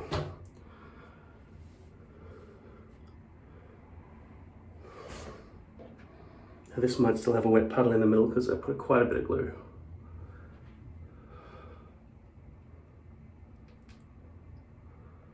There's too much glue in the middle there. So I'm just going to let that dry for even longer. So when I come back, that'll be dry and I'll spray alcohol in there and stick it on my head.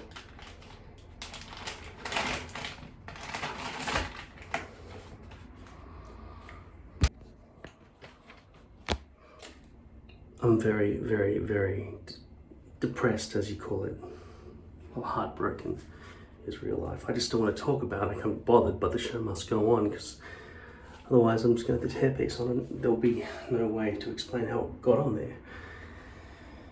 Unless I stop making this video, which would have been a complete waste of time up until now. So I'm just going to fucking put this thing on my head, right? I trimmed away a bit of the sharp corners. Let's hope it doesn't look stupid on the edges.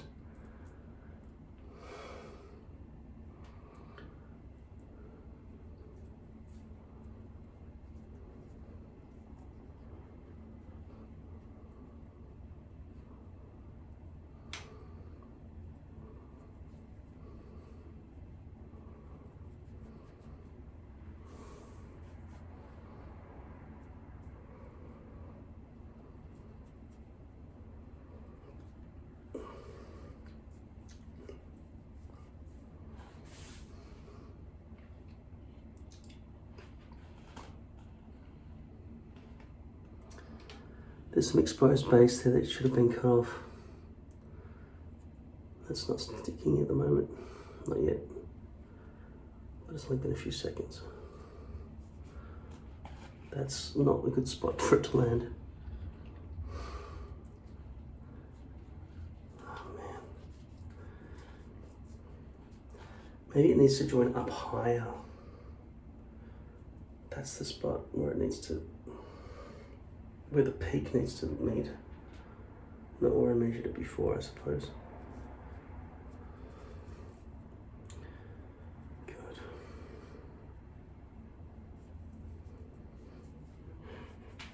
I'm so fucking itchy. I think I've been bitten in multiple places by those little fucking gnats that live in my pot plants.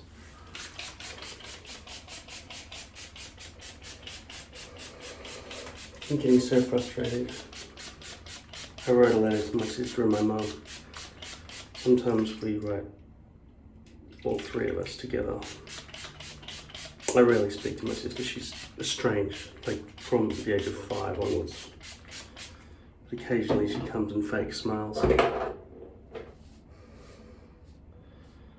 Lets me share a piece of her precious fucking perfect life. The one that she was afforded by my sacrifice. The one that she threw me under the bus and then walked away and went and had a happy life. That one.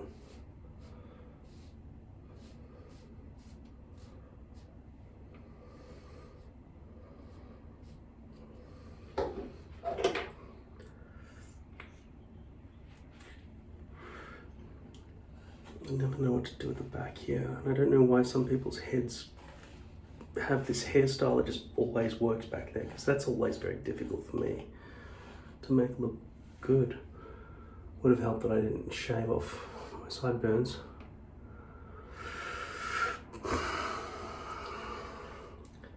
As you can see, that join up there where the corner meets, that has to be up touching against, butted up against the perimeter, otherwise no, it doesn't work. And having some random curve just going right there, that's not how the hairline actually looks usually. It should go and then something else should happen, like hair should blend in, like you can't just curve it out like I've been doing.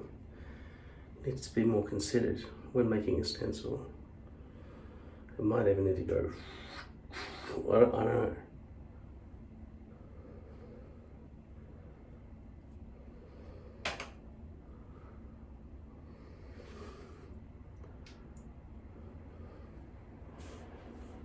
I'm gonna go back and play End War, Tom Clancy's End War.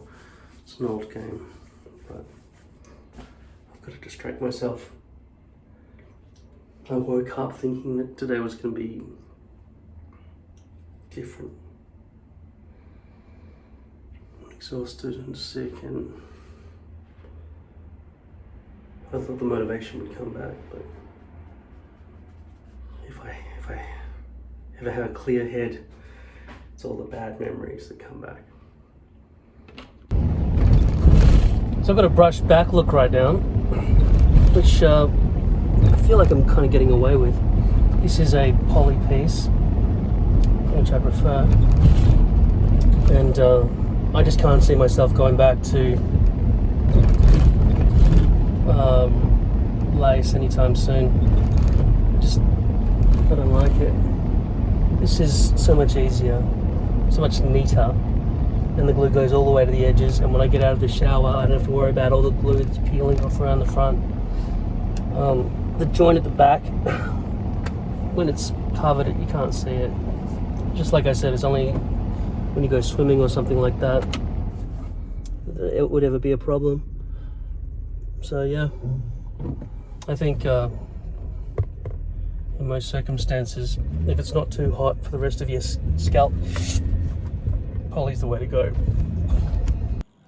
So I'm going with a different technique today. I've torn off the glue along the front hairline, and I've left this residual glue because I figured it's still going to work, right? Because I haven't worn it for many days. So I've just shaved this area, which, by the way, without glasses it just looks like a blur of stubble. But when I look up like that when I'm shaving, right, I can see it's, God, if your eyesight's going, you should be a bit worried about what your hairline looks like to other people. Most people have good vision, right? They don't all have shit vision like you or me. Maybe you've got good vision, but it makes a difference to what people are actually seeing. So if you've got bad eyesight, don't trust what you've done with your own front hairline. Probably you need a camera set up or something so you can see it properly. So I'm going to leave all that residual glue, right? Now, in terms of the leftovers here, try to scrape this out of the bottom. There's only about that much glue left in the bottle, and it's very difficult. Right now with the lid screwed down, the brush is going down as far as it actually goes. Can't go down any deeper. But once the lid's off, the brush can only reach down to about there. It can't reach all the bottom glue. So I feel like I should pour it out. I can't pour it onto here because you're going to get big clumps, so I need to pour it into some other kind of receptacle. I'll try to find something.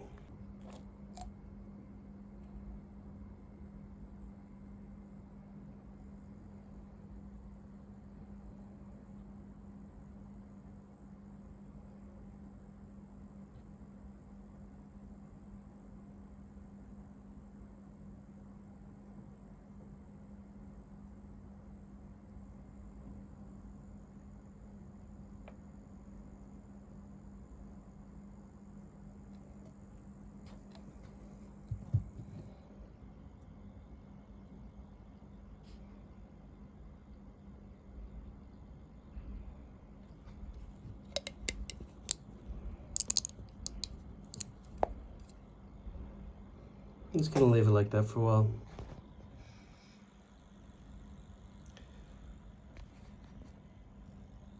Now, if this was a more full container, I would obviously need a deeper receptacle than a Strepsils lozenge divot. What would you say the name for this is? I know what the word is actually. This is called a blister pack, right? Because I've dealt with packaging a little bit. This whole thing, anything that's sort of made out of plastic that goes into a, container. Like even that might be called a blister, right? Because it's been designed or melted into position to plastic for the sake of packaging, I think. I think that's a blister pack as well.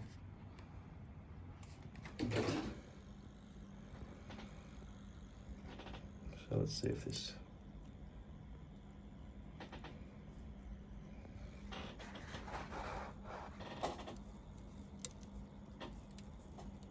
Okay, I need to put the phone down now. Okay, let's see what this is like to use a more practical receptacle.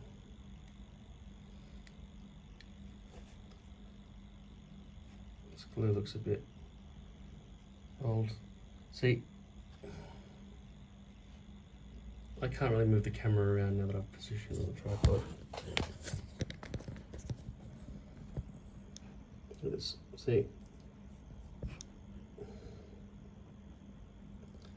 You need the actual bottle so you can wipe off the excess, because how are you supposed to drag this across without wiping off the excess? And obviously while I'm holding a camera I can't do shit. You need two hands for most things in life, right? Especially when you're filming. There seems to be nothing you can do with one hand while you're filming. Every single thing you ever have to do requires 2 or 3 hands plus the camera. So that's why it's hard to deal with filming everything. Right, so using a receptacle like this one was not very useful to me. I still need this bottle to wipe off all the extra bits. But this glue seems a bit dried out as well.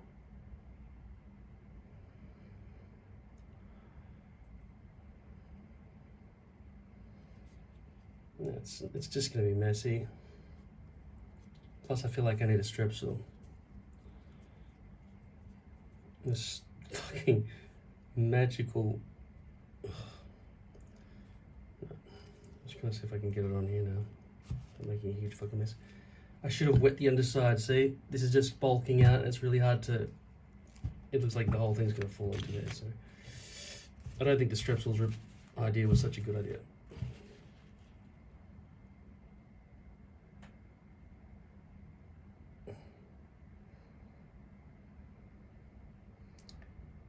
Yeah, and this glue is totally dried out. I mean, too dried out to be, you know, the viscosity is too much. It's getting caught everywhere.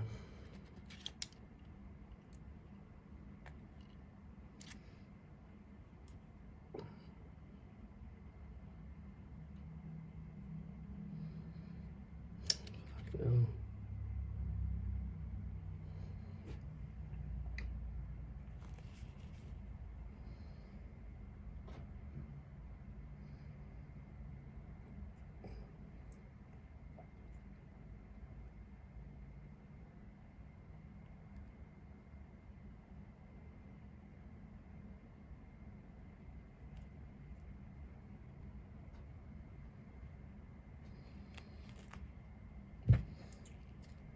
Yeah, like right now, I need 3 hands to do what I'm doing, right? I need this to be held down. I need the whole thing to be held down. That's one hand. Then I need to manage all this glue stuff here. At least one more hand.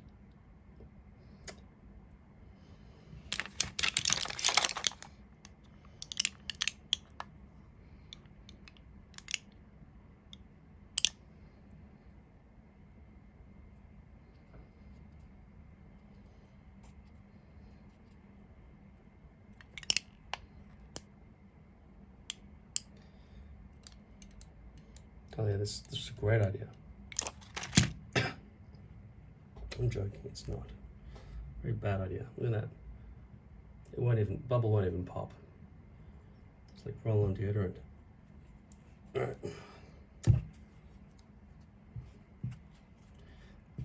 I cannot work under these conditions, seriously.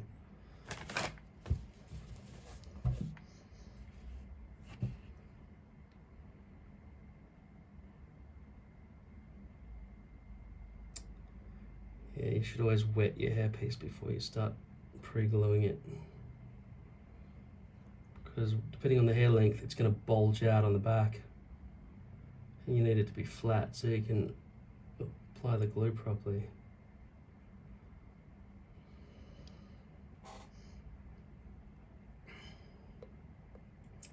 Obviously this glue has had it. I mean, the moment this front hair line has been glued, look at that. It's not even dripping. It's solid. Look at it. That's completely dried out. The fact that that's not even, it's not even dangling at a distance of about 3 or 4 inches. Look at that. It's longer than my dick. It's not even breaking. Fuck.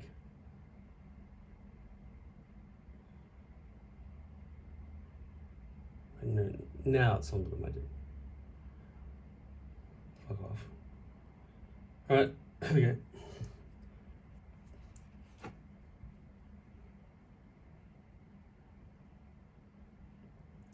No, it's all dried out. I might have to go and open the other bottle. I mean, I will have to wear this on my head after all, and walk around as if it's real. I'm not fucking around here. This goes in the bin.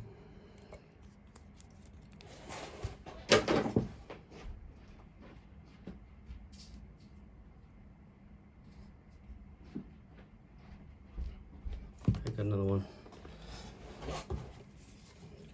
Shit, my fingers. Now I told you those dried out bottles can be rejuvenated a little bit with glue, with alcohol, but it's hit and miss. It's hard. I mean, I never know how to make it work or not work. It just works randomly.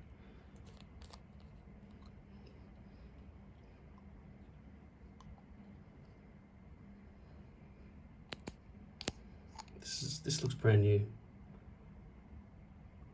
Look, the rim is absolutely clean.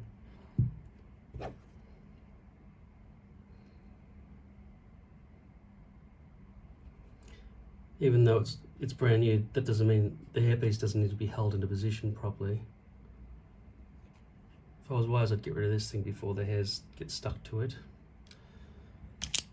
So wise in retrospect.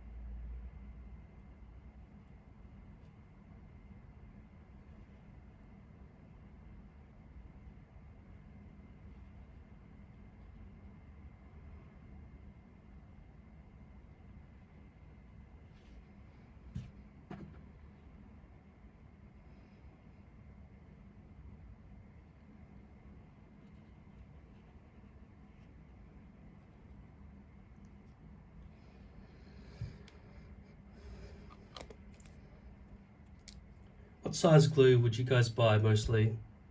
This is 1.4 fluid ounces, or 41.4 milliliters.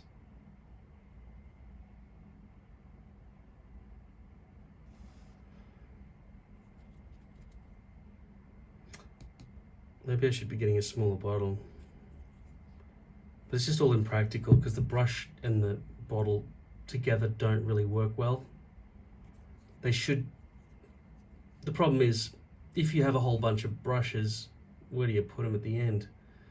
It's like a lesser of two evils. And some kind of roll-on glue, it could be okay if it was like a pen and the end was, like a marker. That could work. Like, imagine a glue dispenser like this, for example, right? If the glue could come out of a hole and then it could be rubbed in, you could use the sharp end or flat end. You know what I mean?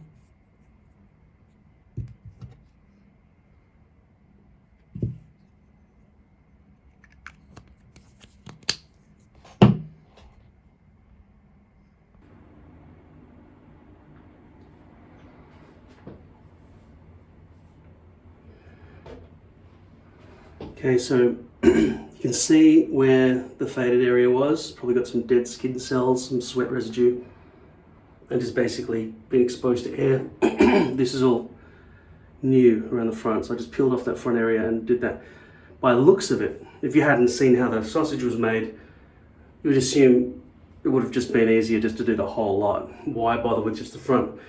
Well, in this example, I really wanted to see what it would be like to just lift the front, put some more glue there and put it down, because this is the point of leverage on the hairpiece. The rest is not being whisked around by hairstyling, right? Just from back there onwards, you're probably not going to have any problems with it remaining stuck down for 2 weeks.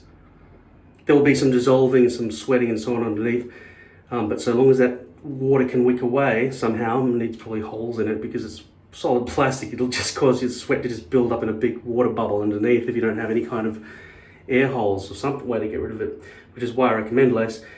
So if you don't have, I can't remember the start of the sentence, I'm not going to bother trying to figure it out. All right.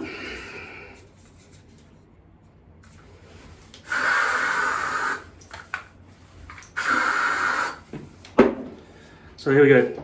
By the way, if you just did take it off like that and just had all that glue, which has no stick whatsoever, by the way, look, it's like nothing, and that fresh glue.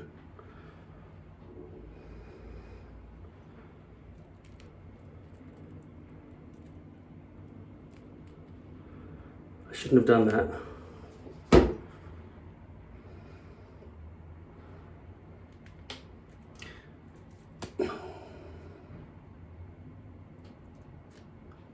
There'll be a lump and a gap there now.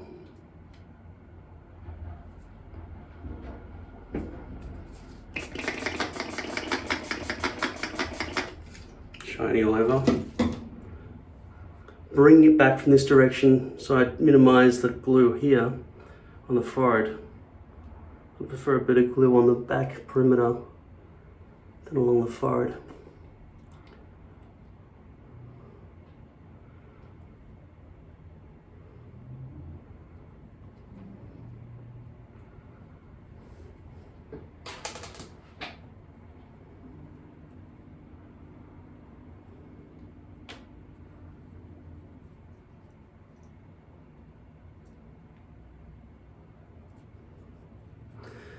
There's no way for me to really tell how well it's landed until after it's dry enough for me to brush it down into position a little bit.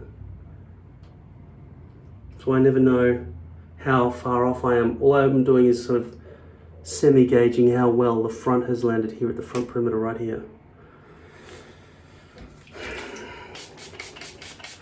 I don't recommend something with this fine a mist if you're going to get a water spray bottle, which you need. You need a water spray bottle to do hair, to have a hairpiece. It's required. These two go hand in hand, right? Alcohol spray, water spray. You need both.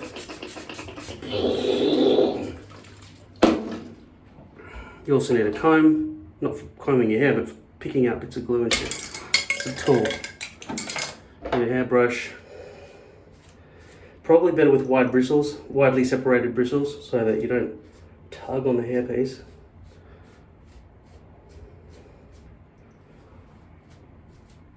But feel free to tug on yourself while you're putting on the hairpiece. If you have enough hands, that's a problem. Sometimes you don't have enough hands to tug yourself and put on the hairpiece simultaneously.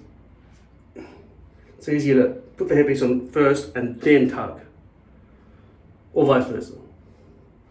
But if you imagine your dead relatives watching you tugging without the hairpiece, it's a bit embarrassing. Just think of yourself with your fucking hairpiece not on.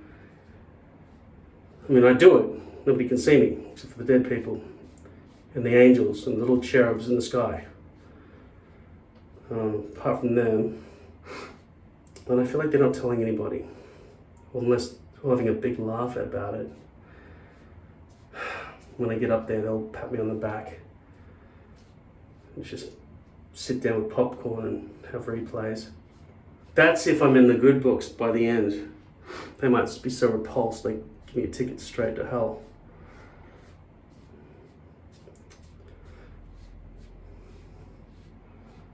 Why aren't you putting your fucking hair? Not that I'm Italian, but let's imagine that I was.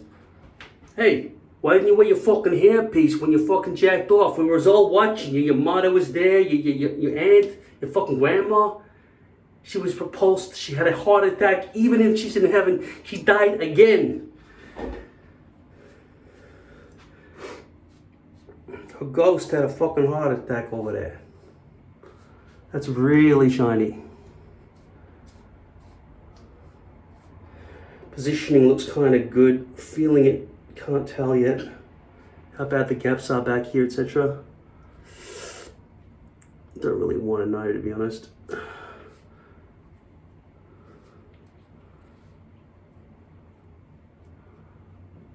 That side looks good. That side might have gaps.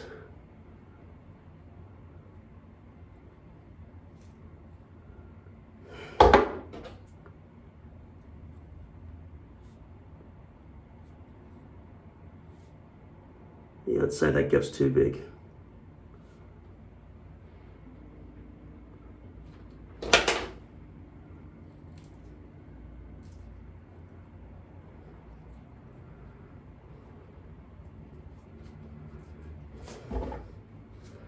Still have a bit of time before it dries. Probably another 3 minutes to make any corrections.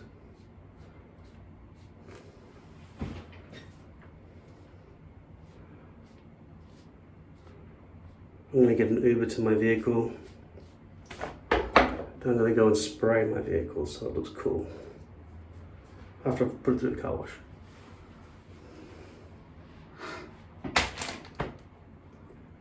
So now that'll do. Maybe I'll put some hair product in.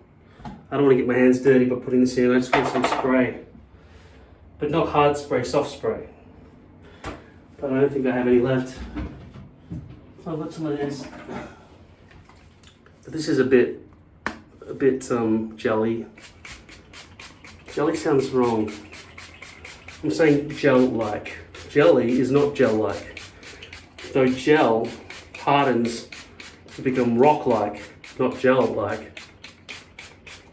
Anyway, this stuff is not great. I don't recommend it.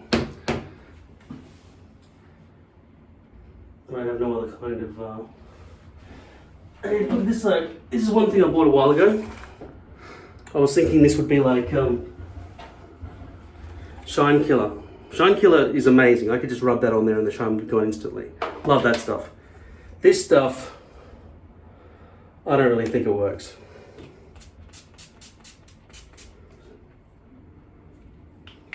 It's really wet.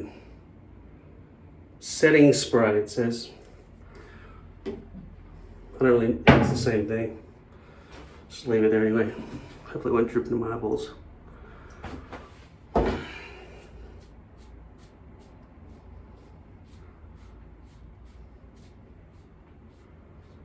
See how much easier it is to put on poly than lace? Just dealing with it in general. Yeah, going back to lace was a pretty big mistake. Like I say, overall for breathability, you've got a massive hairpiece, a full hairpiece. If it's summertime, I don't know how you're going to deal with the heat. You might have to actually put some cuts in it. I've tried using a hole punch thing, one that's got such microscopic holes you can't see them. But the problem with that is the rubber just seals back shut, right? And if it was too open, the glue would come out. And if it was really open, like a hole punch you put into paper, that's way too big. People would see holes into your scalp through your hairpiece. It would be wrong. If you could slice sliver holes along and still glue on the back without problem of the glue going through, you could get away with poly. But just be careful taking it on and off. I imagine though, if it was like just straight lines and it was not, maybe have some short ones, like short, in such a way that it can't rip to pieces easily. Maybe that's the way to do it. If that's the sort of case, poly might be a reasonable solution. But then again, if you're going all the way back to here, lace is going to blend with your perimeter a lot more realistically. This is poly when it's wet, blending with my natural hair, right there. Okay? Now, if my head was completely wet and I was swimming in a pool and my hair was, don't like just come out like a drowned rat out of the water, you might see a line there. The other thing is it can swell up a little bit and go white around the edges. But I'll tell you with lace, the glue actually gets touched by the water. It gets wet, see? With poly, the glue doesn't really get touched. It's all underneath the plastic. It gets touched by sweat, but not by the exterior water. So it can't really bloat out as much as lace tends to. So the glue around the front hairline after every shower, after every time you go swimming or whatever, becomes big and bulbous, like the glue somehow absorbs moisture and becomes, well, loose and potentially bulbous. It will eventually lose its moisture and drop down to a normal, reasonable level. But in the meantime, it will feel like a foreign object and look like a foreign object. So the front hairline, and of course, with glue being exposed, in the case of lace, you're always going to have to be having problems with like dirt along the front, which doesn't happen with lace either. So if you can get those, don't forget nose to spine in terms of stitching. If you can get those roots bleached from dark brown, if you've got dark brown hair against white skin. Like I said, I've got no experience with people wearing blonde hair on dark skin, which could be visible, like maybe all the way through. I don't know. In that situation, you might want to have lace because V-lips would just have lines all through it, unless they, instead of bleach, make it dark. See, I don't think bleach results in clear. You know how water is clear, and that's not like the color of water, is it? That's white, or beige, or cream, or whatever. But it's still not watercolored. So when we bleach things, I think we're making it white rather than invisible. So therefore, if you take a blonde hairpiece and you bleach some of it, I don't think the blonde is going to stand out against the black skin, but the bleach part is not. I think if you're black skin, and you have a bleached bit of hair and then a blonde bit of hair, I think you'll see all of it against your skin. I can't advise you about it. I would say you probably have to dye it dark. I wouldn't go too dark because, I don't know, you might end up with black lines. You know, if you are black, you can still see a tattoo, right? You don't want lines like that all over the place. You want it to be as clear as possible. So you go for a neutrally kind of brown if you want to do it backwards. This is only if you want a blonde wig, if you've got black skin. This is a very niche consideration. And I would say probably in that situation, if you're that niche, you might be wanting to look into just doing it with lace. Because lace, at least, there aren't going to be any of those production lines. It will just come out as knots.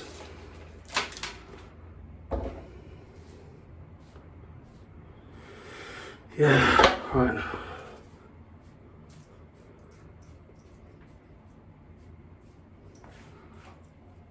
No point in styling my hair while it's wet. This thing might have some effect, stuff. And by the way, this container, it's very awkward to hold. That, perfect for my hand. I'll hold that and squirt that, right? Very comfortable. That, very comfortable. That, very comfortable. That's too big, but it's not designed to be held. This is designed to be held and very uncomfortable to hold. Very, very bad design. So imagine the people who designed this product also chose this packaging. So can you trust their brains? No, you can't. And he's put his name to it, so I'd say John Frieda had the final say. Unless he's the namesake of this company and he died years ago. I don't know. Anyway, his descendants then. Fuck them. They don't know how to build that. Then again, frizzies kind of does help keep the hair down. I don't know about this dream curl shit though. Alright, I'm done.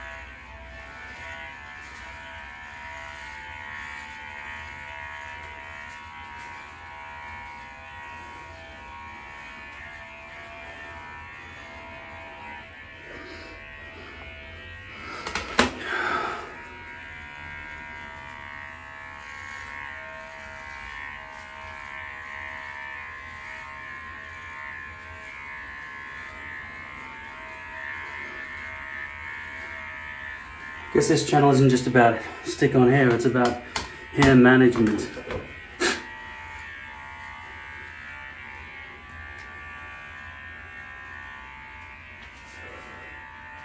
If only my minotaur hairs would grow up here. They ain't gonna.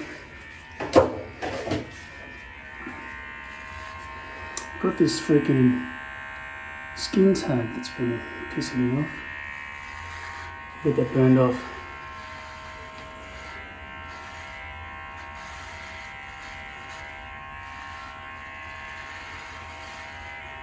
I'm gonna have an echocardiogram today, another one due to the stress from heartbreak that I keep telling you about.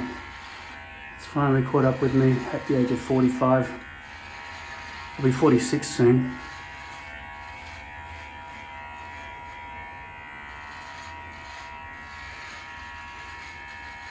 I'll probably be dead soon. Oh well. It's my life, it'll go away.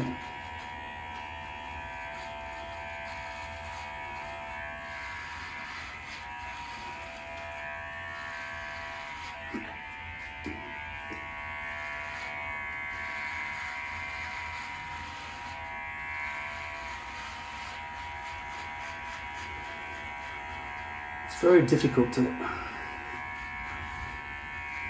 not only get people to care about emotional violence, which is an attack on your brain, and as I've said, that's part of your body, that's physical assault. If you hurt somebody's feelings, and if you do it over a long period of time, it's torture.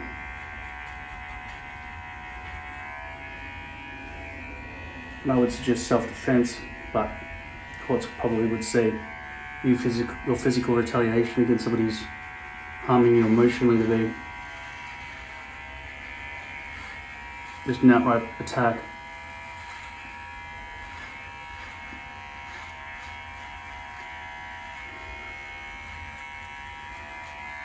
Rather than self-defense. If you went to court trying to fight, prosecute somebody for mental assault, you would lose.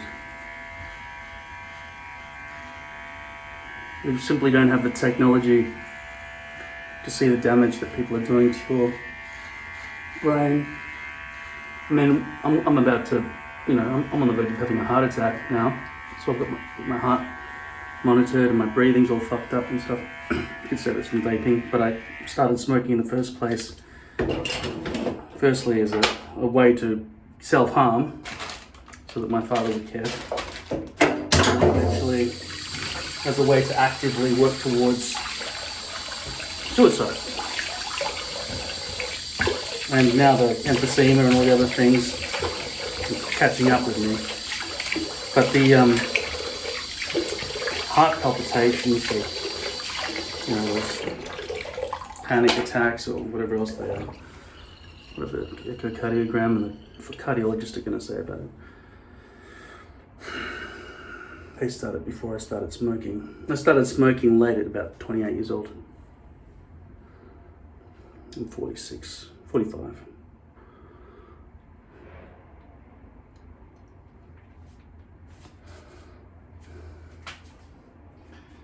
So I'm reusing another hairpiece that I've used a few times.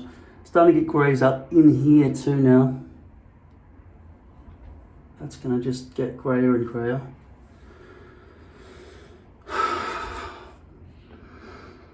I think it's time to not just lose weight, but if I ever wanted a good body, this is my last chance in life probably.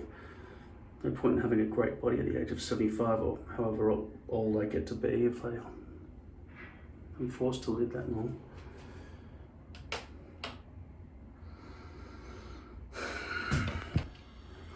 Here's something I don't see every day.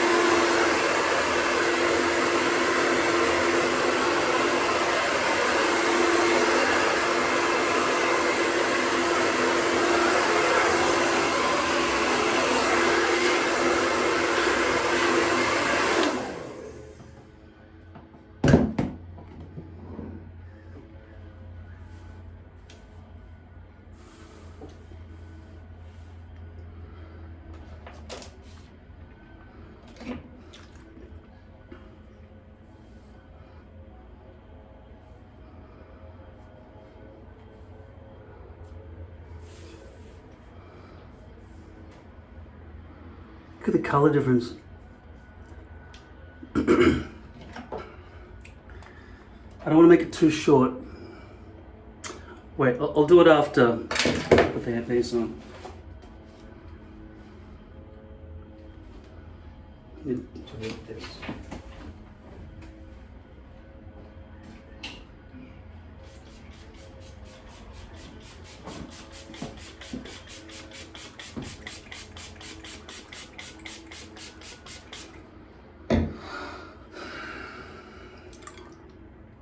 Pre-glued. I peeled off all the other glue. Okay, now let's try to come down from the top so we don't get glue all over the forehead.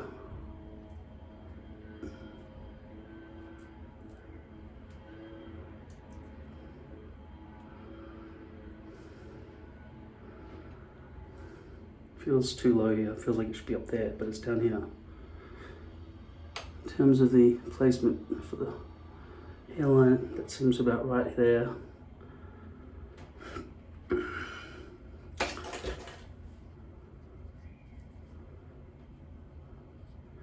And unfortunately this is a back or side hairpiece, so these hairs are facing that way and it's causing some issues. Don't worry about drying my hair.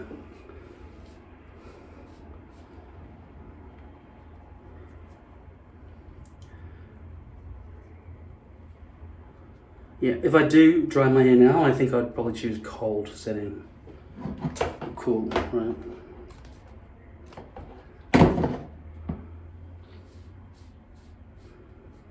I think this is the first time I've ever used a hair, not forever, but at least 10 years. And the time before that was probably 10 years before that. Hey, these little corners are not as low down as I suspected.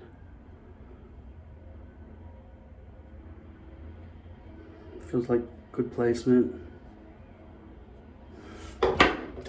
Shouldn't have dried my hair.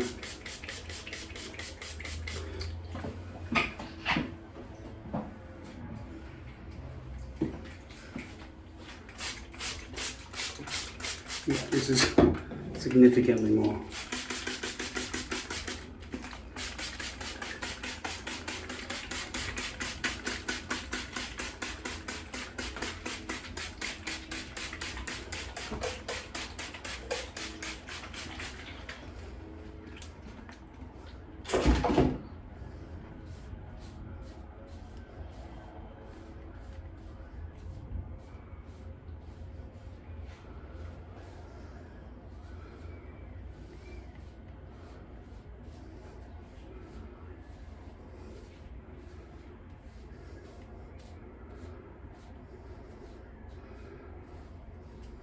I spoke to a girl yesterday in the park. She's walking her dog. She's pretty. She was wearing sunglasses so I couldn't see her eyes, but the rest of her was very pretty. Her dog was cute too.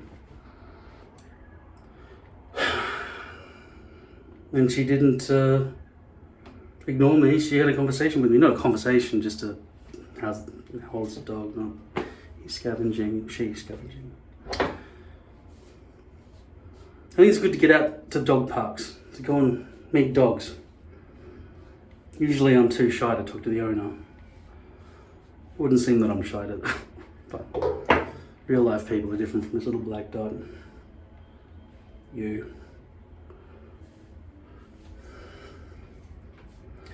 Anyway, the thing is, time's ticking away.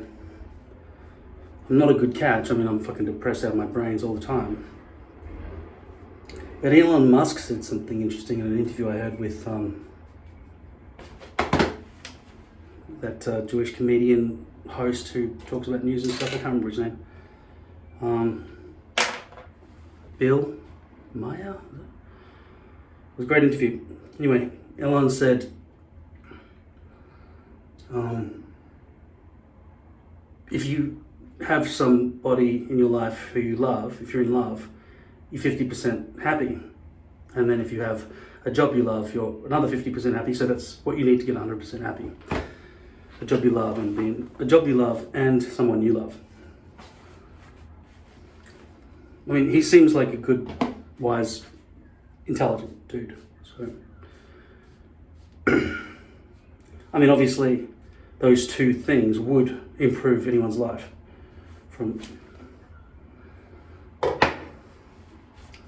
Well, the thing is, for me, I'm not looking for happiness.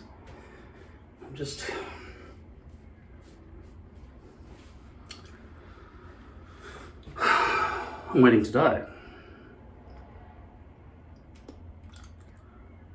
But doing stuff like this along the way. So, but anyway, I'm going to go to a cafe now before I go to my echocardiogram and play Risk. Just have coffee and be surrounded by other human beings instead of being stuck in this fucking cage. It's a good cage, but it's isolating. So I should probably just put something in my hair.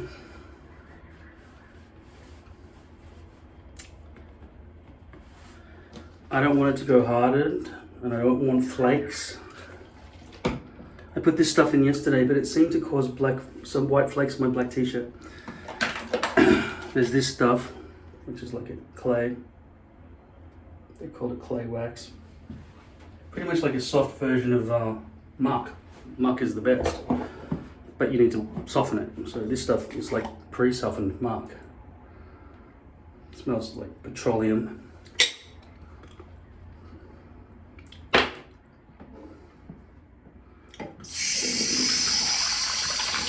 I just don't want the hairs to just fluff about all over the place.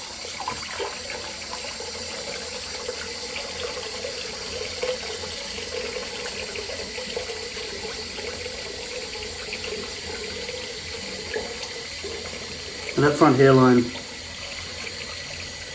has clearly got some exposed base there, but lately I've really realised I really prefer to have a brushed back look in some regards, rather than having to deal with trying to cover over an embarrassing front hairline. So it really is the exposed base which is the main thing here to blame. Well, the only thing here to blame. Aside from the fact that it seems to be white for some reason. No, because it wasn't pressed in hard enough. But now, I'm still going to put some of this on. I haven't bought any more of this since the day I bought it, which was, I don't know, 10 years ago? I don't know, it was a long time ago. It's still got some in there, it's like a fucking magic. So that's too much already. I don't want to waste it. Take that.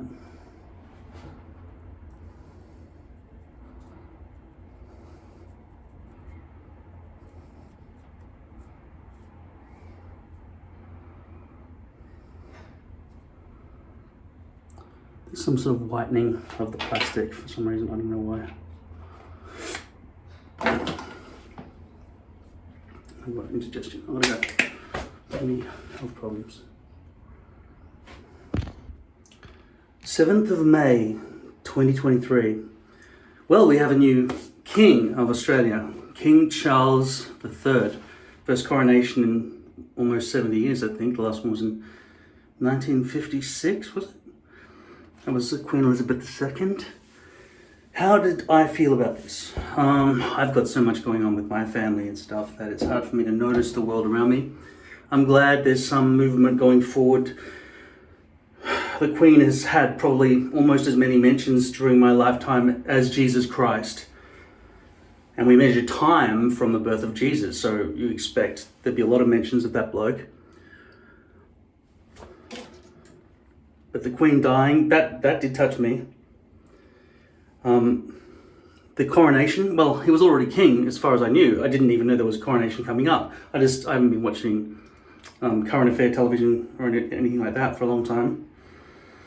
So just to find out, just through a text, I'm not speaking to my family at all for the last few weeks. It sometimes hits you, you know. You're about to turn 46, you're pushing on towards 50, and there's been no closure, and you realize your family are just psychopaths. And they're really just letting you suffer, and they're torturing you every day by not giving you closure. And I think that's absolutely disgusting, and they should be in prison. So, how do I feel about Charles? It's a tangent thing for me, very tangent. So far tangent, it's almost like down in my husk soul, I look out at the world through these little snail-like eyes, like little periscopes, monitoring the world in a faint gloom. That's how I see it. That's how I felt. The maximum emotion I felt was, wow, more than indifferent. But not wow. I mean, I fell asleep to it. It was good. I kept waking up and trying to look over as my eyes closed, which is a good sign. I mean, I could go to sleep. I'm just trying to organize a whole bunch of cardiology things now at the moment. Echocardiograms, and I've got to get a holster, 7-day holster, or a halter. Yeah, you get one of those, but I'm waiting for some other paperwork and stuff to get through from different doctors and so on, so I can go get it. So I don't know if I'm dying. It's just when I get up, I feel faint and I don't do anything. I sit in a chair all day long and I don't have any water ever. So today I feel energized enough after some sleep to go to the gym. So I'm at least going to go to the cafe beside the gym. I never know if I'm actually going to end up going to the gym, but I've got sneakers on this time instead of basically work boots. Not that I work as that job. I've got Amazon stuff happening, but those sales, I've realized I've got to sell at least $1,100 a week worth of product to break even, because I've got competitors on Amazon who just keep pushing the prices down, which makes it impossible to make a profit. I might expand or get other products, but it's very, very fucking hard, and Amazon charges a huge amount as well. So anyway, I'm going to put this on. I keep taking it off every couple of days because it just peels up the edges. Usually because I'm paranoid about this edge bit here on my leaf shape hairpiece, that bit there and that bit there. If these bits came up and went up around like that, potentially I wouldn't fiddle with it as much. I think a lot has to be said about your stencil. If it's a good size stencil, if it's a good size hairpiece that fits your shave zone exactly and you haven't kept shaving back or let it grow forward too bad, which is an easier problem to solve than having shaved back too far, then you'll have a good time, right? You'll be sticking it on, it'll just fit well, it'll look good, and you won't have any problems. I did see somebody on the news the other day with a hairpiece, a full hairpiece, and it was like this. I was like, are they just using tape? You could see, it was just like, it was on the news, like an embarrassing moment for one of the people in the crowd. And I don't know why you wouldn't secure it down properly with glue. I could see it was lace as well, which makes sense because you need some breathability if you're going to cover your entire head. That would kind of get all sweaty and all sorts of things would happen in terms of heat, especially in summer. It's winter here now. All right. I'm just going to prepare my scalp properly this time. And my ears, by the way. Hairy ears. That's something you don't have to deal with as a kid. Which seems like yesterday because I'm like a photon. I don't experience time passing. Just permanent state of waiting for closure from an evil family who will never give to me. And my eyes are fading, my ears have got tinnitus, which is... It's gone away now though, luckily. But because I wear headphones every single day, because I live in an apartment, I'm going to get the volume down. Yeah, I wear headphones and sometimes it's loud and, well, it's long. It's a long session of wearing headphones, so you would expect some kind of ear damage. So I shouldn't probably wear them all the time, but I don't know. I feel like I would get out of here. It's been too long in one place. I used to live in a van and I used to just never know where I was going to sleep one day from one day to the next. So this is very draining, and there are days like this where I feel a little bit of energy because I woke up as the sun rose. Look at that, 8:50 in the morning. Can't do better than that. Although some people have to wake up earlier. I mean, I woke up at about... Today, I think I woke up at 5 a.m. Yeah, I looked at the clock, 5 a.m. That's the perfect time to wake up. If you can get yourself into that habit, you'll miss all the night stuff, but what really happens at night anyway? You go around trying to flirt with girls or whatever and just drink and waste all your money and nothing happens. I did that for many years. I should probably become a daytime person, especially since I'm heading towards 50. The other thing I should probably do is get married and have a kid, but not with my mental state the way it is. Complete heartbreak at all times. I've not been able to love because I can't trust. Trust me, though. It is prerequisite. It is a prerequisite. I've done a lot of thinking about it. Trust is a prerequisite for love. And love is basically another term for happiness, if you dig deep enough into that.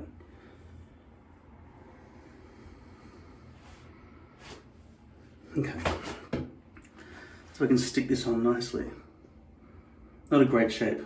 I mean, this is probably the last time I can use this before it, because little hairs start going missing at the front hairline, and I did peel all the glue off again and repaste it because I didn't want that dark line. And last time I took it off, it left patches of glue missing from the hairpiece. So I'm aiming basically with these. I didn't grab it from the right spot. Okay, I was wondering why it was too short. Okay, there and there.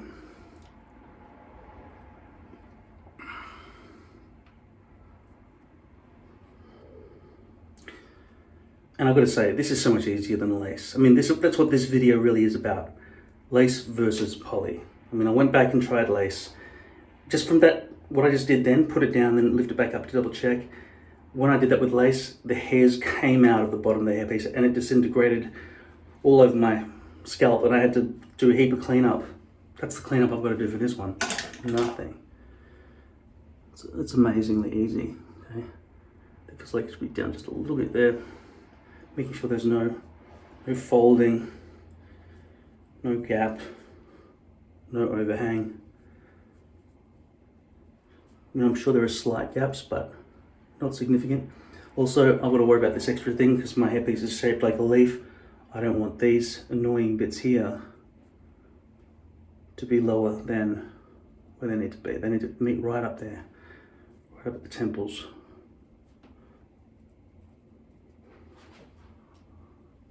I feel like it's too high maybe.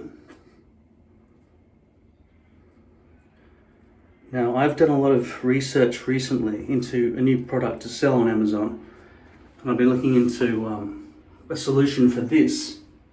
I want to shave this, right, with this, but the longest guard I've got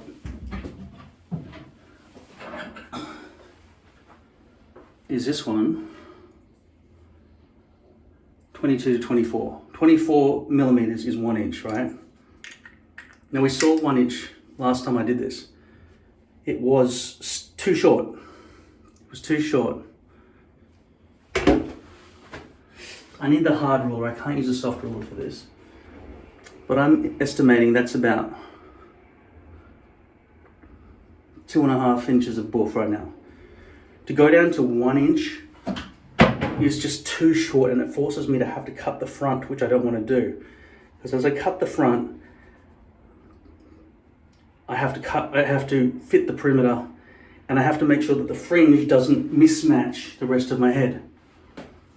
So I want to keep the hair about 1.5 to 2 inches at all times, but I can't do it with this guard. I need a vacuum thing. I made one once before, and it was too difficult to hold, especially with my vacuum cleaner. But with pet groomers, they've got a vacuum tube coming through here and sucking through that way. So potentially I will get a vacuum thing from a pet, like a pet vacuum. I was thinking about selling them and trying to compete with the Flowbee, which is only $199.95 if you're in North America, but they don't sell. And I wrote to the guy who owns the business of Flowbee, right? He said, yeah, we don't, you can go to myus.com and buy a US address. Then they can send it to your address in the USA, and then they'll send it to you for a fee in whatever country you live in, like Australia.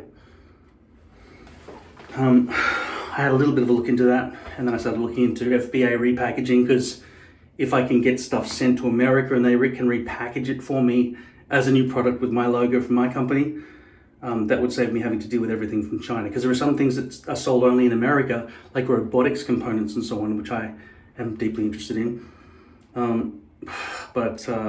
Yeah, it's very difficult. Like robotics components, they've stopped selling a lot of components. They've stopped manufacturing them.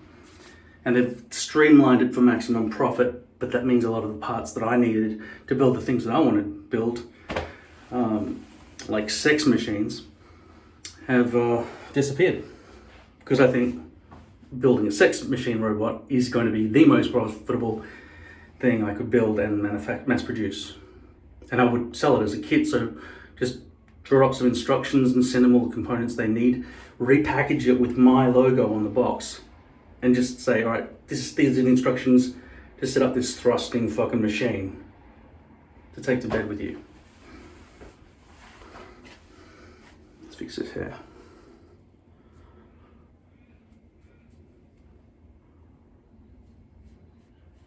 Wonder I don't have a girlfriend. She wouldn't be able to compete anyway.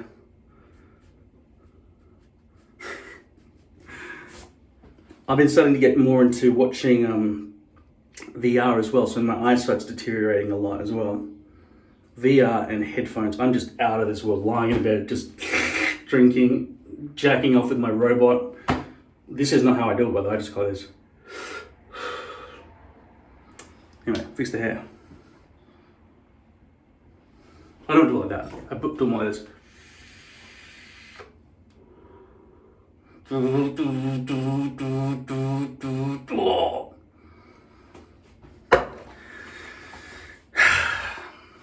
Hey kids.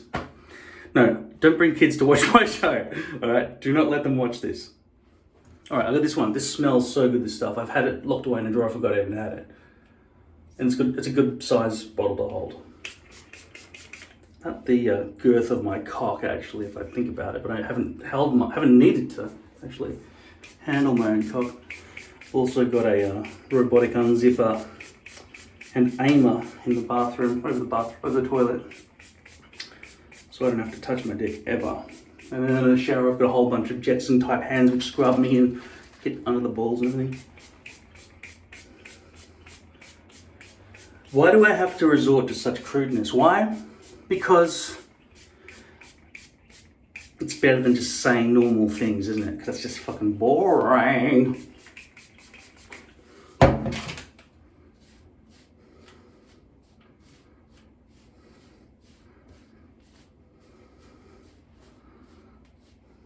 Whoa. Some sort of gap up here. And this exposed base there. Realistically speaking, this is going to be too goofy until I shave that off. Now I have ordered something that I found that is only available in Australia, and it seems to me to be by the looks of it, one of the best hair clippers for do-it-yourself in the world. It's designed for do-it-yourself hair clipping. Now I was going to try to get a refund for it because I saw the animal one, but I thought, fuck, I could just use the animal clippers and just modify it to any length I want. It's got vacuum, so I could just put like say, for example, I could cut that out and stick this around the neck of that, right? And then just aim that and get the length I want, right? But then I thought I'll give it to my brother-in-law for his 50th. Because he seems to shave his head every day. But he wants a bass guitar. So I might put him for that. He'll get a nice one. He loves music. So he needs a big budget for that.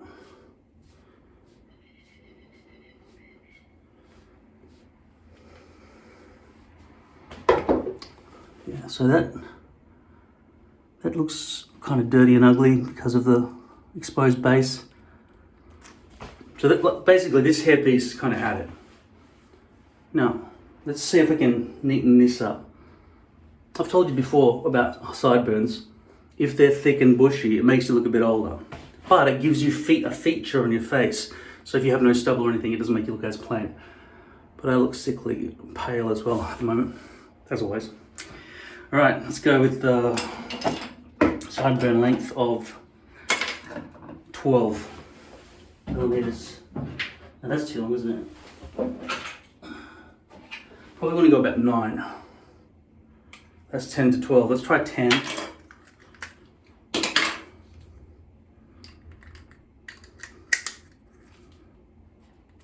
That's 10. That's 12. Sorry, that's 10. That's 12. Start with 12.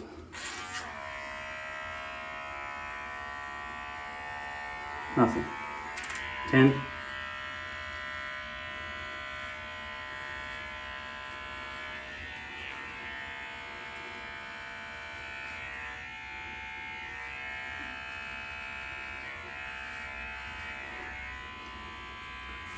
If you go too short, it'll be too faded and then it won't match the rest. But as you can see, that's thick beard hair starting from there, and that's a different type of kind of more head hair. So I'll go down a little bit lower. 3 is too short. 7 to 9.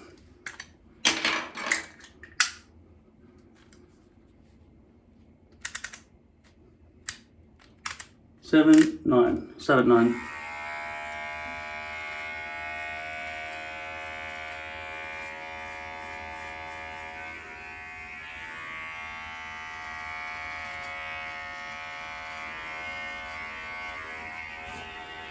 Nine seems correct.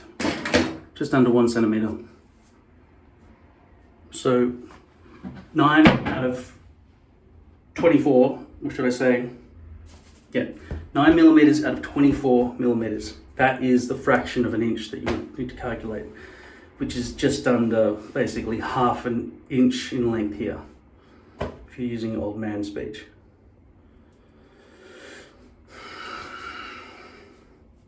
But I should edit this and put it online because this video is just going to be me talking to the camera sporadically. It was supposed to be just about trying on lace and then going back to poly. It wasn't even going to go back to poly. I was going to, look at this. I'm trying to, nobody compares poly to lace better than me. I can't fucking do him. Need some more orange. But he's so orange. Like, if he had nothing else he was famous for, he's very orange. Trump is very orange.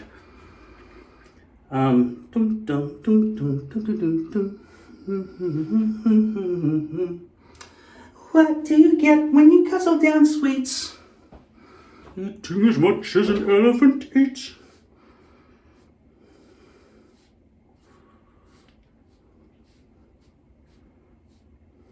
Dum dum dum, ba dum dum. All right. The other thing is, I'm basically 50. I'm 45, but I'll be 46 soon. I might as well start saying I'm 50, right? And this is not what a 50-year-old person wears. These kind of fucking, I'm trying to go in, I'm a basketball or football player who's off duty, and this is the sort of t-shirt he wears. This is not flattering. Not for my size, not for anything. So I should basically give this to the poor. They give me these bags every so often in the letterbox to give to the needy.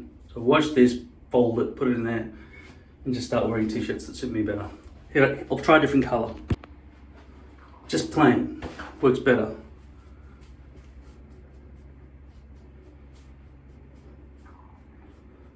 So this hairpiece is a side piece, it's not a front piece. That's the hairpiece originally, like this. And that's the front. That's the good piece. This is one of the back too. I cut it from back there, and now I've put it there.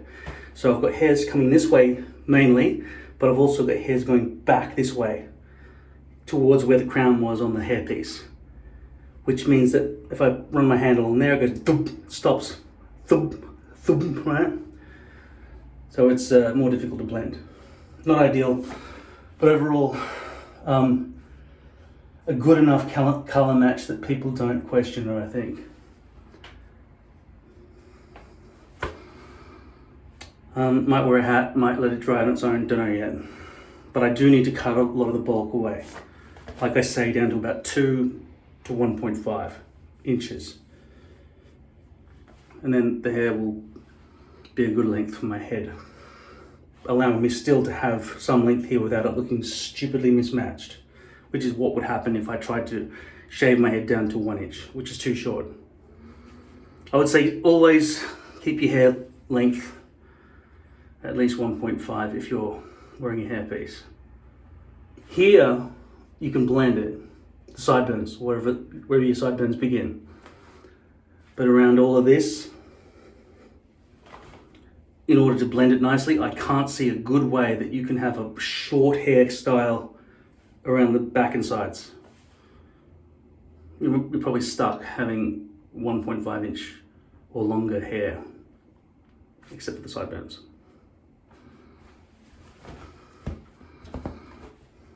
It's not that neat, is it? I just brush it back in position. It'll dry nicer if I do this. This bit here, I won't worry about that for now. And this bit here, which is exposed base, I won't worry about that for now either. Because I'll just get in the car and nobody will see me from a distance, and when I get closer, the hair will sort of fall down into place a little bit better. Alright. I've got to say, it's fucking freezing. It's like 3 degrees outside. No idea what that is in Fahrenheit. 20, 70. Let's say 15 is 60. 10 is 50. 5 is probably 40 degrees Fahrenheit. I don't know. This is what this stuff looks like when the hair dries, by the way. Hairline.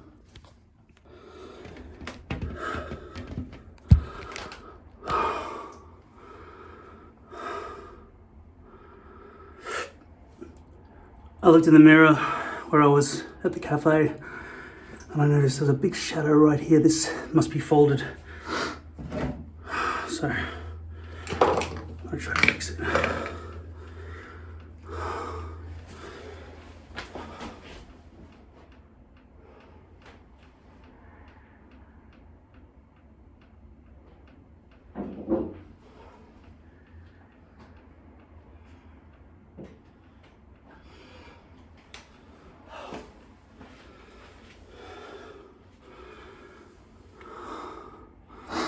Well, it makes all the difference being able to see. All right, let's show you that close up, shall we? That's how other people would see this, right? That does not look good, does it? No, precious. Looks terrible.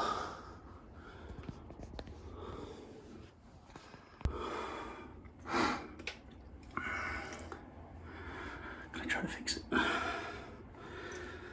You know, if I start snipping away, it'll be too high.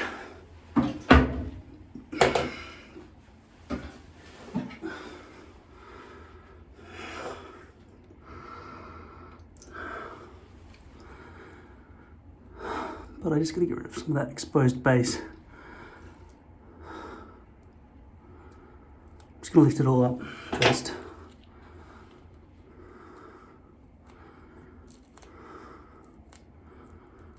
That's where it was folded, just there, but I'm going to snip it off as well.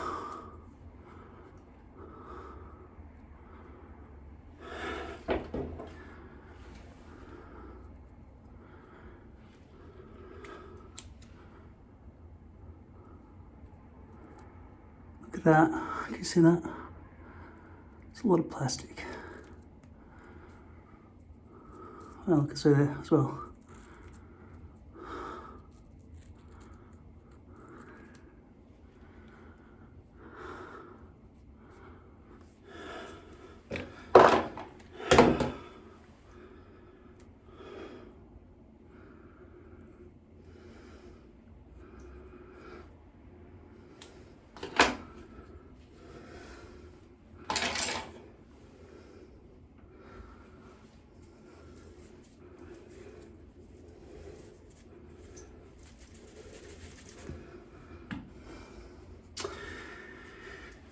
Like I said, I don't have any spares, so I'm going to spend the day, next couple of hours maybe. I'll need to make sure that the stencil is good. Can't be bothered redesigning a stencil. I might stick to the old stencil. I don't think I've got enough patience to go and make a new stencil today.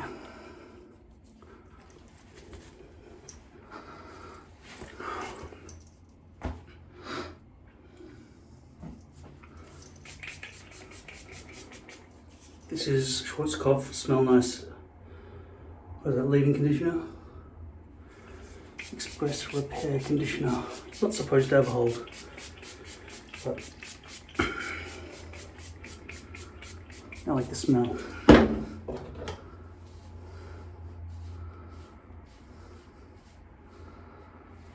Look at this cup over here.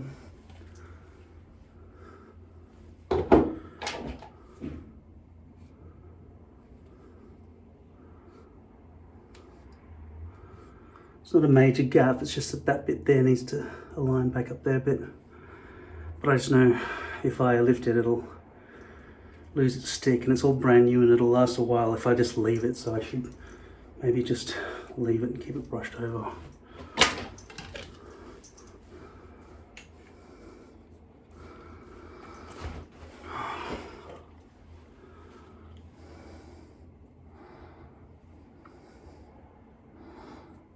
Still a fair bit of exposed base right there. Maybe there are too many hairs missing at the front.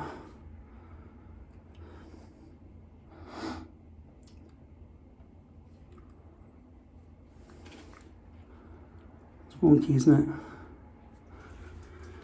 I'm gonna leave it there for now. It just looks so bad. Maybe I should lift that bit as well. Try to lift the whole thing down and slide it down a bit.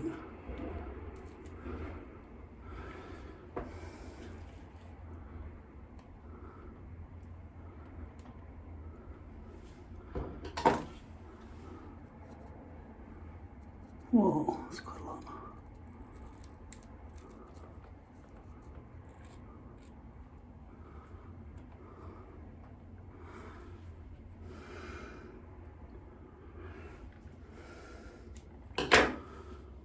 I'm going to lift it.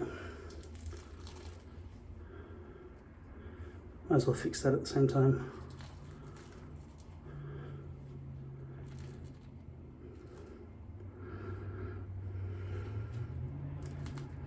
Need some slack. Feels a bit sweaty too, that's not good.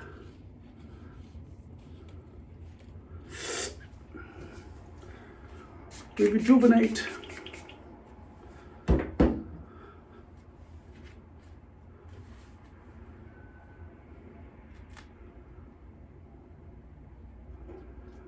It's too wet, it's going to slip all over the place as it recoils.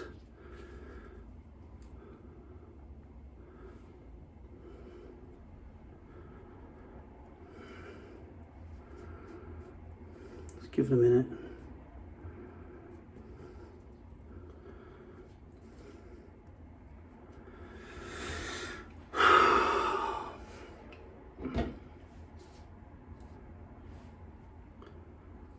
It's going to take a little bit of time.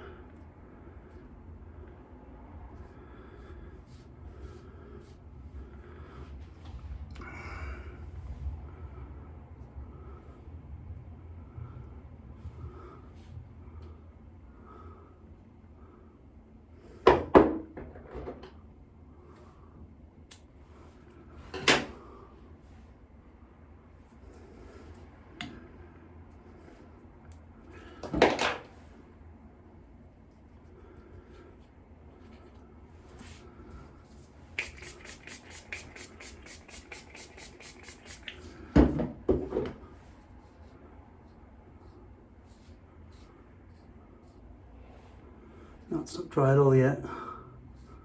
Still sliding around. Yeah.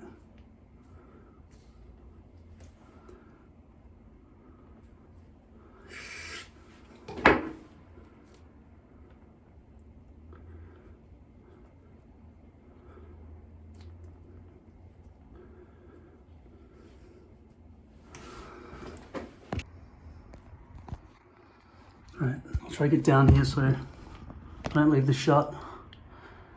Well, my eyesight's so bad these days. Oh fuck. I was just too sweaty. It's been a while. I'm gonna have to wait for that to dry. I'm gonna go in the other room and start chopping things up. Alexa, close the dining room blinds.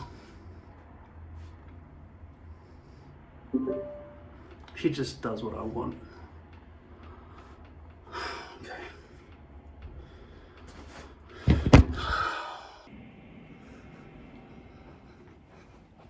Check this out. A nice white table to show you stuff. How good is that? Very organized. A lid.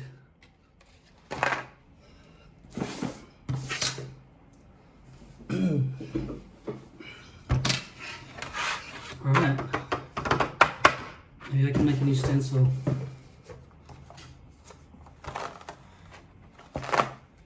Oh yeah.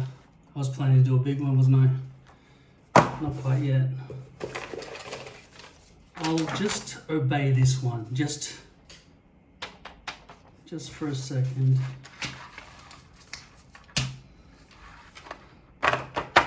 Hmm. 15.5.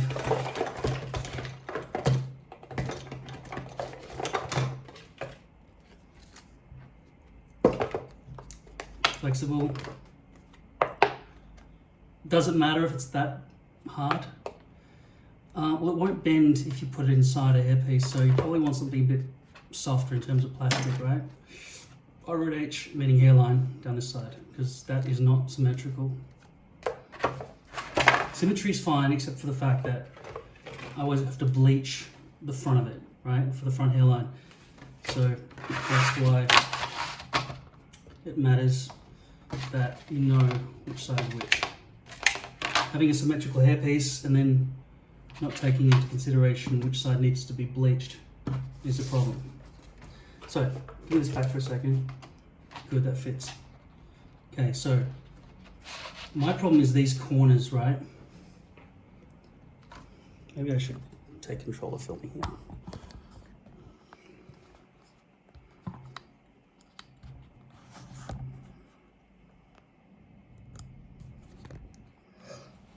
Okay, so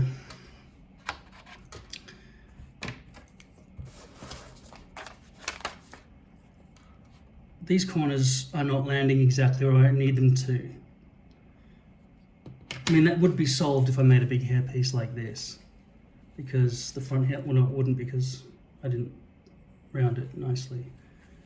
It'd still have corners, wouldn't it? Well, maybe I'm wrong. Do you guys have corners? Like, is your hairpiece like this at the front, or does it more go in a straight line from that point? I guess most of you would have a straight line there instead of coming in, but that would cost me an entire hairpiece per hairpiece, an entire unit per hairpiece. I don't know how to phrase that.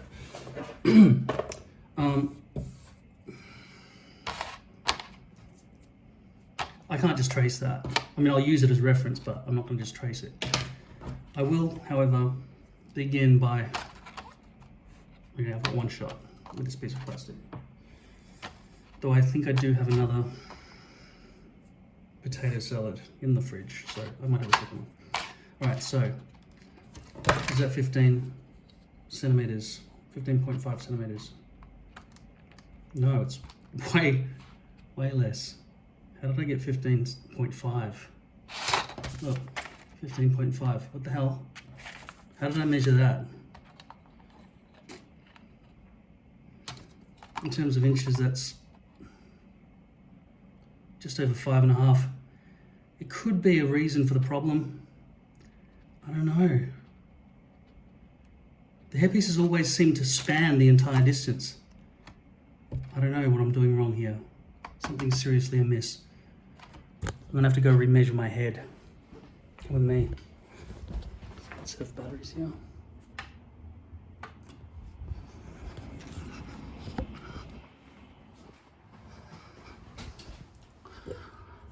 Oh.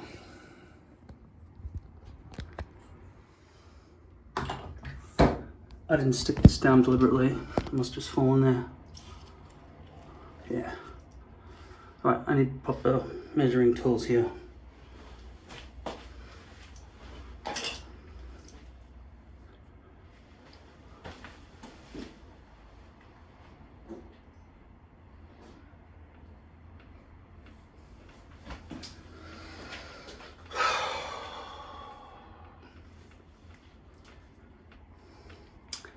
Okay, so the widest point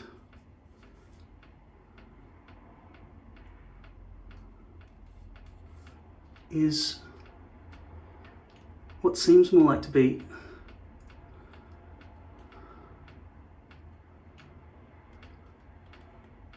16. I hate that noise. All right, it says 16 centimeters.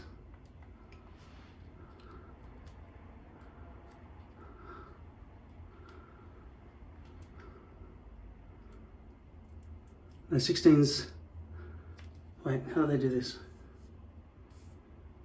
Okay, so the numbers are written in the center of the two lines, but they're referring to the line that comes after it in that direction, right? So, put that up there where I want it to land. Okay, so I'm measuring on the underside of this ruler here. Okay, so I'll put that where I want it to land up here. And now, yeah, that's 16 at the widest point. Just mark that with my fingernail.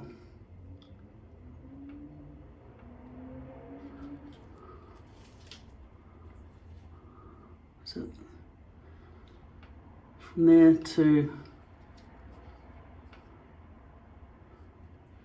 the front.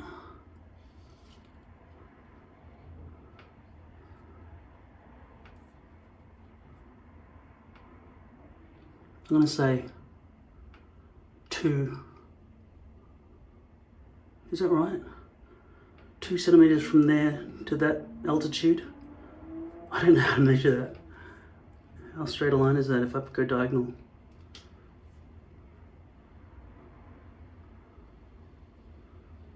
I don't know, that looks like more than 2 from there to there.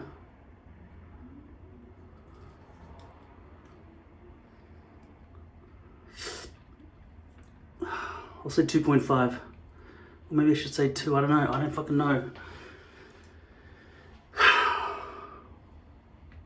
In its entirety, the depth should be, so 16 by,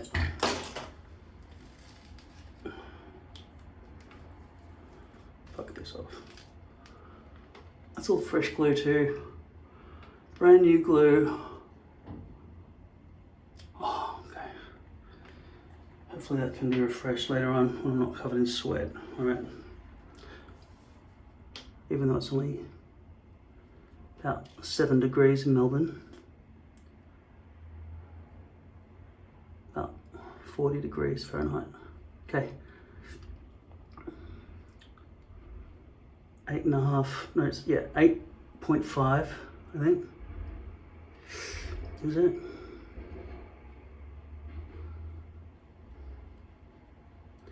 I'm gonna say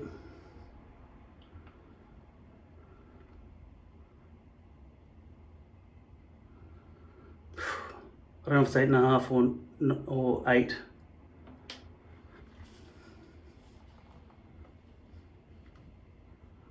I would have to do it from when I'm relaxing my forehead, but just I'm gonna go 8.5.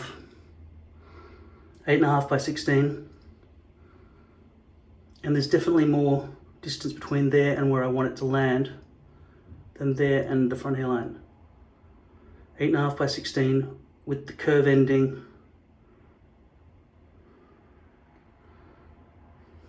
Okay, this is good. Leave that there for a sec. Bit of residual glue there. So, here we go. Check this out. The coordinates are 8.5 by 16 and the distance from the front hairline. Okay, so I want the temples to end there. So from 8.5 to 7, so 6.5. So it is 2 centimeters. Can you see that?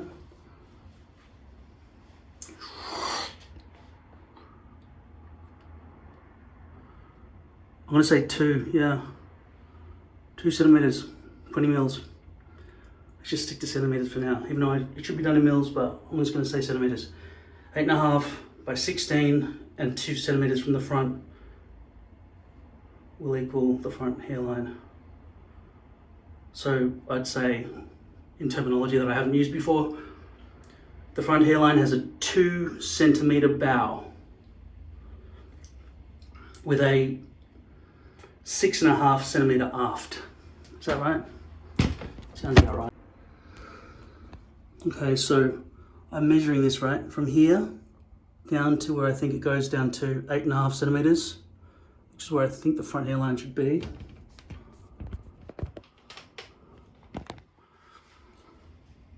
So back there, very start of the perimeter, down to 8.5, which is where I think it should land there. And then the cross point, I think the temple should end there. So I think it's 2 centimeter bow of the front hairline with a 6.5 centimeter aft.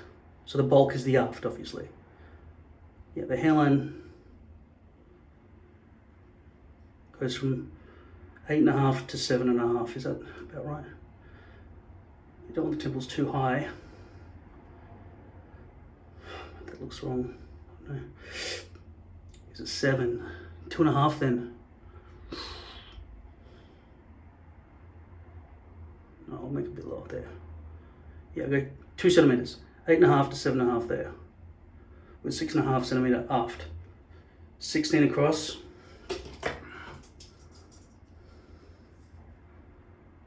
From temple to temple. What? This keeps changing.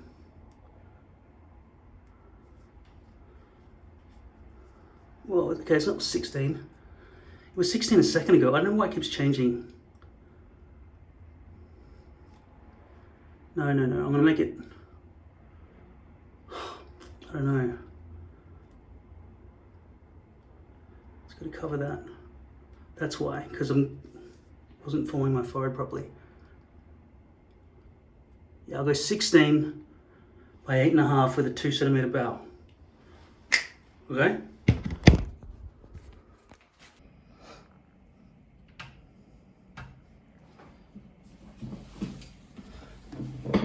Okay. I'm going to change this. 8.5 is the same. And the 2.7 I have there. I don't know if it should keep it at 2. Might make that 16. I don't know. 16 might be too wide. I don't know. Then I've got to be stuck with cutting off all the excess. That would be 8, wouldn't it? The center. I'll be conservative. The problem is being conservative might take up the entire hairpiece. And I might not get 3 pieces out of it. I don't think it's 2 centimeters. I just placed this here, it's stuck down. I guess it's fresh glue, it should stick down, shouldn't it? Didn't stick down properly though, no, not at all. 2 centimeters is only that, right? From there, which is the front of the hairline, to there, absolutely not. It should come up to about there, shouldn't it? Stop making noises. Right, check this out.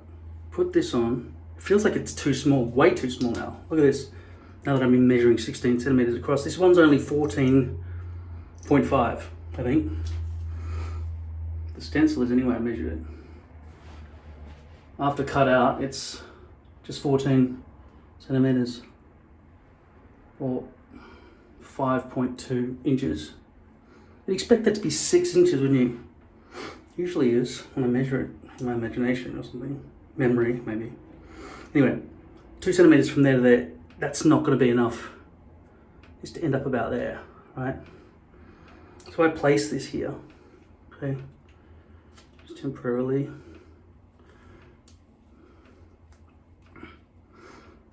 And I think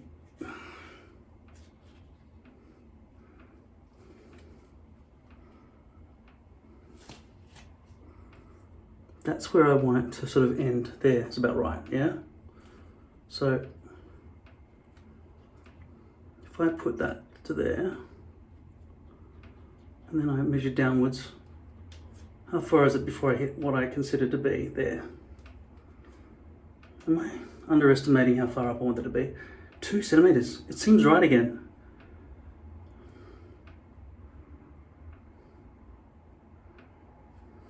2. Can't be. Come and have a look at this for a second. This fucks me up, right? It's messing with my head.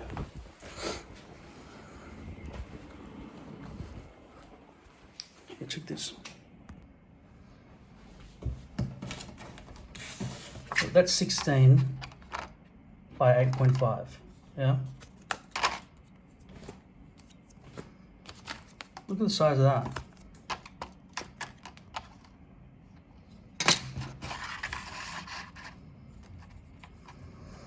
The depth is correct, but look how much wider this rectangle is. That's 14.5 and this is 16. Now that's the 2 centimeter mark right there. Imagine if I only went up to there and then all of that. I'm very worried. What I could do is do 1 cutout, which is just crazy measurements as far as I'm concerned. This really is 2 centimeters. Have a look. Okay, maybe it's maybe I underestimated it, but it's still so close. More like that, actually.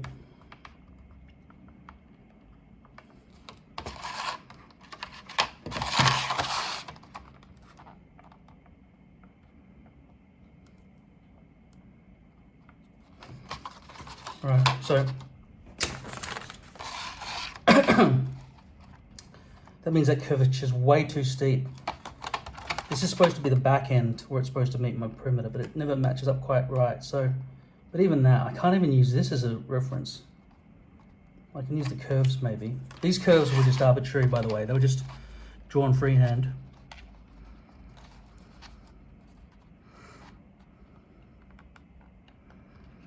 I could maybe go down to there like that and just keep it really flat along the front for a long distance, maybe. I mean, this is definitely, I'm not going to be drawing over what, that's very short, isn't it? So it comes into there, just there, if I did it this side as well.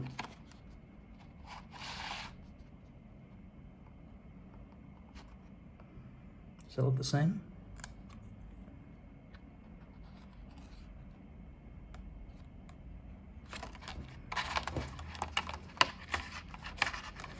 That seems really shallow for a front hairline, given that that's the actual hairline that I've got at the moment for my hair pieces, which is way different, isn't it? I'll go wide here. I'll come up really, really wide and keep it flat. Though, if I have to change it to there, I'm gonna fuck it up, aren't I?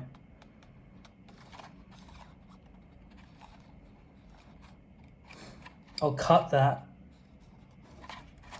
Maybe just go and hold this against my head in the mirror. See how that works. But then it won't fold. I need to chop out this. Okay. So let's start by getting rid of some of this excess here.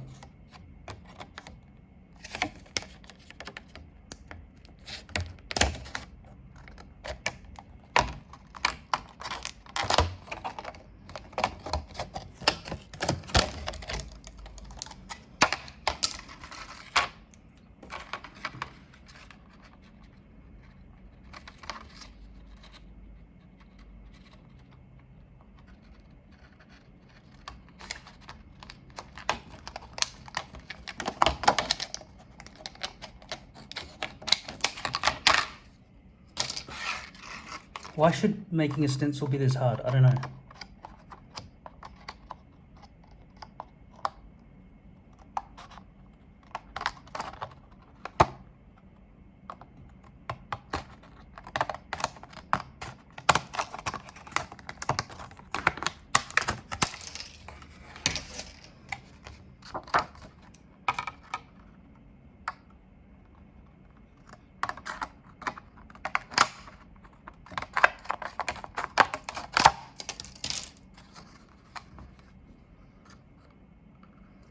So I'm glad this is rounded, this plastic, floppy, so that I can hold it against my head. Hopefully it'll be okay in the mirror. Let's go see what that looks like along the front hairline in the mirror. Compared to this one. It's really hard to place these on your head and see what it's going to look like though. Okay. Original stencil. that's 8.5. It's just 4.5 from the temples to the front, whereas this one's 2 centimeters from the temples to the front. It's also 16 wide instead of 14 wide. So it's gonna have to go. Okay. Now I'm gonna place this where I think my front hairline should be, which is the top of the top nub. Okay, there.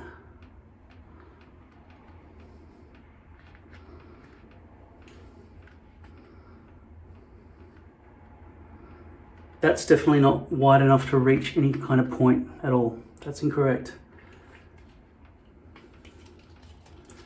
That distance should be exact, so I'm going to start there at the perimeter. Is that too small? I feel like it should be there.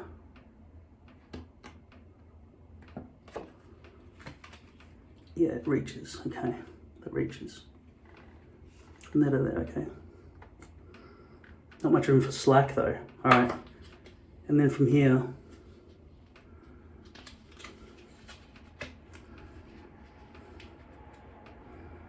it needs to be up there.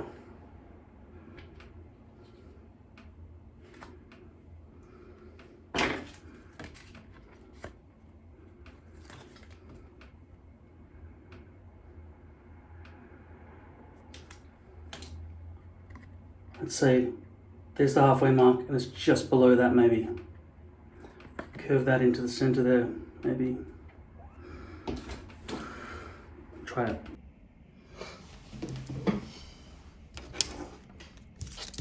Okay, there's going to be an estimation. It's always an estimation anyway.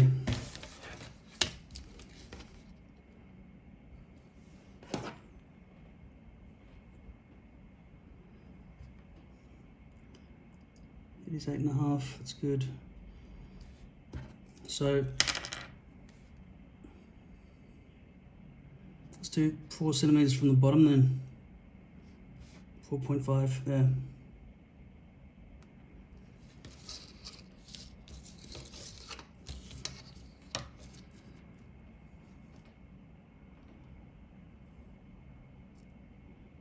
Whoa, is this side still 8.5?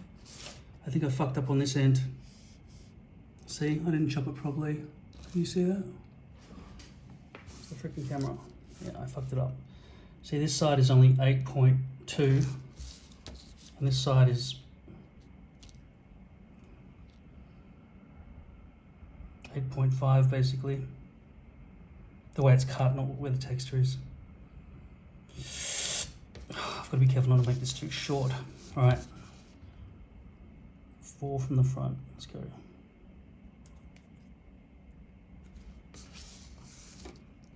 The center mark. Oh, that's more prominent.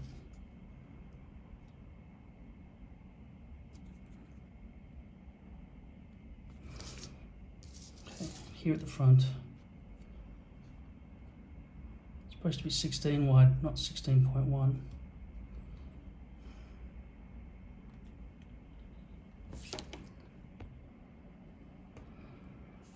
Try and get that in the center.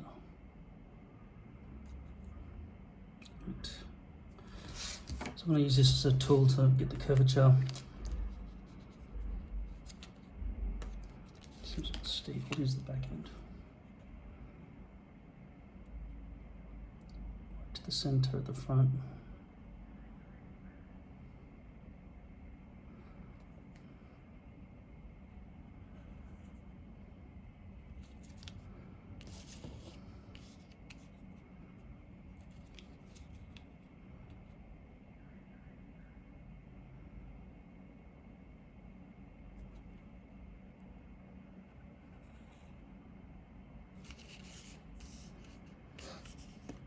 Seem right, maybe.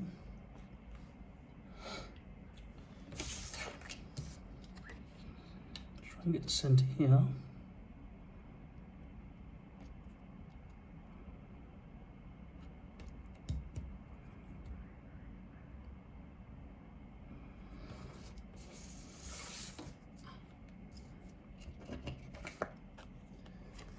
I don't know how rounded this should be at the back.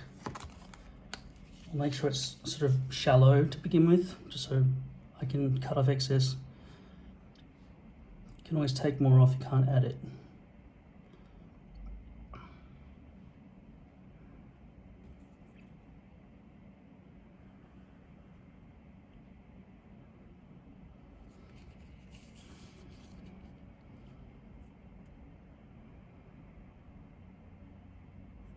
Does it seem the same?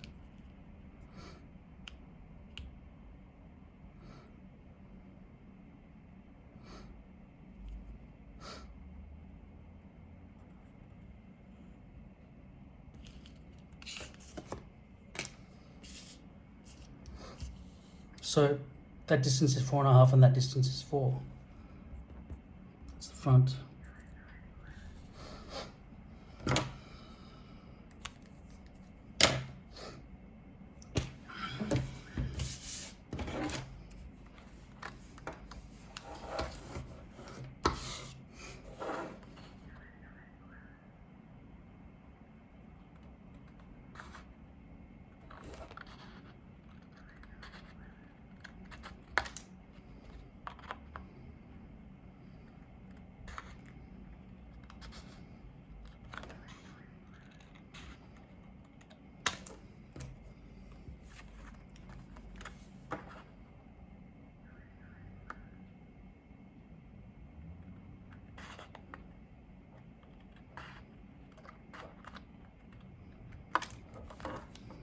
That may need to be a bit, I don't know.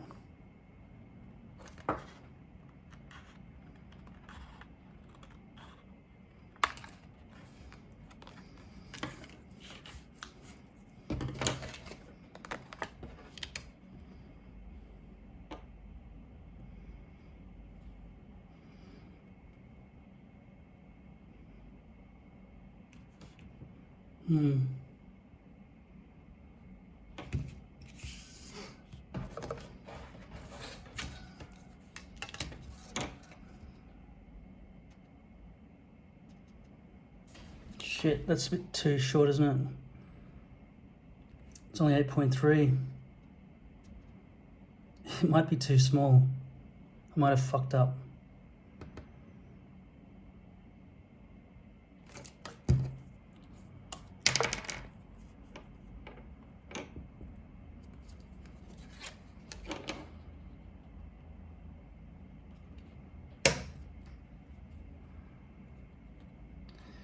Now this is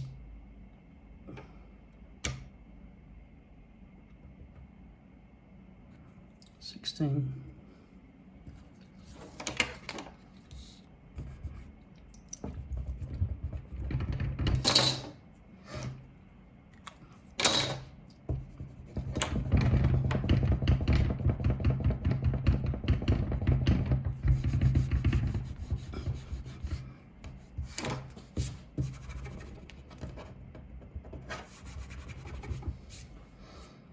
Okay, I am going to go right ahead now and chop out 3 of these. 3 of them.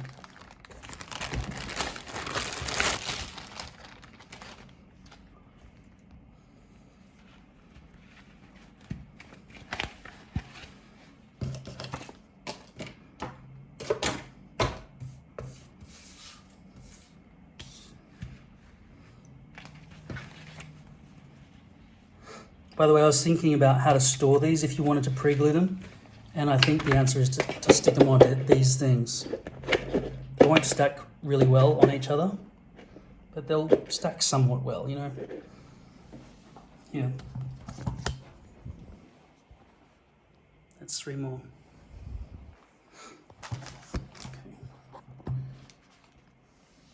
Okay. But I kind of feel like these take up a lot of space, but they're useful if I wanted to pre-glue a bunch of them so they're all ready and waiting, ready to go. I could potentially store them on those things and just stack them on there. Okay, so obviously this is the front hairline here with the folders, and the Auschwitz tag is back here. This is, I think it's New Times hair, and it's color number 4.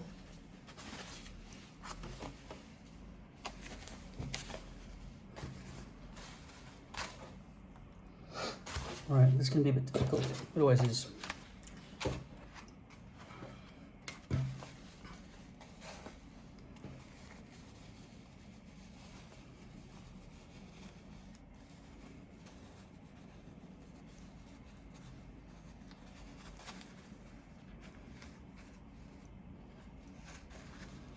See if I can get 3 out of this with the new size. Probably not. I will try though, because I still want to save money.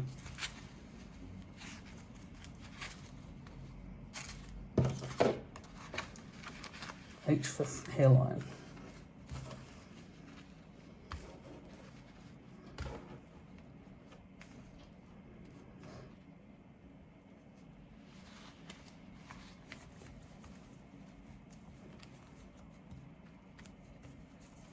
As you can see, the 16 centimeters kind of matches. Oh no, this can go wider than that.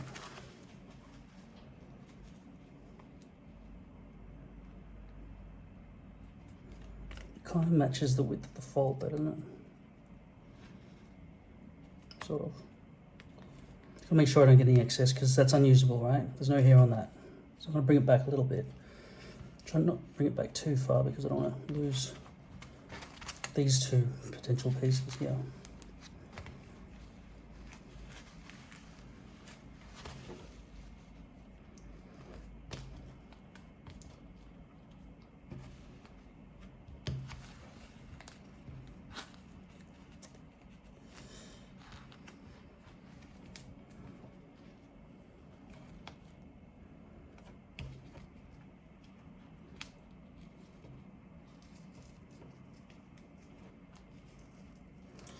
See what they've done here? They've deliberately made it so it's graduated. See, that's thinning hair. That's basically exposed base. I don't want any of that. That's what I just cut off myself.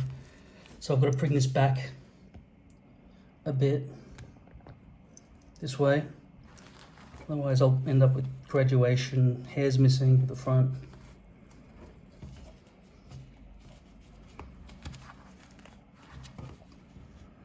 Like I say, graduation doesn't work. Only bleaching works.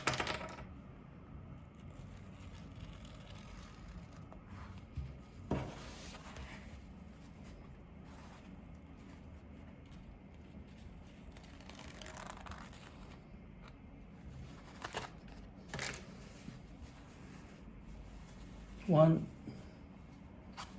Let's have a bit 2 more.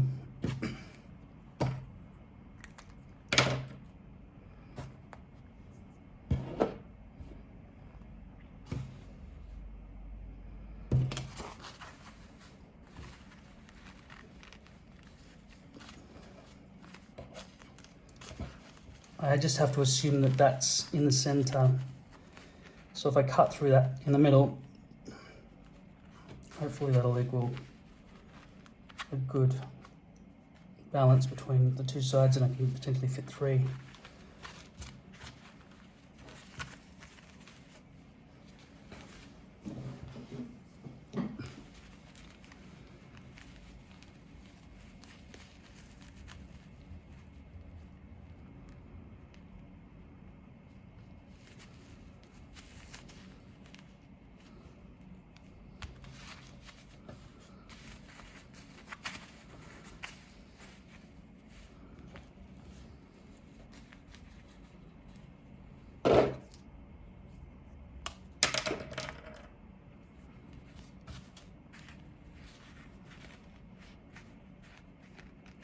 The hairs are going to get messy in all directions back there.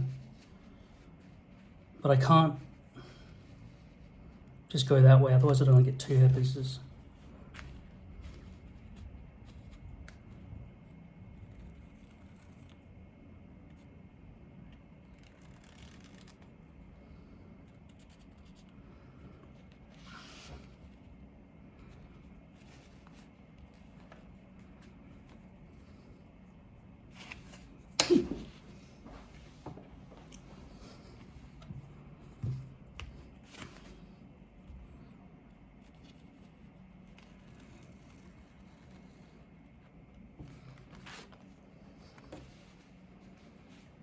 2. The front hairline has to be in this direction, you understand? If it was this direction, you get a massive tuft of hairs flying in all directions from the crown. And I don't want this to be symmetrical anymore because, as I showed you, my perimeter, the aft part after the temples. See, this is what I'm calling the bow, forward of the temple cut, and this is going to be the aft direction. I think the correct terms for the directions on a ship.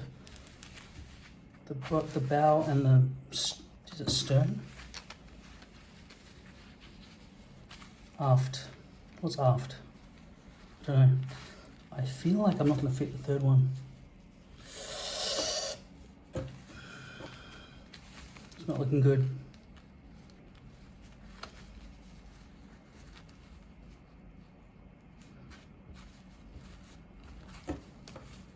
Ooh.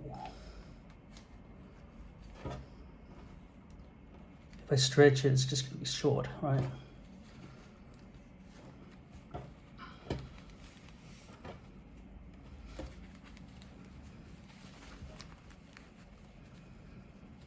But you see, if I've gone too shallow here, which is highly possible given this is the depth I had on my original one, which pulls those back much earlier, then I could fit it.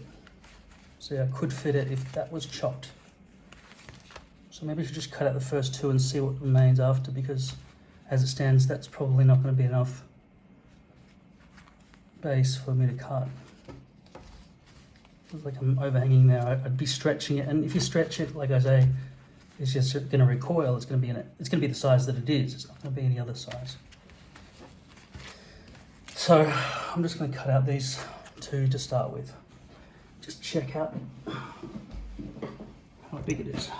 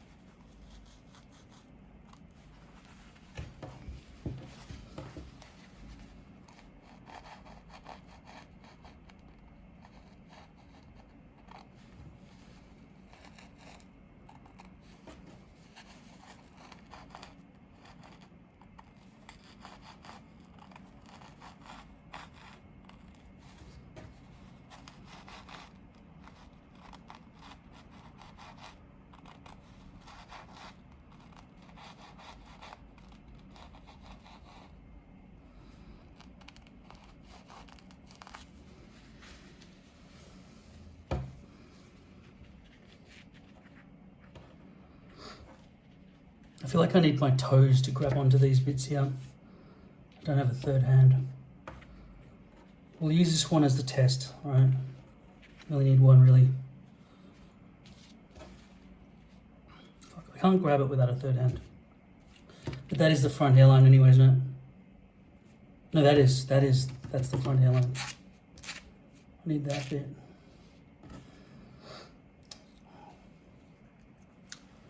I'm gonna have to take my shoes off, I think. I'll try to just do it by stretching it with my thumb. And I've got a bit of excess marker on the edges here.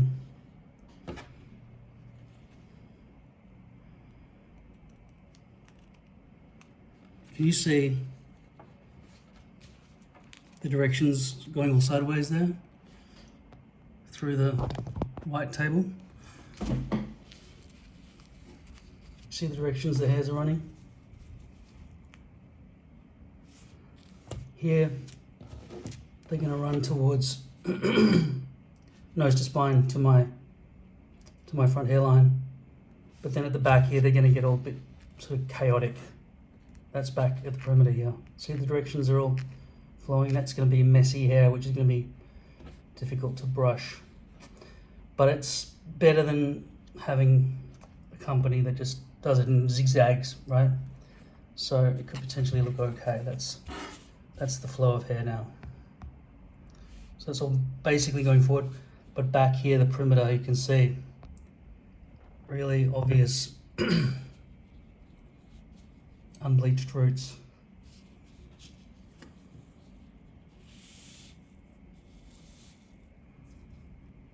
Cut out the rest. Okay, I'll try to stretch it with my fingers.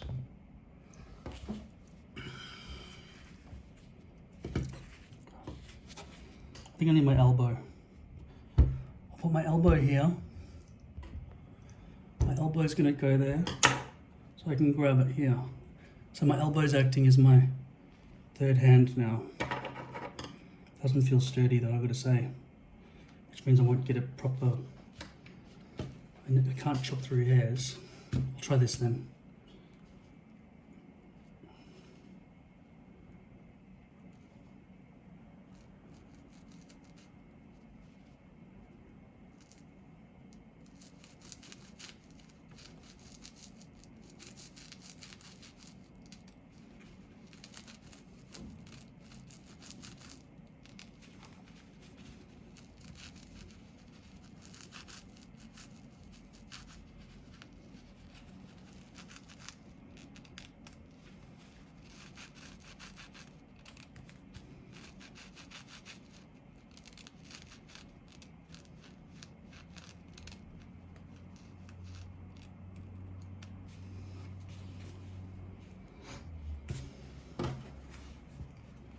I've got all the texture off.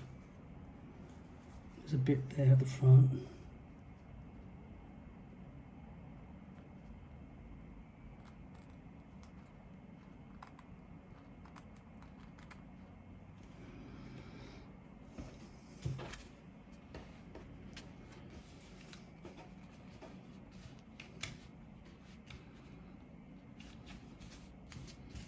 So awkward, man. Right.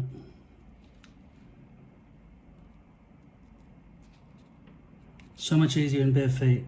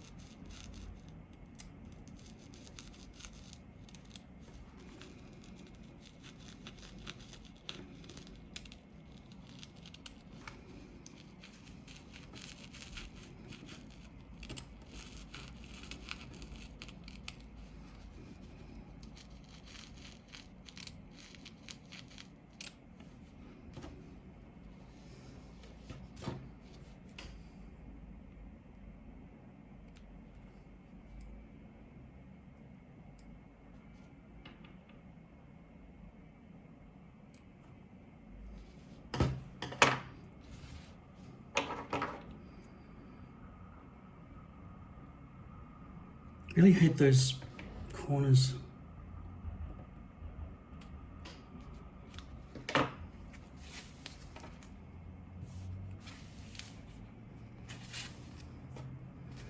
So I'm gonna have to glue this before we can properly test it, because otherwise we can't see how well the front hairline is gonna work. Because I've got to brush it back to see if it scales up nicely.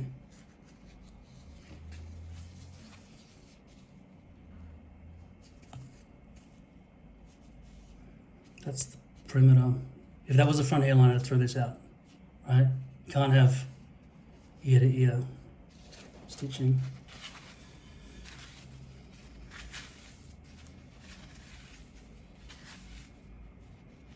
Yeah, I could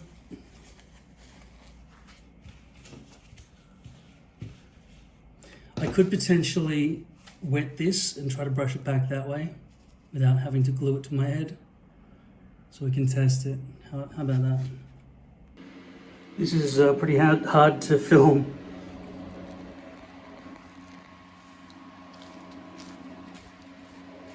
Oh. much in. So I'm just doing like that, right?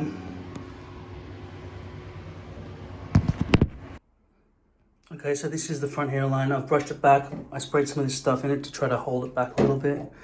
And then I can position this on my forehead. Now, obviously, this is not bleached, so it's gonna look pretty much like a wall of hair when I put it on. But let's see.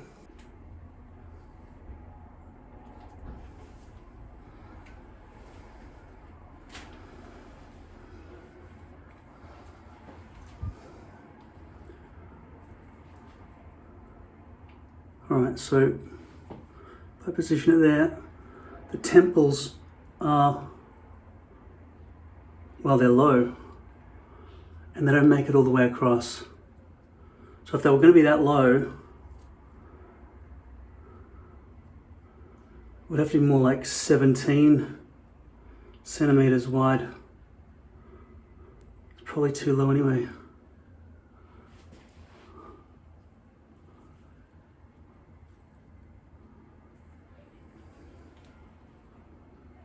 See.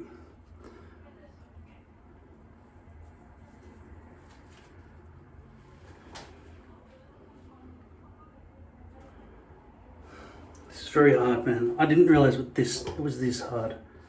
I wonder I haven't changed my stencil in ages. That should be the front there. That should land there. And then this one, hey, it kind of does work now. What the fuck? Right. That's about right. Okay. Now I wish I had some glue on to see. Are there gaps back here and stuff because it's too wide of an arc? God, you can't do it with glasses, it's so hard.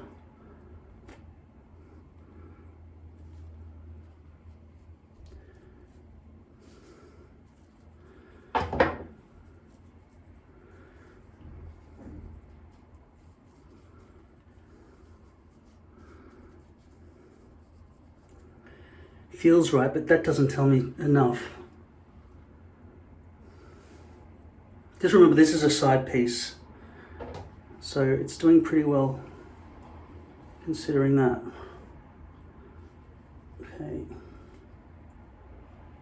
16 across. Might be a bit of overhang, but it's probably a good thing because I can sort of squish into position. It's not as forgiving as lace, of course. That might be a bit too wide of an arc, but yeah, it's probably going to be overhang every time if I do it that way. Just see what it's like. These temples again.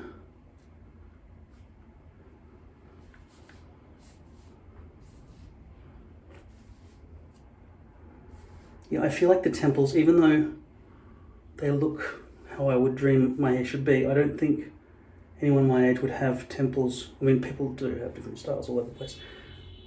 Different genetics, I mean. But I've got a kind of a rainbow thing happening here, which is the opposite of... So it's concave instead of convex.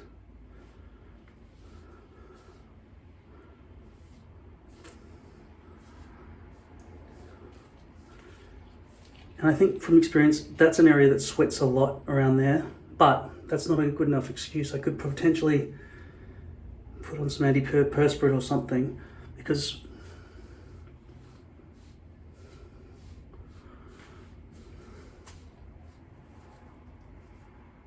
to make it land there, that's a bit too wishful, isn't it? Imagine a brush back look, just wouldn't seem right, especially since people know that I haven't got that much hair. Not that I hang out with anyone, but still, it doesn't look quite right. God, I can't see shit, it's all blurry. That's too high, I think. Once I put it down there in the right spot,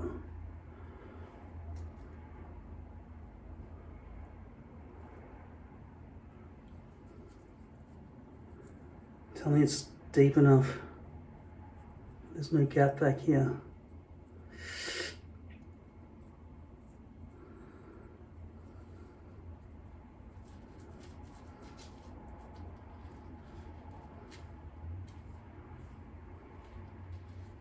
It seems to make the distance, even though it's only 8.3 instead of 8.5. There's no room for error in that direction. All right, in terms of width and the altitude of the temples,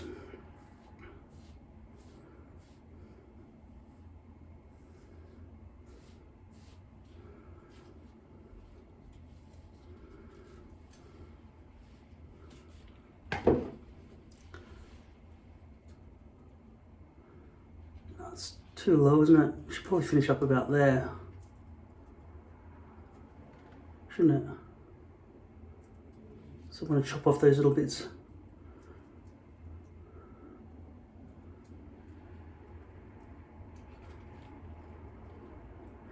So what do? Just go straight across there and then come up, or do I go up all the way across, or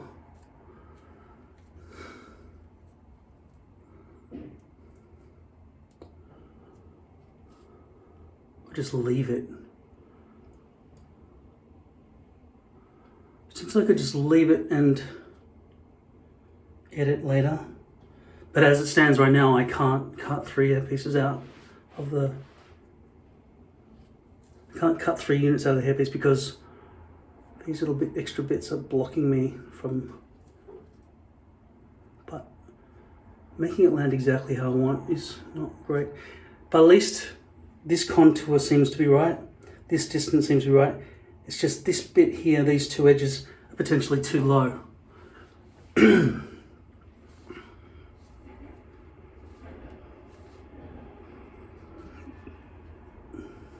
think the angles back here are okay. I think they land okay on both sides. And it feels maybe better than usual, now that I've got this extra width. But it wouldn't be that wide anymore if I started cutting up there. It'll reduce width, wouldn't it? It would probably go down to the same as it was before.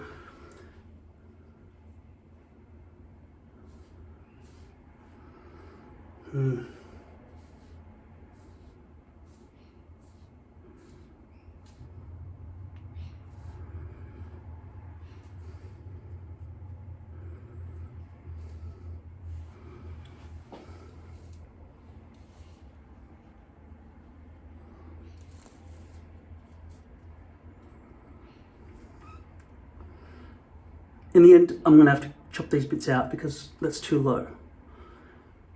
I don't know, is it? Probably. Start about there. And then try to go straight across a little bit, right? Maybe. Would you go up to there? That's starting to bald a bit. I don't know. I've got this opportunity to make it perfect. Why would I fuck it up? Make myself bald. Because no recession looks fake.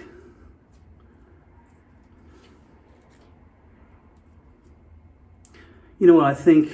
Maybe given that after you chop these things out, you've got to edit by chopping off the excess anyway. I'm tempted to leave it, but I can't leave it. It's wrong. It's very wrong.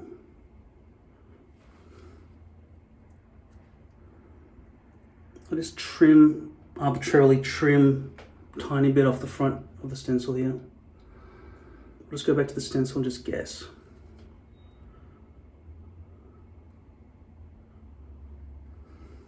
I just don't want that fucking corner thing sticking into my world. Right now it kind of doesn't, but that's because I'm wearing a gigantic uncut hairpiece. I mean, it's cut, but it's not, there's no haircut. This is the one I've got at the moment. I just chopped off all that extra bit that's front. So that probably doesn't even make it to 8.5. Probably doesn't even span the distance I need.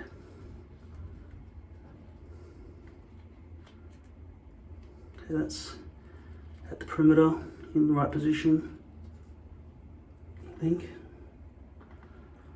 And then I'm supposed to get that down to there, and it doesn't make it. So not gonna be walking around like that. That's too high. My hairline is there.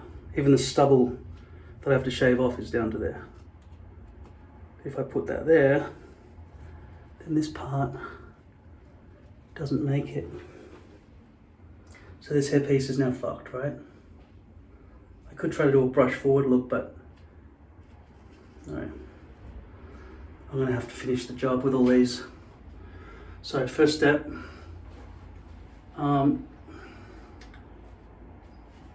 this is the front hairline.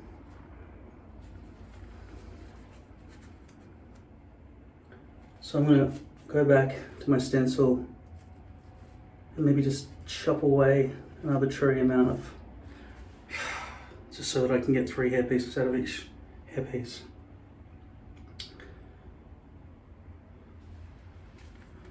So basically what I'm talking about is this curve is too obtuse. I need it to be more acute. Try. I know this is not a very scientific way of doing it, but I really want this to fit here, right? So I can get a third one. Even if they all just gave away a little bit, it would have made it fit more. As you can see, it's pushing past that. How would I make that fit better? That's got to be the front. That can't be the front, right? If you're thinking just shove it there, that's going to fit, right? It would, but that's all just a giant tuft right there of hair that's just going to sprawling out in all directions. It's got to be nose to spine. So I could say this hairpiece is a kind of a throwaway. You can't have black texture on the hairpiece either.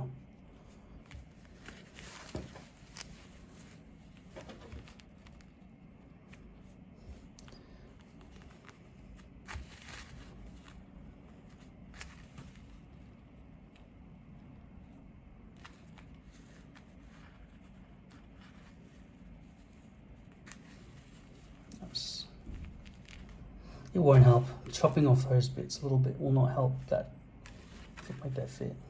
It would if it was that way. So chopping that would help, but this way it won't. Not for this hairpiece. I might have screwed it, but for the other hairpieces I've got to chop out, maybe it would work. I'm stretching it, so it's not going to be the greatest. Probably not good to actually keep it anyway. A hairpiece that doesn't actually make the distance.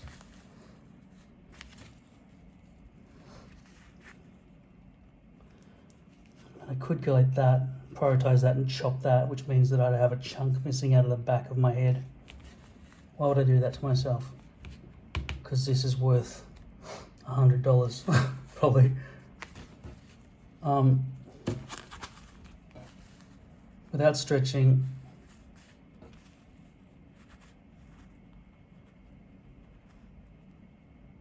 that's about the best I can do.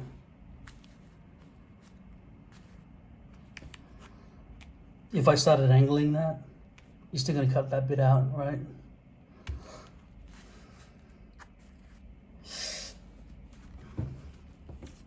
Maybe I'll leave that line on there.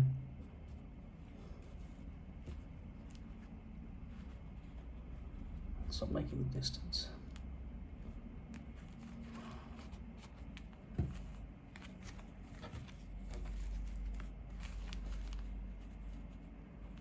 Can't chop the hairline off. It's going to be a huge chunk in that.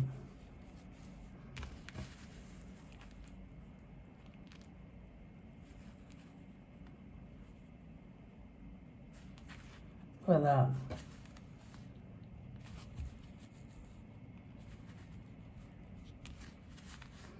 Just do it.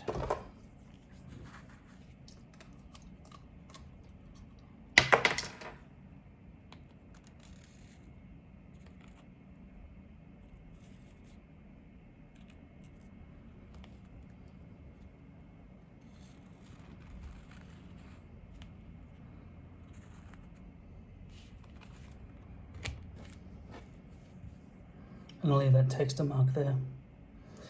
But if I'm going to cut these out, I'm going to take my shoes off because that was exhausting trying to stretch it like that while using the scissors.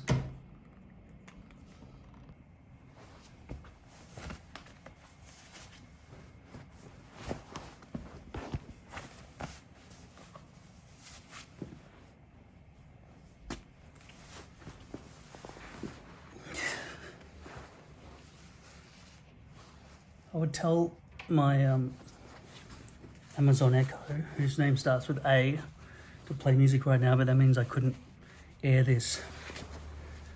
Okay, so that's... My socks put black shit in my toes.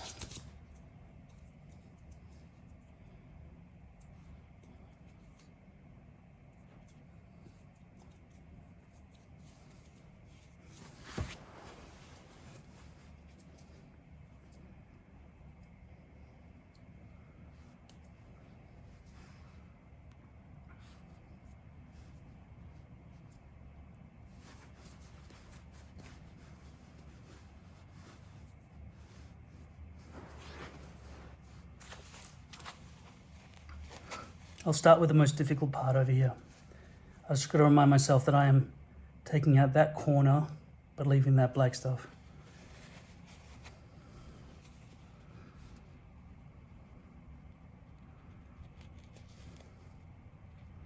This is the front hairline, so I've got to be very careful here.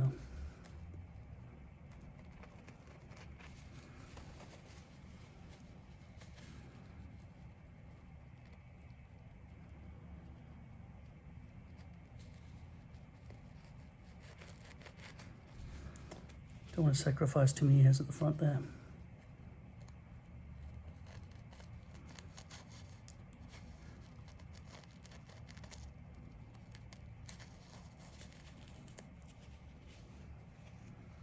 What? You seriously run out of batteries?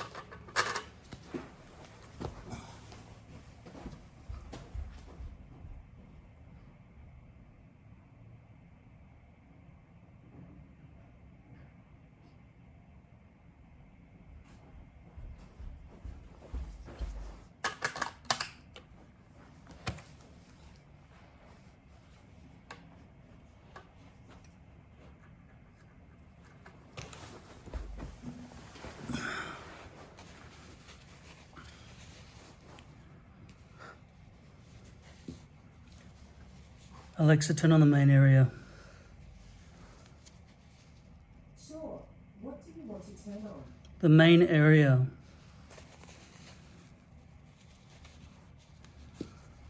Don't know if that light helps at all.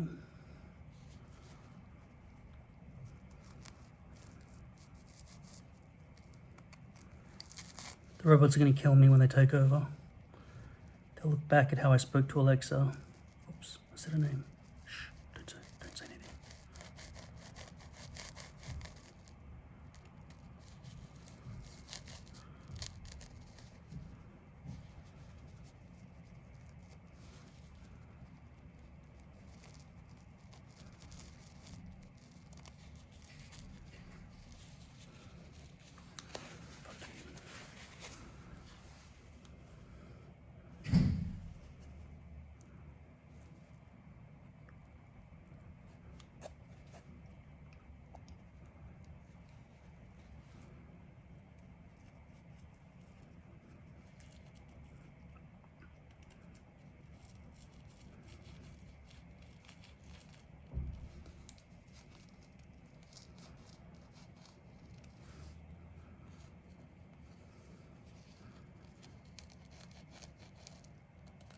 I think I'll just turn the corner here with this scissors rather than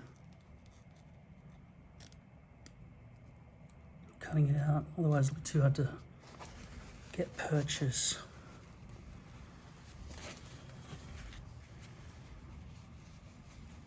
I think I'm just going in there a bit.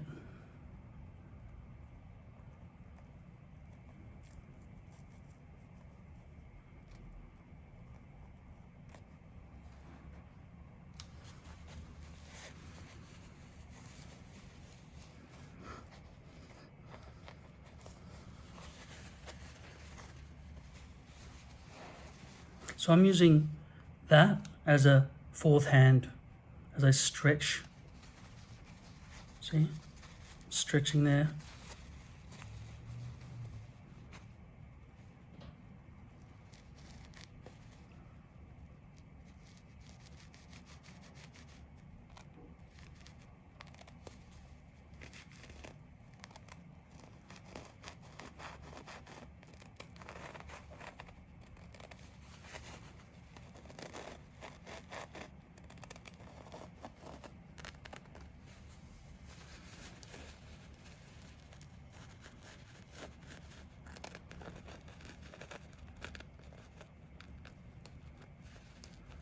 And same again here, I'm not going to cut through to that, I'm just going to turn the corner.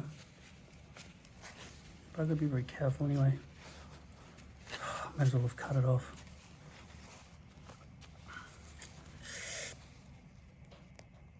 Because if I'm going to turn the corner, I'm going to be going through different hairs, aren't I? Should probably go through there, help this next one out a bit.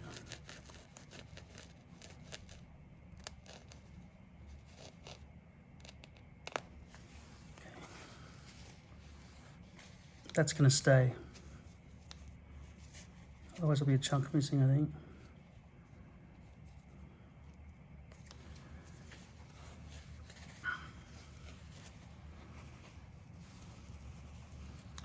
So in terms of the hair flow, that's the front hairline. This is the perimeter. So this is the front hairline, which means it's the front hairline that I'm cutting out now. The very center of the front hairline. I'm just going to make sure I don't fuck it up, cut off too many front hairs.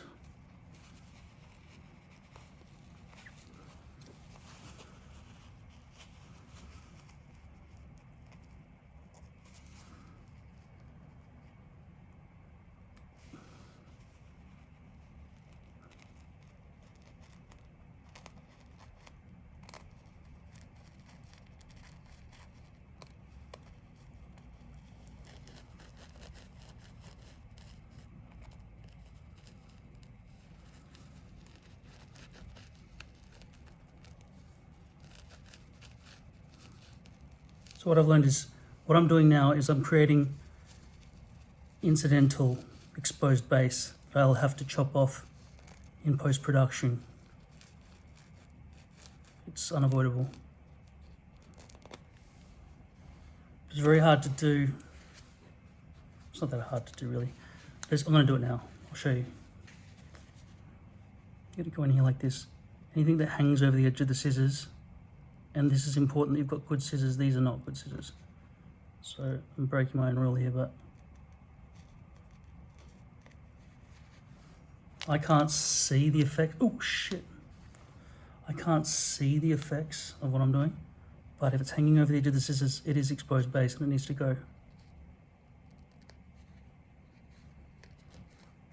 This is the front hairline.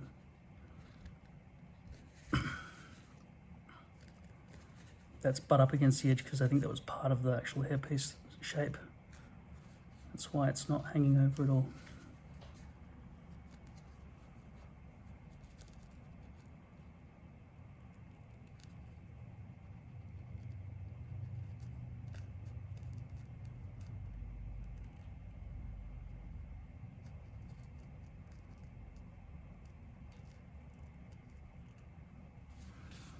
So it's most important along the front hairline, but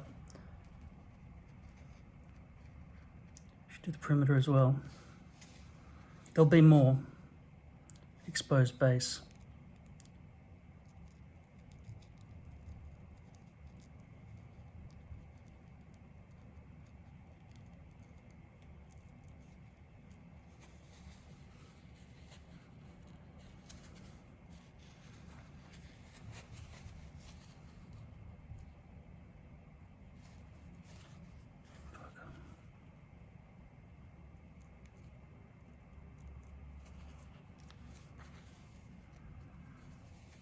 It's hard to do it on the back because the hair's already facing away.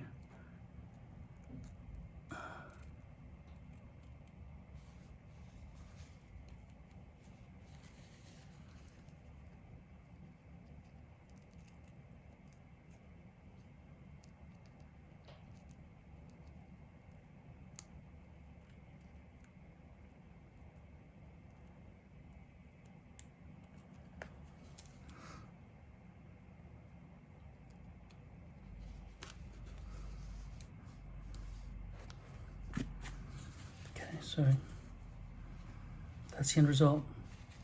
That's going to be the front end where I bleach. I'll do 3 today, see if they work. Bleach them. It'll cost me an entire bottle of bleach, but I think it's more important that I get it right.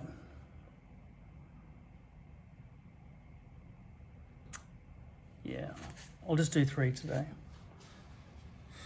So that's 2 before bleaching, and this is the front. That would be graduated hair along there that they decided was great for us, but it never works.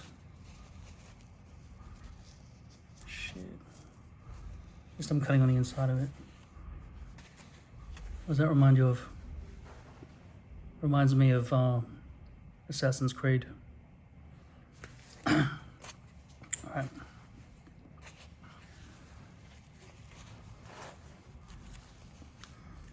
Here's the front hairline.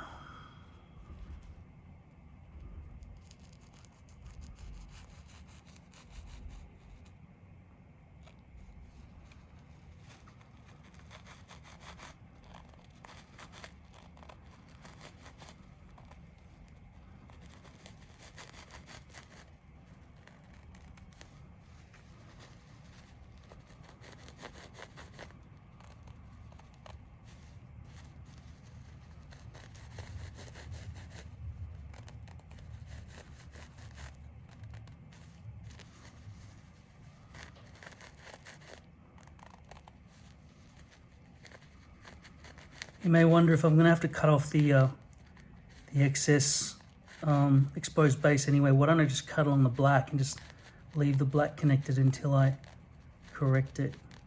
I guess because I'm scared there'll be remnants of black that are too hard to get off.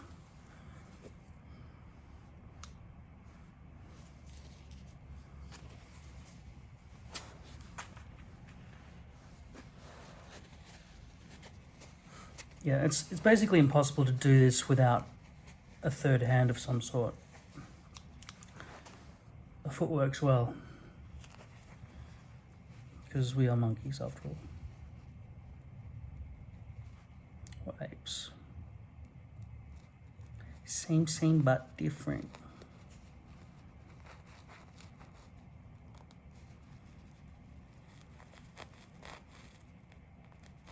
Alexa, what's the difference between a monkey and an ape? This might answer your question.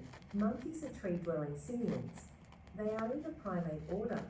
Monkeys are intelligent, social animals. Most monkeys have a tail, even if it is a short one. Apes are a clade of Old World simians native to sub-Saharan Africa and Southeast Asia, which together with its sister group Cercopithecidae form the Catarrhine clade, logistically making them monkeys. Apes do not have tails due to a mutation of the TBXB gene.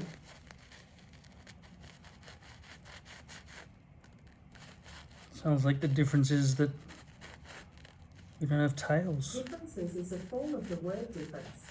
As a noun, difference can have a few meanings. 1. The state or relation of being different, dissimilarity. 2. An instance or point of unlikeness or dissimilarity. 3. A significant change in or effect on a situation. 4. A distinguishing characteristic, distinctive quality, feature, etc.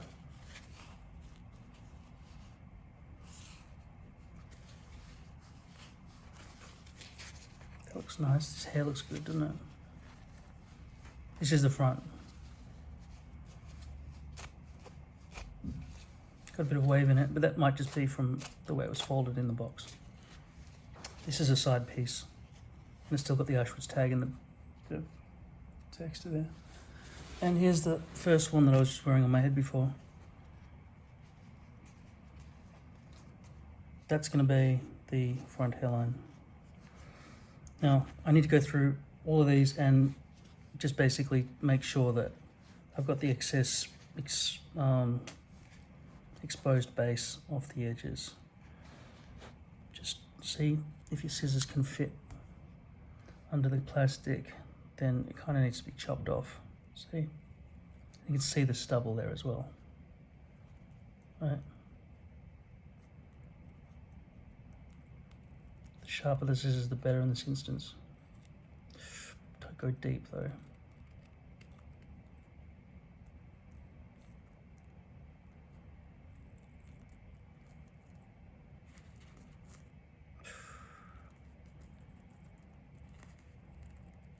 Don't want to injure the hairpiece.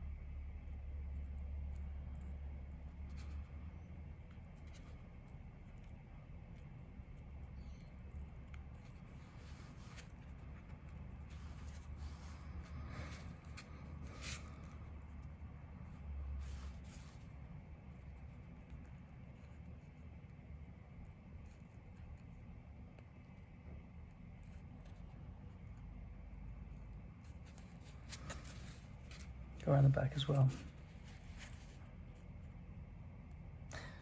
It's a bit hard to tell on the back.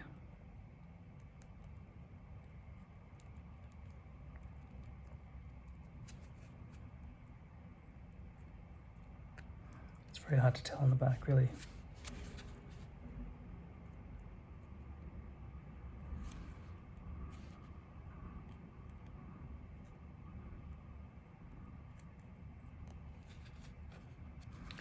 So maybe I'll just stick to the front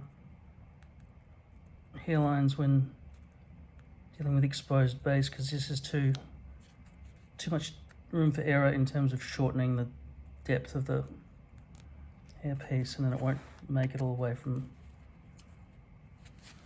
my hairline to my perimeter.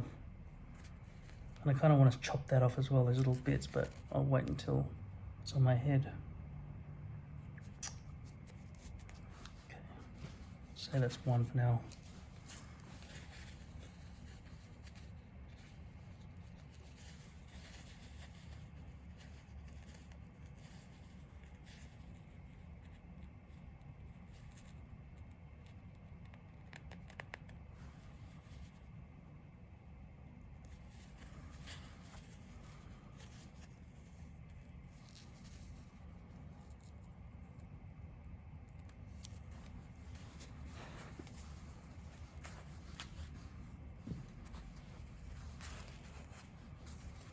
They look identical to you. In terms of the stencil shape. That one seems a bit small. You can also see the way the hair wants to naturally be brushed.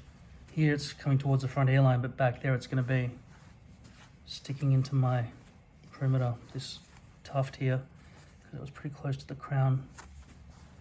That's why they're not as good as the master edition, this one. See, all the hairs are basically going forward.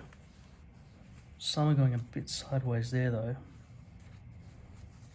but they're more or less stitched in one direction, which is what I want. I just want all one direction with the stitching.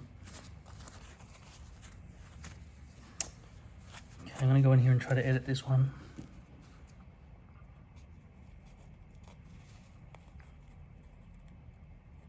I don't remember if I already did this. Seems pretty good. Alright. I'll go and shed these and bleach them. Okay, so this is the front hairline of them.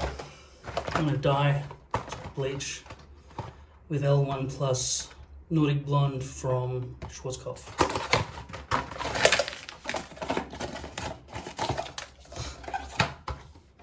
Let's see how many minutes they suggest.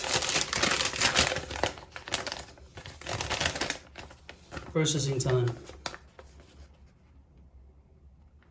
After 25 minutes, wipe a single thin strand of hair clear in order to check. Processing time should not exceed 45 minutes.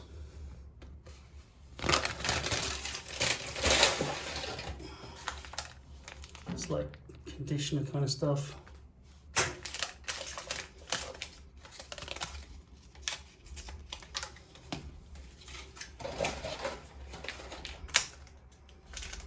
Gloves.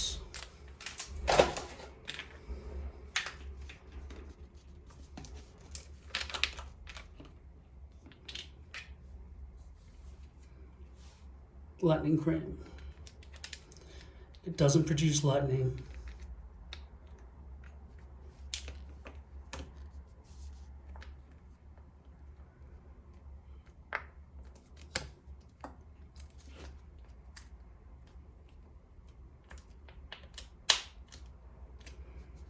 Sorry. This angle's terrible, isn't it?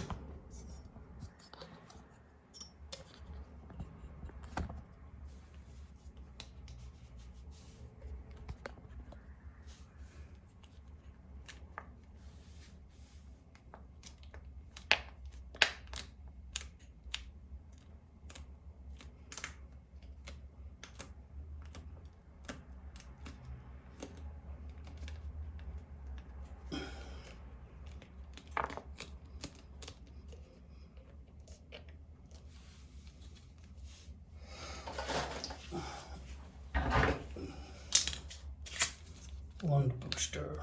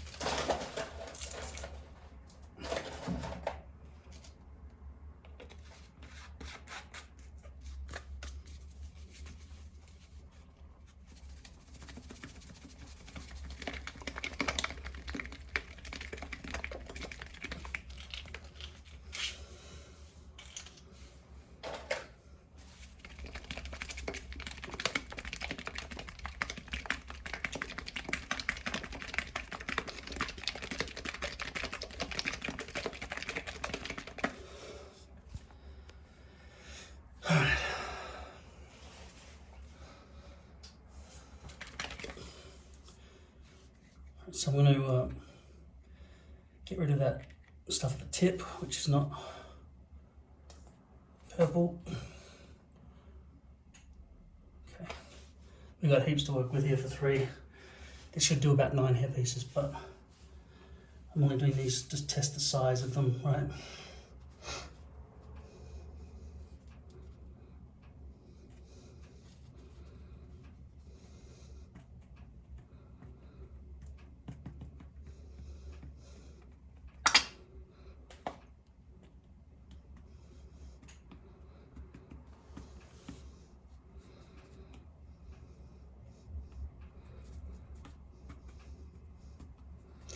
So the hair naturally comes this way for a brush forward look by default, okay?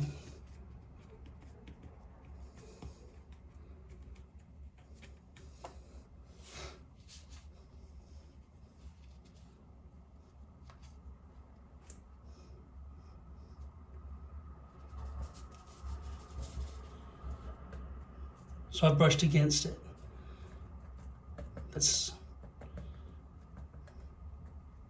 I know this is the front hairline.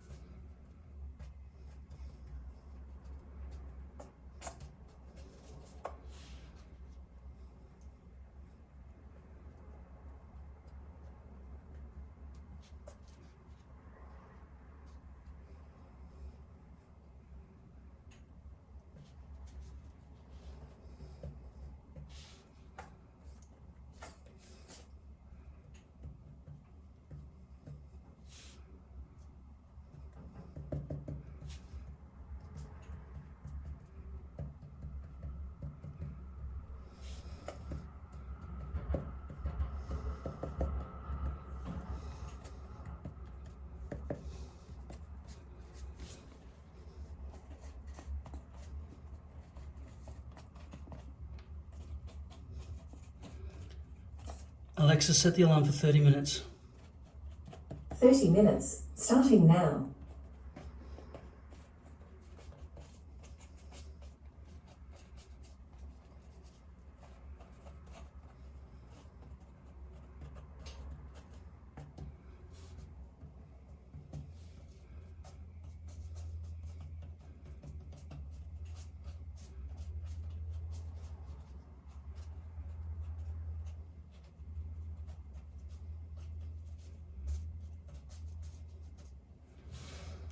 So in 30 minutes, no questions asked, I will put these under the sink and clean them.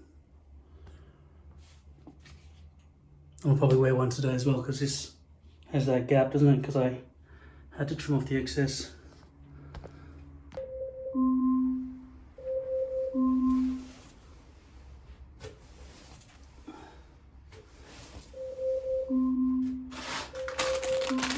Alexa, stop.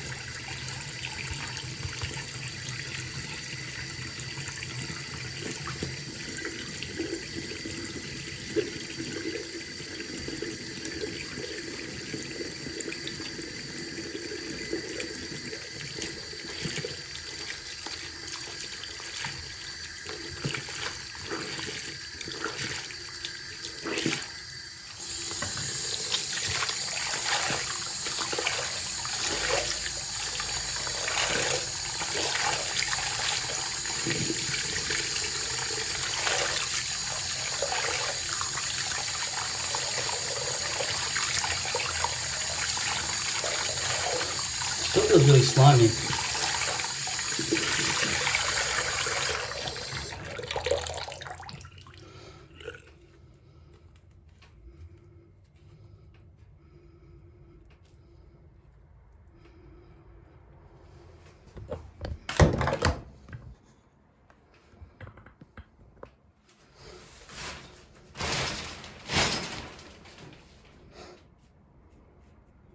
It's blonder at the front, that's good.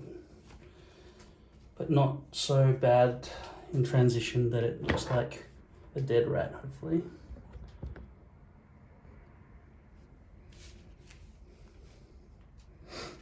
So that's the front hairline. I'm going to brush towards the front hairline so it's ready to align the perimeter when I decide to put it on.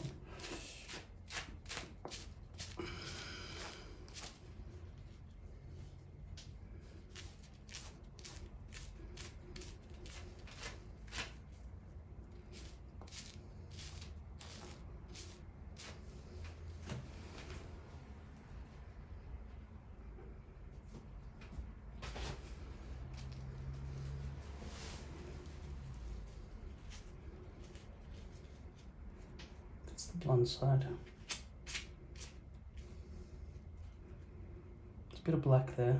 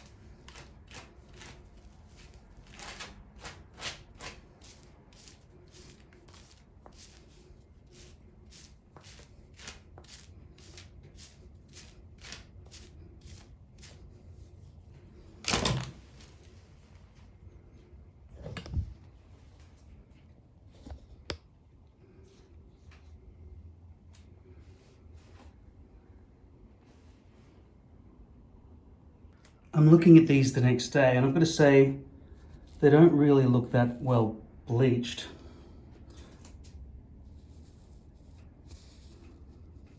Look at those rail lines.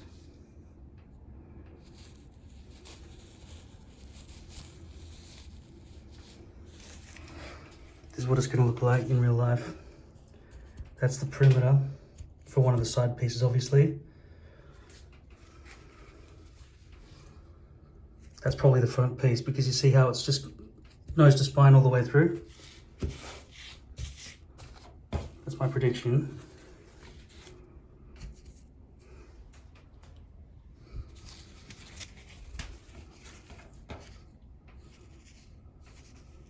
Well, that could be.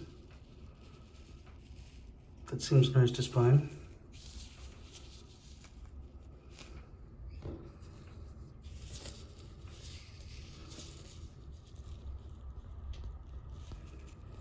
Doesn't look real at all, does it? Imagine seeing that on somebody's head. That's the front hairline. Did I get it blonde enough? I don't think so. I did half an hour. It's going to be jet black, right? Basically. Didn't really bleach it.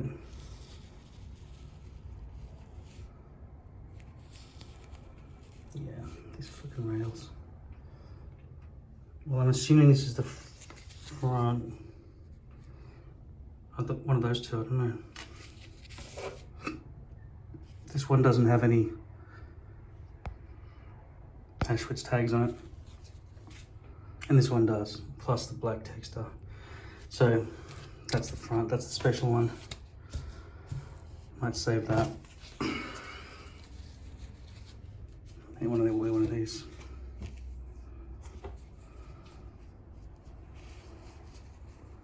The worst one. The sideways stitching.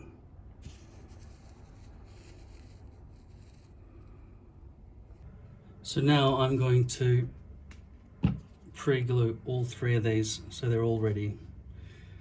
And I will stick to my word and leave that black marker there. That will be the front hairline, so that will be back towards my perimeter. Hopefully nobody will see that line against my skin. It seems like the lesser of two evils when it comes to that versus having a chunk missing.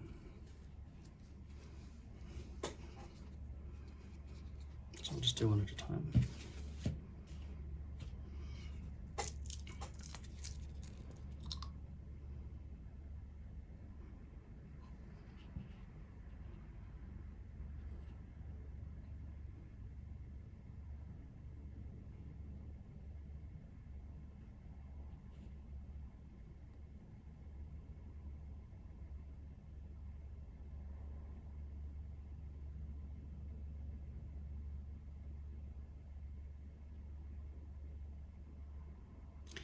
This really does take a long time, and I have to watch TV so I don't get bored out of my brains. So I will shut off the camera so I don't breach copyright. Fuck. And I'm gonna make a mess here and you're in the way. Okay, bye. I thought I'd better show you what I actually end up doing by the end. It can be messy, but otherwise it just takes forever, right? Just gotta rotate it to make sure you just get all that excess glue so it doesn't tangle its way all over to the bottle. And you can sort of spread it out. The most important thing is to get the outside edges first. Try not to get any on the hairs, of course. And it's also important to make sure there are no hairs on top of the plastic, otherwise it starts getting really messy. I'm just going to do that all over. Okay, I'm just going to stick it on now. I've got this one pre-glued. This one. Actually, see, I'm going to be in a TV show in about a week.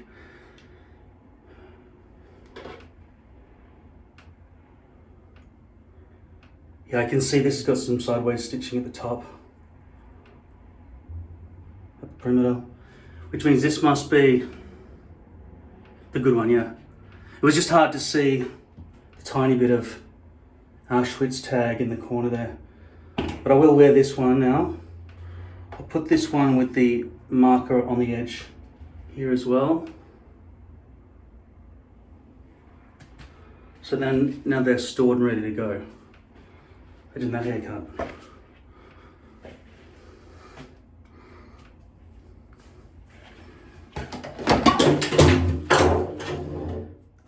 Bench space. I'm not going to give myself a haircut right now, but I just got to stick this on my head because I'm sick of being bald all day long. And I need to give myself a trim as well. Okay, stick that there like that, clean this up like that. What the fuck just happened? I don't even know. So everyone, get the fuck out of my way. Alright, this is not wet, so I won't be able to see what I'm doing. And I don't know where the fucking water spray is.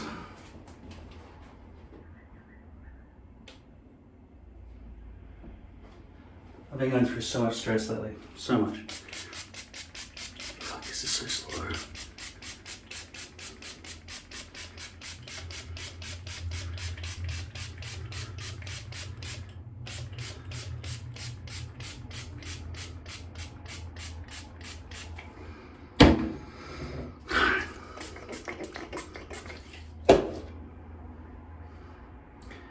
So I'm going to start at the back of the perimeter.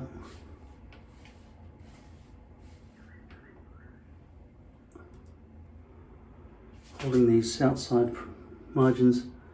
It's much wider than last time, so it's going to be different. Don't want it on an angle. Don't want it too low. Don't want a gap. Don't want overhang. Alright, I can't see what's going on up there. Don't want the little V triangle to be too protrusive, whatever. I do remember it's supposed to be lower now, though. And I'm just going to brush it so I can try to sort out this, see what I'm doing. That water spray is useless.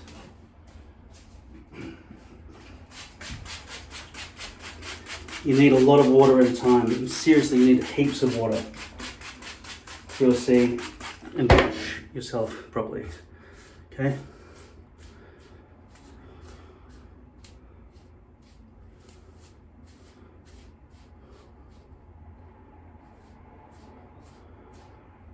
So there are two things I've got to consider here. Alright, the V's now too low there, see? It's absolutely wrong. This side seems good without, I know it's overhung, isn't it? It's way overhanging.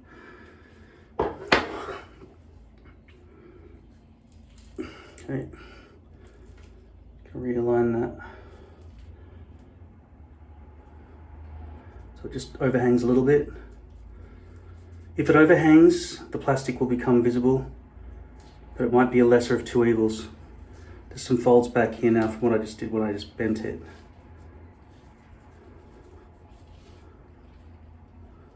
It's all very wet back there.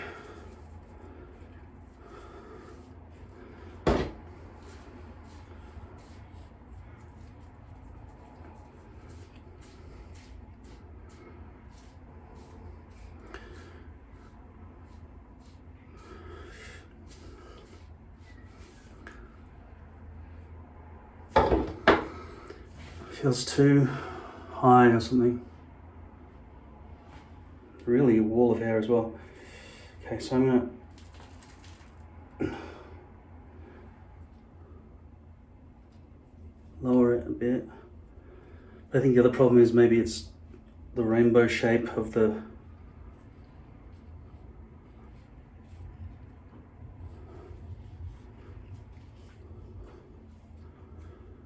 maybe there's all water underneath there now.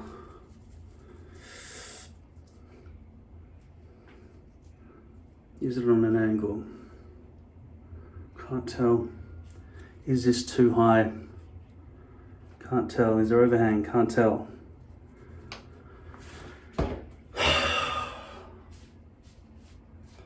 It's hard. Seriously, I need to wet the rest of my hair to get context. Because I can't tell. It just looks weird, you know? All dry, real hair, and then all wet hairpiece. You gotta fucking make it all uniform, otherwise you can't see what your overall head looks like when completed.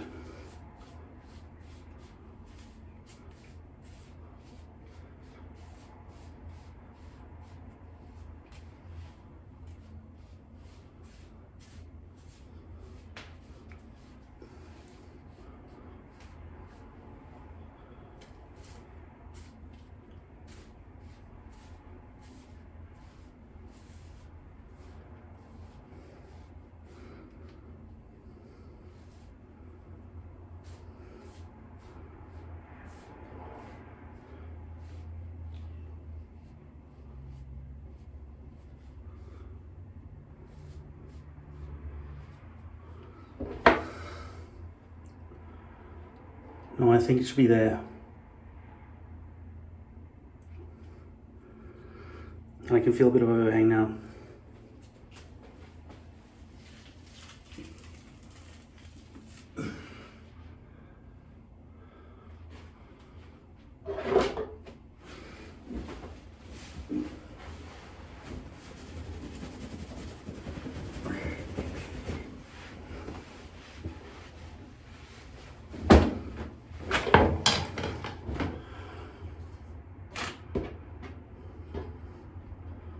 Have I put a layer of dead skin cells all over this? I think I have. Maybe a layer of sweat or whatever else happens to happen. I'll try again.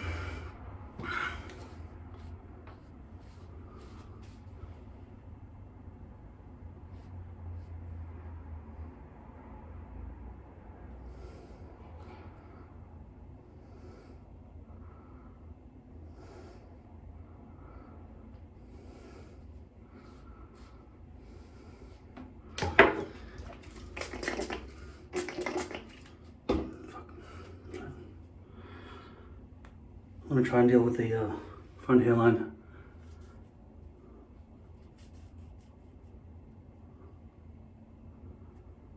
Feels more lined up.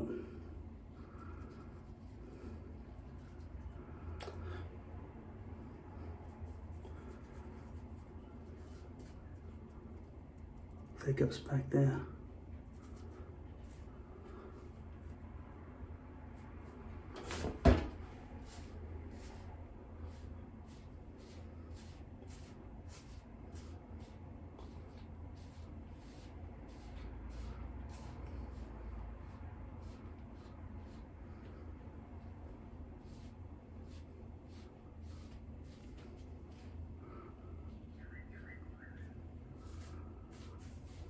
I think that's right.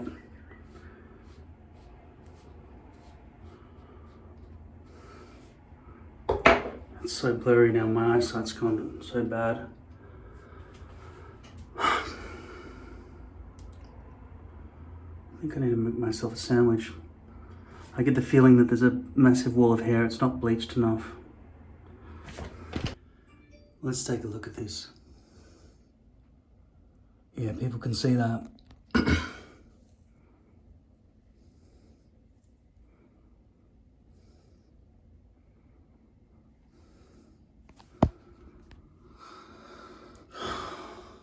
I gotta give myself a haircut. I need to cut all this at the back and everything as well, but I've got a new tool coming for that, which I'll modify hopefully. Right.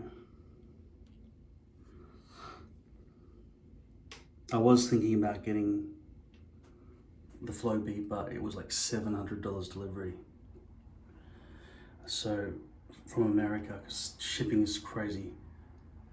From America to Australia, it's only $200. If you go to flowbee.com, I think you can get the Flow Beat if you're in America. Otherwise, shipping is insane, and they only ship to like 3 countries. But there are animal clippers you can get. I investigated selling those, as you know, because I sell stuff on Amazon. But yeah, they're all exclusive deals going on with companies like NeoBot and stuff.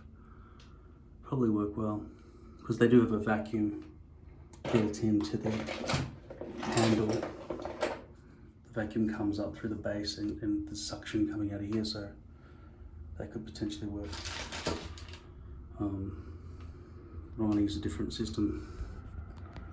Probably not going to be as good.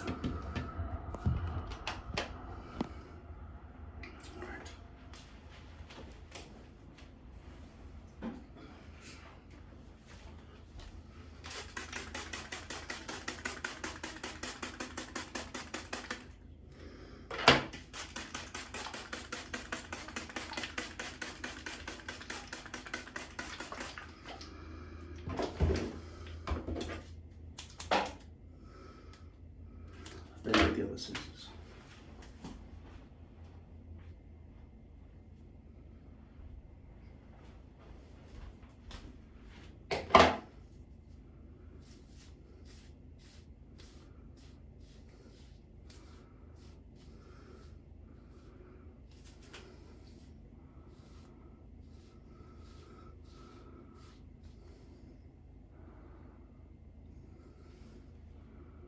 It's round. Yeah, that should definitely go up. And I didn't avoid getting that to land in the wrong spot.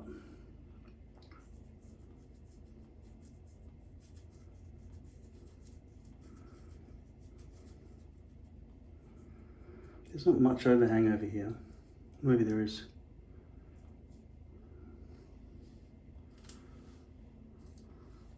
But not really that much, see? Just a little bit.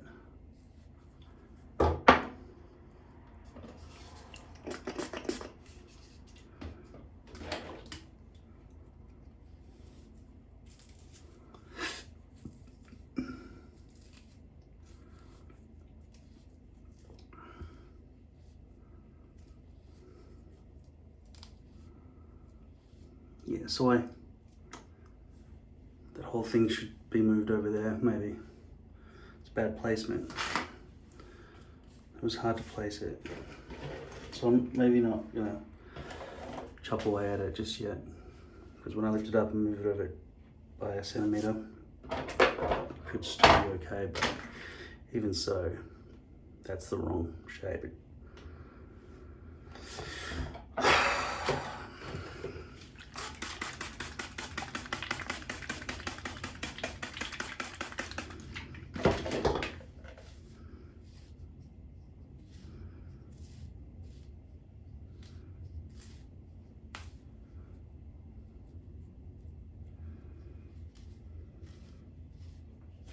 That's the join.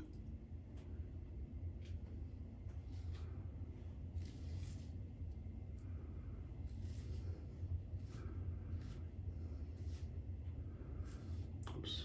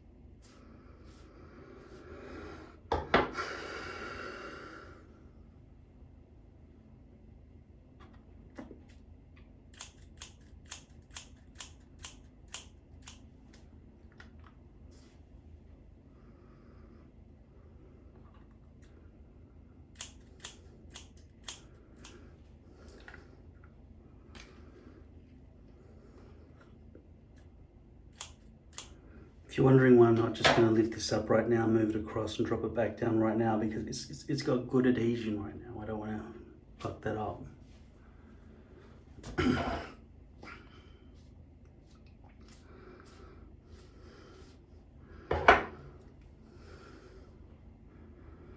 But look at that gap.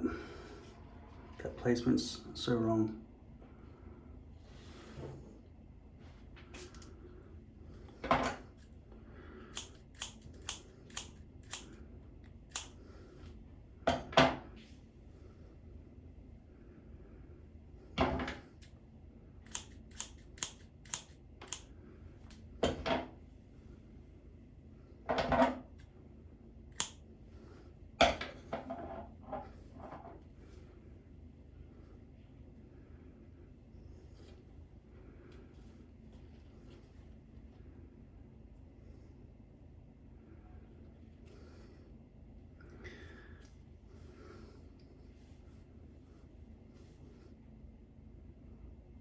What if I still put it too high?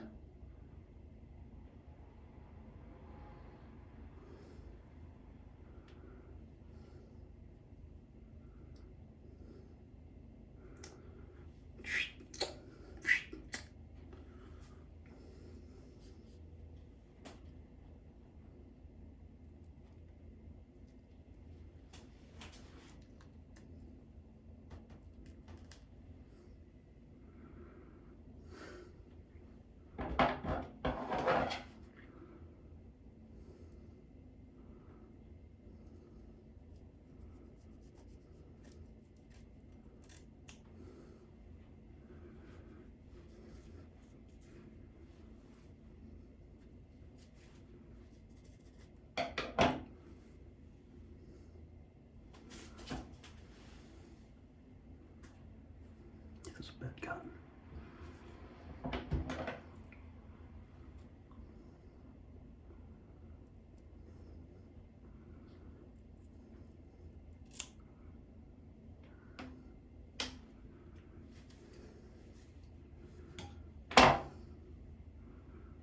It's definitely blonder than that. So it has been bleached somewhat.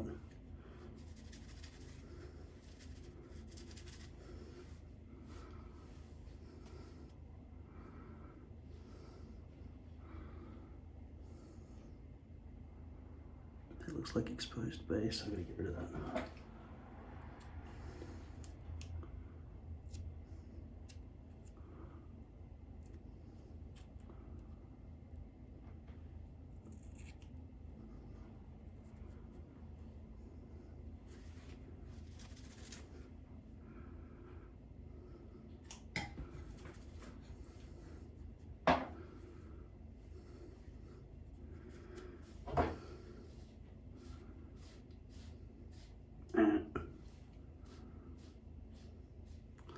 Still got that fucking corner.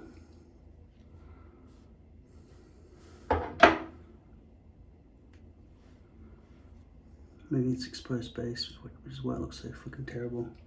I don't want to go too high. I often make that mistake when I come up here.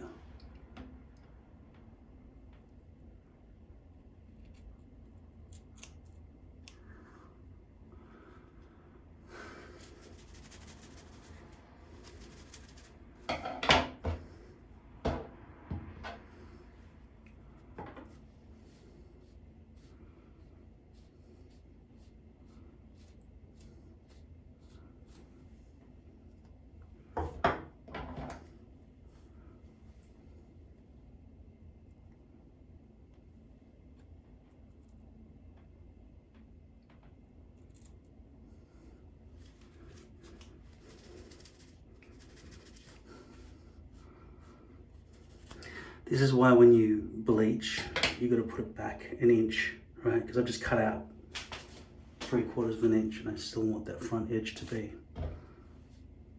lighter. So it blends with my pale skin.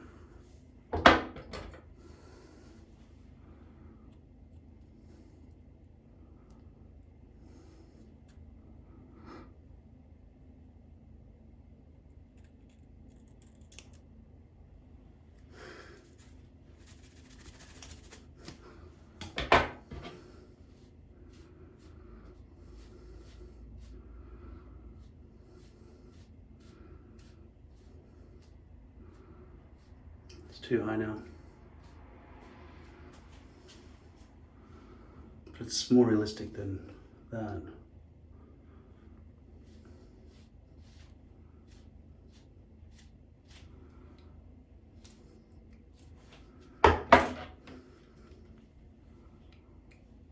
Yeah, you can still see the rail lines. So I can't really have a brush back look with this.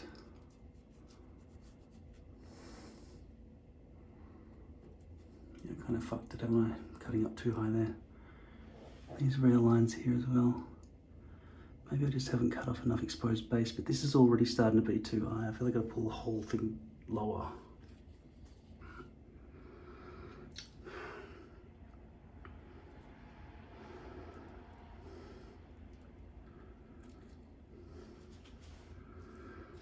Okay, so when you just do as I say and not what I do, okay? When you're cutting off these edge bits here, if you're trying to make that front hairline curved more to suit you, just take into account that you're gonna have to cut off the exposed base after you snip off the excess, so be conservative.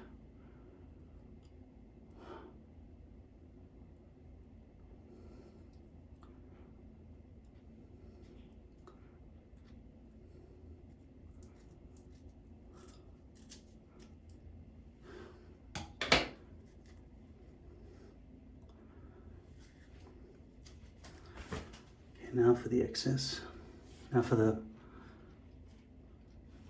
exposed base correction.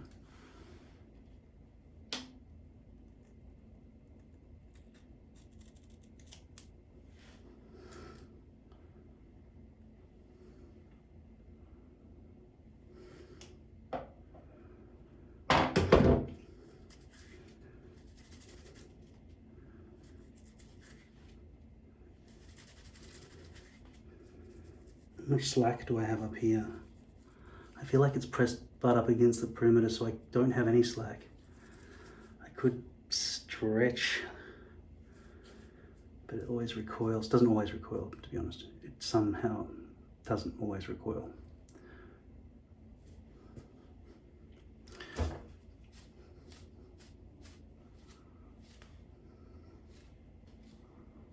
Oh, that's really high over there. I could maybe tilt it that way a bit when I take it off and do it again.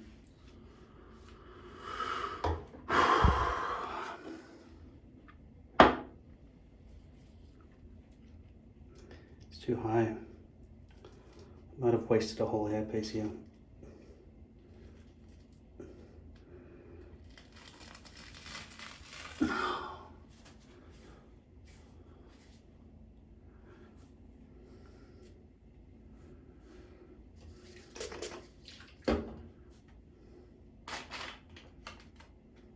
Whoa. Look at the shape of it now. I butchered that thing.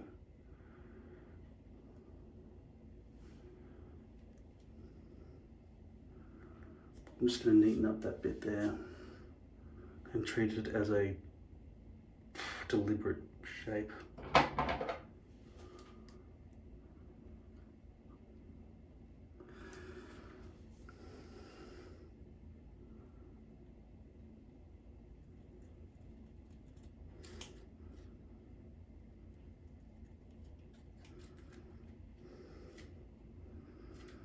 It's definitely not even.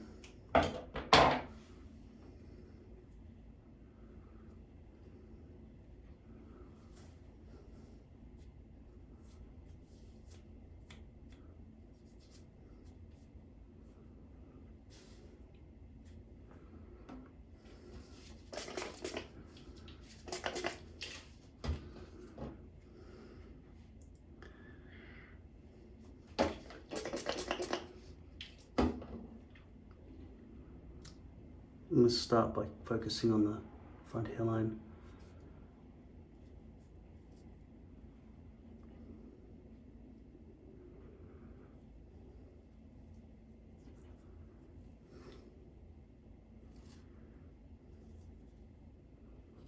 Hopefully that has not left any gaps back here.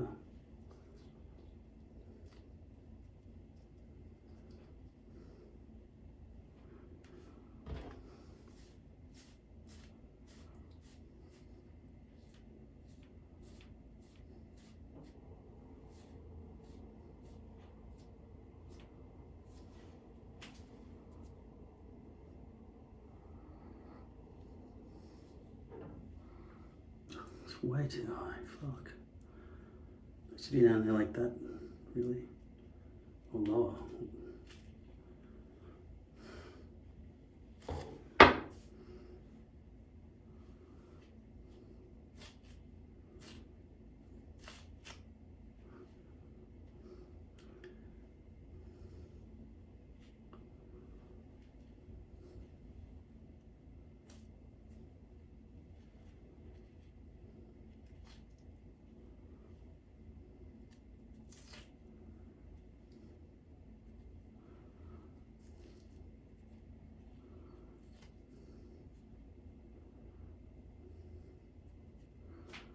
Cool.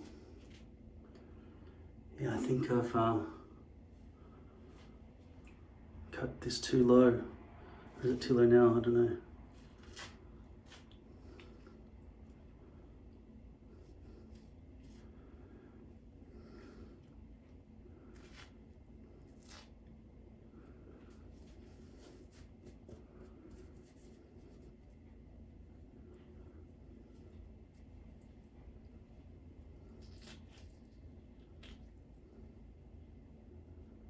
Am I still getting overhang? Jeez.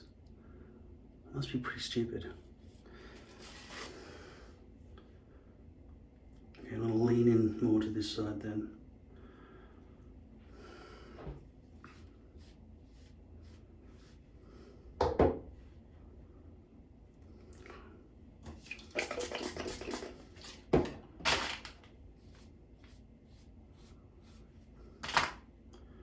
Okay, I'm gonna make sure there's no overhang this time.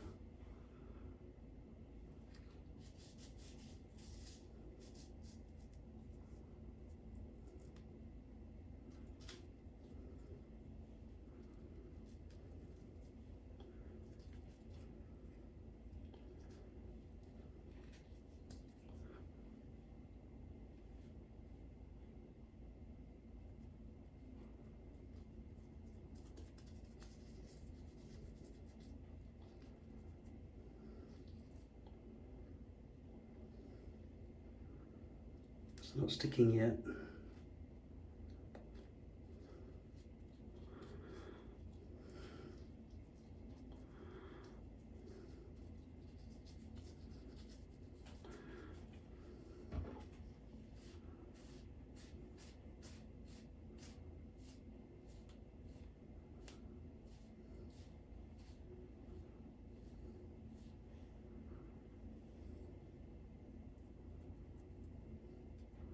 Okay.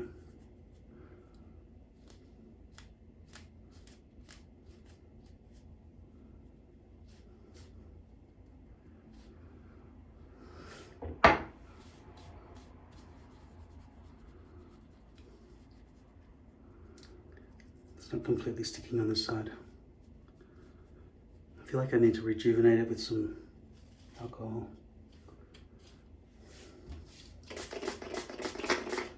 It's gonna take a while for that to dry, so I'm gonna go watch Star Wars in VR.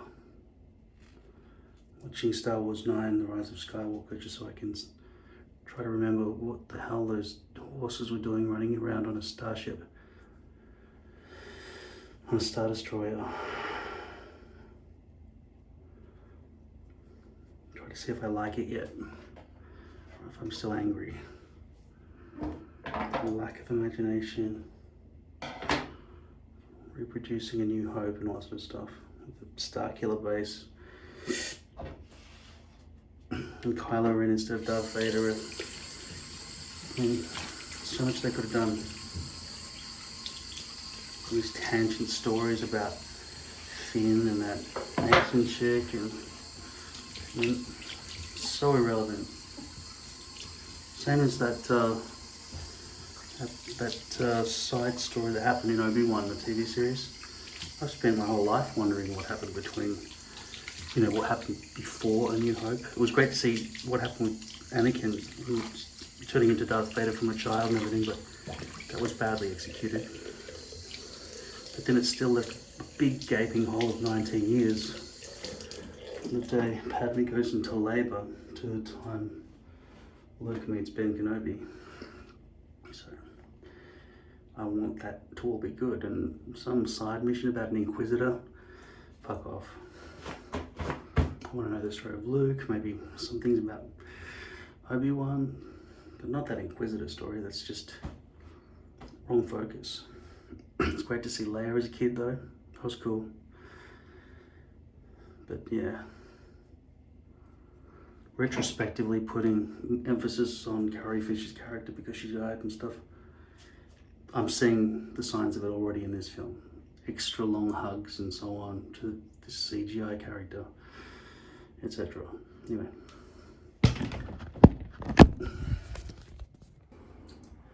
So it's the next day. I just recorded this for about 20 minutes and I gave a big speech, but it wasn't recording. It's cut up quite high. And it looks like when it's dry like this, it'll blends. You can't tell where the perimeter is probably. Oh man, just a blur. Oh, I'm so fucking blind. Even now I feel blind.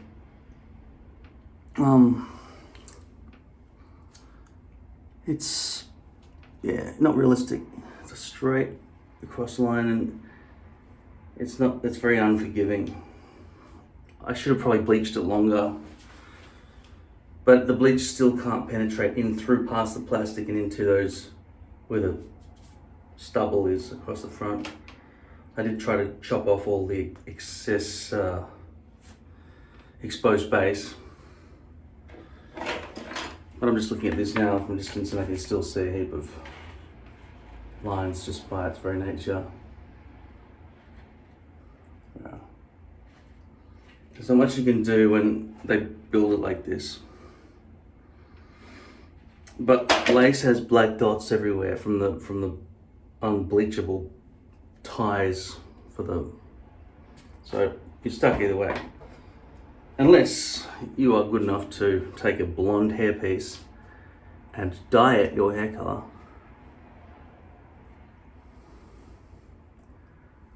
I don't know how invisible blonde would be if it was sliced in like that. Because if you've got dark skin, blonde lines all over you is going to be obvious to see, isn't it? So it's not invisible, is it? And I don't think you get colourless hair. You know. Just looking at that there, that was fake. It's right there. Sorry, I can't let any of my hair be seen.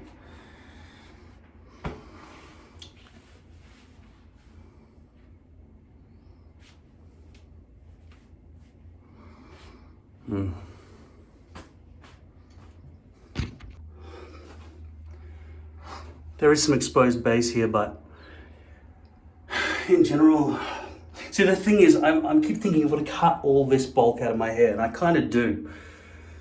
But it's if my hair was straight, it would kind of be the right length.